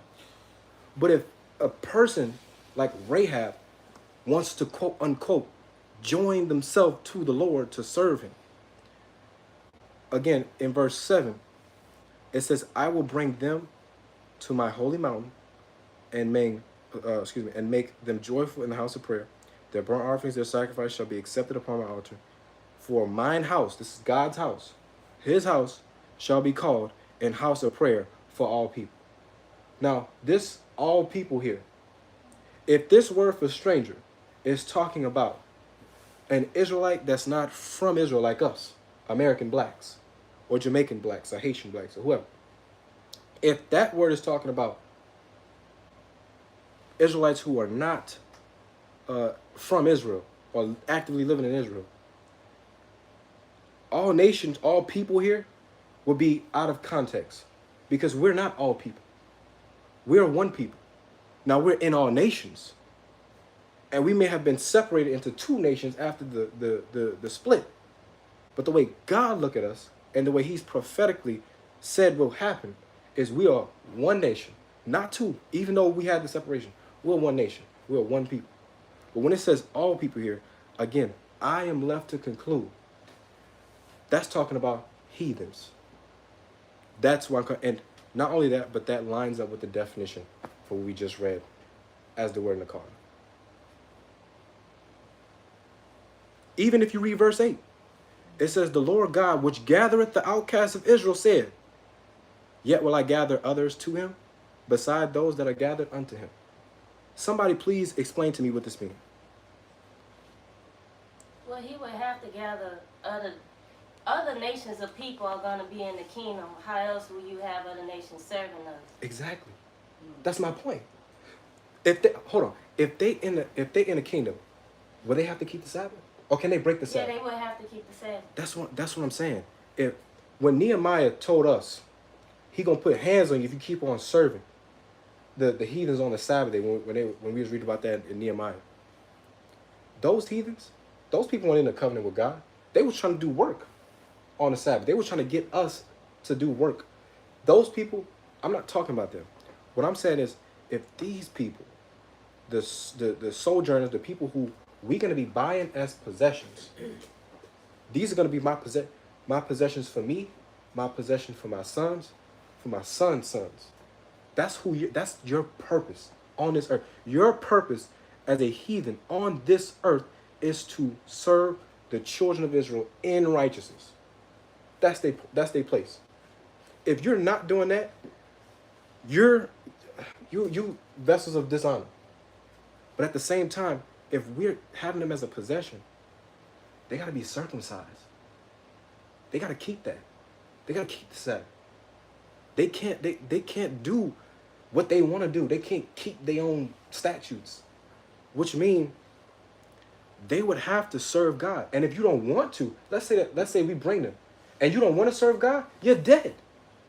So you would want to serve God. You would want to love the name of the Lord, or else you don't have a choice. And that's what I'm saying about these people. These people not gonna do that.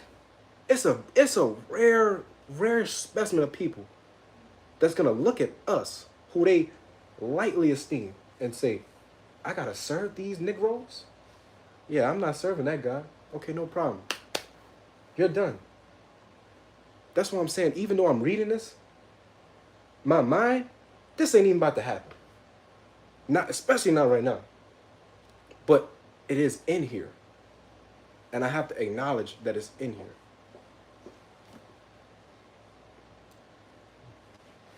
Should have read verse 8 too, man. I did read verse 8. You did? Yeah, it says, the Lord God, which gathered the outcast, who's that? Are you an outcast of Israel? Are you in the land of Israel right now? No, I'm an outcast. We would all be outcasts of Israel. If you believe you're an Israelite and you ain't in the land, you're an outcast. He gonna gather us. We believe that? He gonna gather us. You know why we would believe it? Because it's in his word. He said it. And he put his name on it. None greater than his name. He said, I'm putting my name on this. I'm gonna gather you guys back as one nation. He's gonna gather the outcasts of Israel. The Lord which gathered the outcasts of Israel, yet will I gather to him beside those that are gathered unto him. All ye beasts of the field come to devour, yea, all ye beasts of the forest. We know that beasts, he refers to nations as beasts. These people are beasts. All ye beasts of the field, the ones who want to serve, come forth. And when we come into the kingdom, it says what? Hold on. Let's stay in Isaiah, right? We in Isaiah 56. Let's just jump to chapter 60. Because this is the gospel right here. This is what we're supposed to be teaching to our brothers and sisters. The good news. Bro, look at this. This is the good news. You know, the good news they talk up in the so-called New Testament. But this is where they're drawing it from. Where you at? This is Isaiah 60. 60? 60. 60.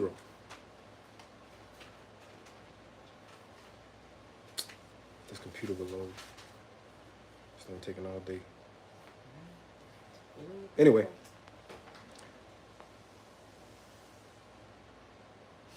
Right here in Isaiah 60 verse 1. It says, arise, shine, for thy light is come, and the glory of the Lord is risen upon thee. Upon who? The children of Israel. For behold, the darkness shall cover the earth, gross darkness the people. But the Lord shall arise upon thee, and his glory shall be seen upon thee. And the Gentiles shall come to thy light, the kings of the brightness of thy rising. Lift up thy eyes round about and see, all they gather themselves together. They come to you. Your sons shall come from far.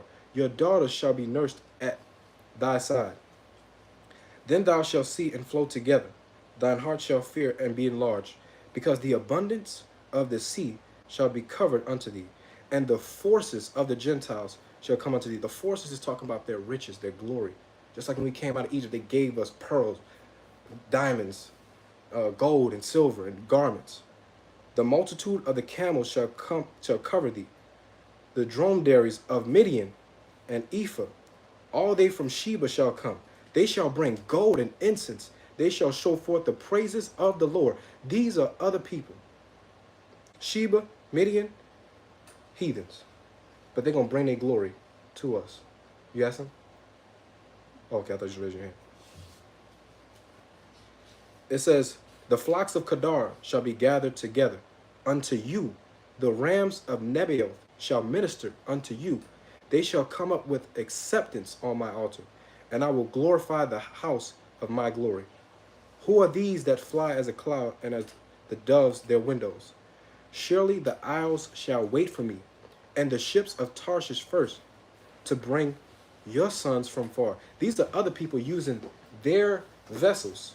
Just like they use their vessels to bring us here to the Americas, they use their vessels to bring us wherever they brought us on ships. They're going to bring us back with their vessels. They nice good freaking cruise ships that they got. They nice good container ships that carry a whole bunch of stuff. They're going to have brothers and sisters lining up to get on those things to come back to the land to bring your sons from far. And their silver and their gold with them. This is exactly what happened when we came out of Egypt. But we walked out. But we can't go back to the land because the land, there's a water space between us. So we can't just walk back. No, you got to go on a ship back because you went on a ship here. With the go with them unto the name of the Lord thy God, the Holy One of Israel, because he hath glorified thee. Hold on.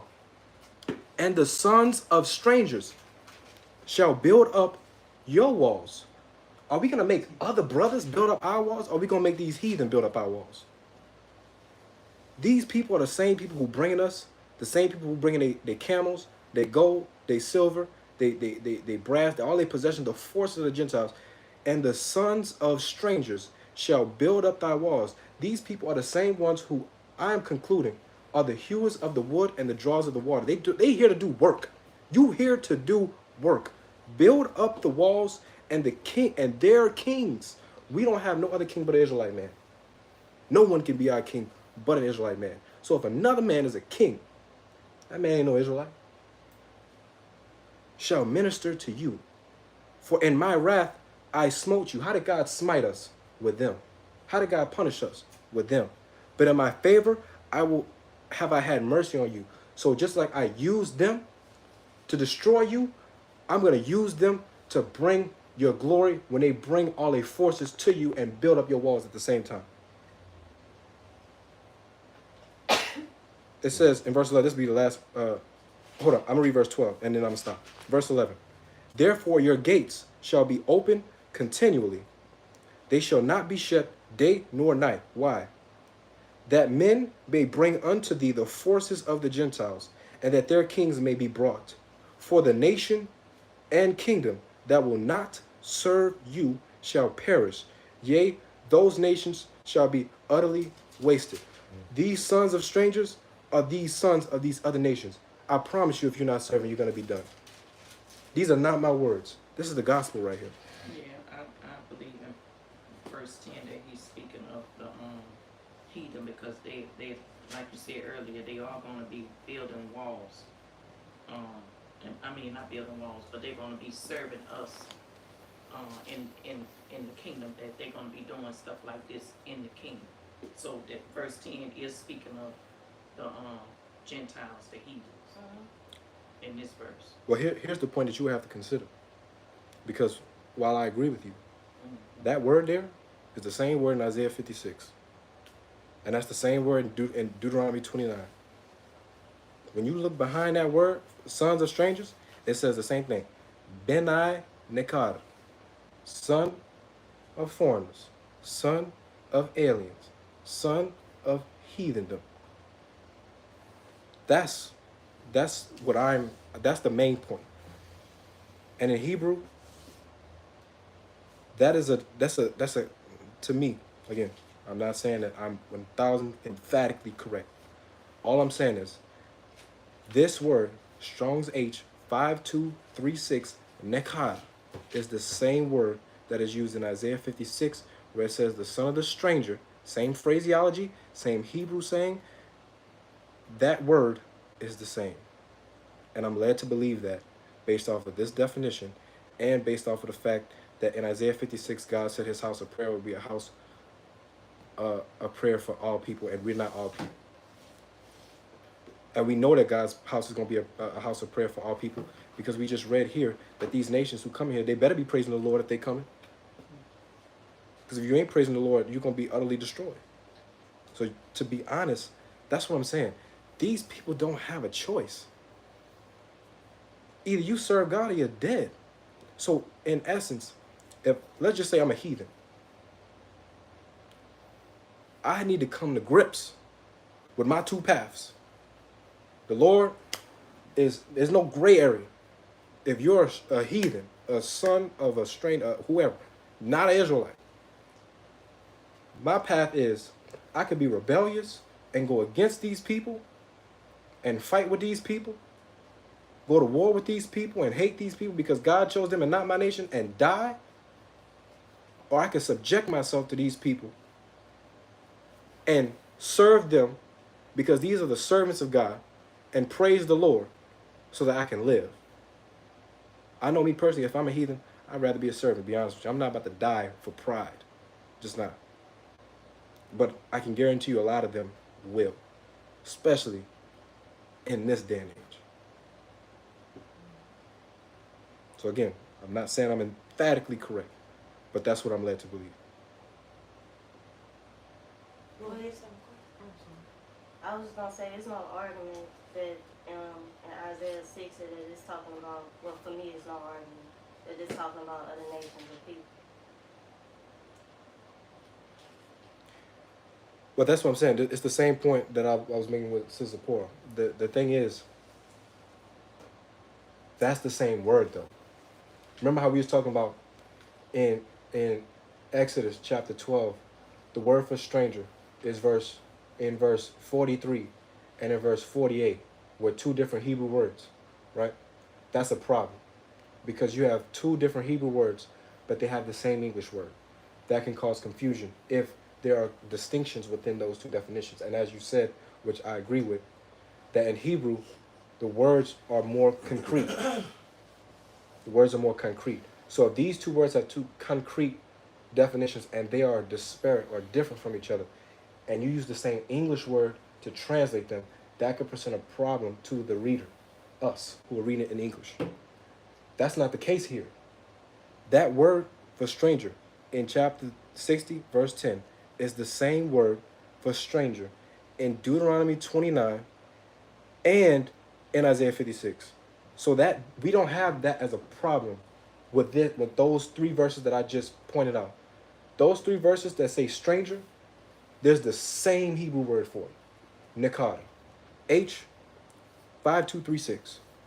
So that's where the juxt of this disagreement would come from. Whether or not that word could mean just a heathen or Israelites too. And if so, how do we know that this is talking about a heathen in this verse versus an Israelite in another verse? Are we familiar with the prelude to Sirach? Oh, yes. Well, I am. I'm not sure. Everybody else. Well, the brother, before he go into what his father and his grandfather composed, which is the book of Sirach, he gave warning for us to take heed that what they wrote in this particular language, which was what, English, Greek, whatever language it wasn't Hebrew. But he warned the readers that the words that we have used, we did our best to translate it into this language. but it don't have the same. It don't have the same meaning. Power, yeah. Power. It's not. It. The words that's spoken in Hebrew, when it's spoken in a different language, it don't hold the same weight in their other language. Our language is what it is. It's no confusion. But with these other languages, there are hordes of languages. They don't mean what they say. They don't follow their own rules. These are points that I learned from Brother Andre that are true. That this English language is deceptive.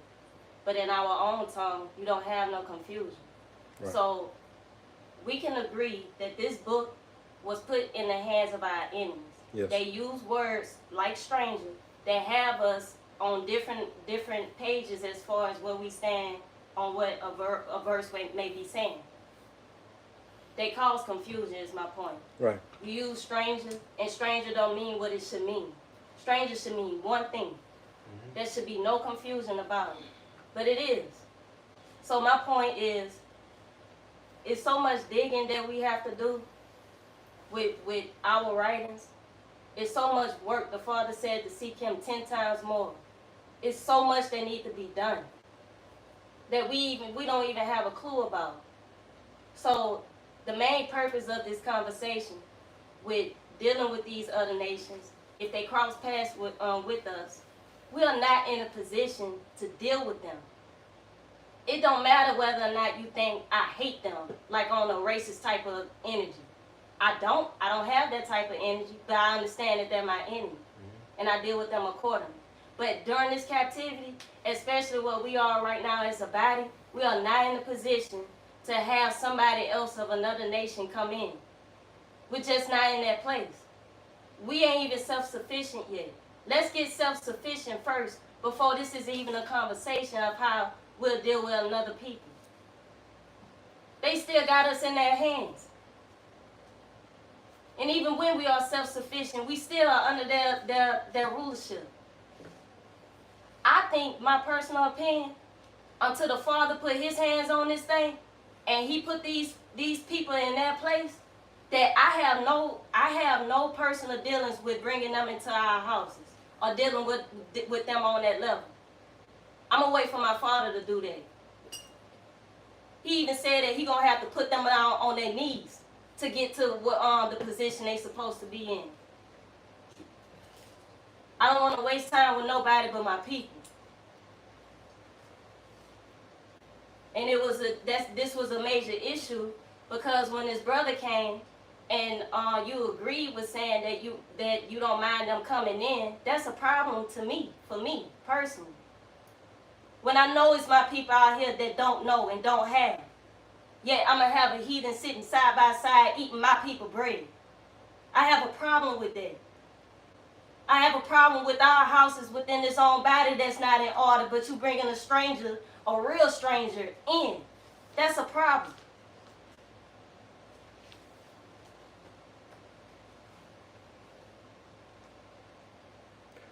Well, I would respond to that by saying this. I understand that point, and I'm not even going to argue that point, because we as a people have the capabilities of setting our standards how we deem fit for the situation that we're in. And Austin made that point earlier about Ezra and Nehemiah. While we did have heathens come out of Egypt with us and basically lived in the land of Israel, when we came out of Babylon and we went back into our land, we had a no heathen policy. And that's something that the men of Israel came, or really Ezra, concluded being a leader and a judge at that time, to say the position that our people are in, we don't need to have heathens here, because we need, it's just like what you're saying, the circumstances are such to where we've already lost a relationship with God because of the influence that we've allowed heathens to have on us. And so therefore we need to separate from them.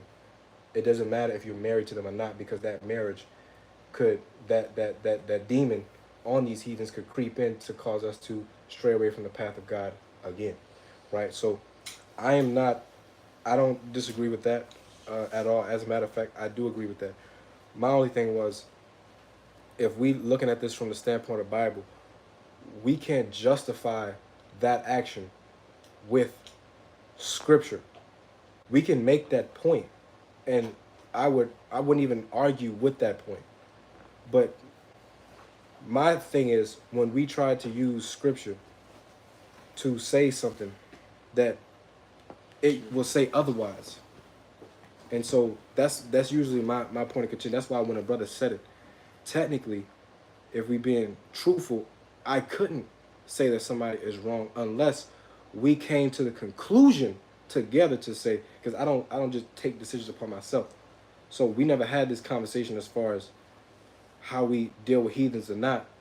But I would not unilaterally say I don't think we should deal with heathens because me personally I wouldn't do it. That's something that Ezra did because he was qualified as the judge to make that decision as the priest of the people. I don't deem myself as having the authority to say, well, we're going to do what I say, and that's how it's going to go. So when a brother mentioned that, the reason I agreed is because you can see that in Scripture. While that's not the position that we in, we don't have power and authority like we would in the prophecy or like we did when we came out of Egypt. So if somebody was to make that point where, yeah, brother, even though that's in the Scripture, the circumstance is different from what we're reading versus where we're at now, and therefore we should take other measures to deal with our situation now. I have no problem getting with that and submitting to that. But I will never say that we cannot deal with heathens because the Bible says that, because the Bible, you cannot read that. And that was my point. So when a brother said it, that's the position that I'm coming from. But I understand the point that all of y'all are making as far as, not trusting people and wasting your time with heathens and how they could potentially creep in, because that is something that needs to be considered. That's exactly what happened in Numbers 25 when the Midianites crept in and they got that brother and many other brothers to worship idols. All of our problems, even this Bible, the reason why the Bible is a problem now with the translation and everything else is because we preached to Gentiles and they took our book and took our records and took everything about us and they have made religions out of it. So I totally get that point. I'm not disagreeing with nobody on that. With that, Yes, man. I'm sorry. Yeah, go ahead. I'm done. All right. With all that being said, like Gabe said earlier, I'm gonna say this point. We do learn from them. We learn all we can from them. That's why we watch shows like Me and Haven and Naomi. Naomi started us to watch Naked and Afraid. We also watch like videos on how they have the preppers and the survival videos. We watch all that and we learn from it. And the scriptures say we learn to live peaceably with them. We do that by working with them. We work with them. We got to converse with them on our jobs. So we got to live peaceably with them. We learn from them. We take what we learn and bring it here. They don't have to know why they don't have to know what we learn. We take what we learn and we bring it to the body. That's how we do that. As far as dealing with the other nations. And I don't mean no disrespect against y'all. With my frustration, like I said, it come from a lot of different places. And again, I don't know what y'all do outside of what I'm able to see. I have no idea, so I don't mean no disrespect. I'm just expressing what's on my heart. That's it. I don't mean no offense or none of that. That's just, I have to get that out of me so I don't have no animosity or anything against y'all. Because I love y'all. Y'all my brothers. And if I have disappointment, I have to speak that. If it's something that I see that I think could be improved, just based on me being on the outside looking in, again, I don't know. But this is just what I see and what I hear. And I make clear to y'all if it's something that I've heard that y'all have said maybe in the future. If you say something that I disagree with, y'all know I'm going to speak my mind about that. But I mean no disrespect. I want to make that clear. Yeah, personally, I didn't take any disrespect. I honestly think that creating a safe space like this to have those conversations, whether they be comfortable or uncomfortable, are important. That's how you grow as a family. That's how you get a chance to prove one another, right? So I think it's necessary. I can't do this with my own family without having a huge argument. I would have been probably left my house if I've done this at my mom and my dad. So just to not get angry. I wasn't angry, not for a second. This whole entire lesson of conversation. I know it come from the heart. It's all love. So I personally didn't take any disrespect. I think it's important that we continue to converse in these ways.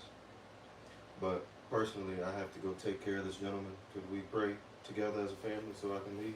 Yeah, absolutely. Hey, you go on ahead and lead us, brother.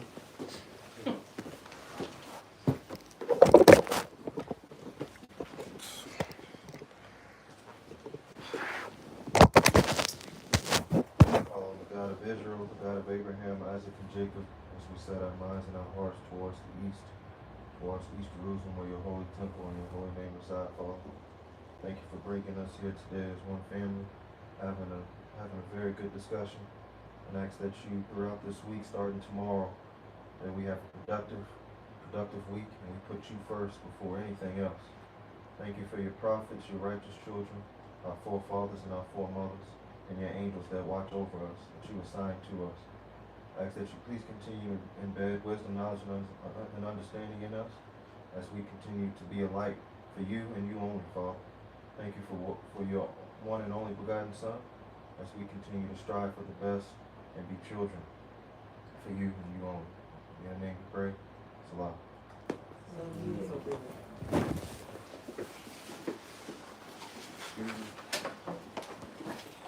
Shalom, everyone. Shalom, bro. Shalom.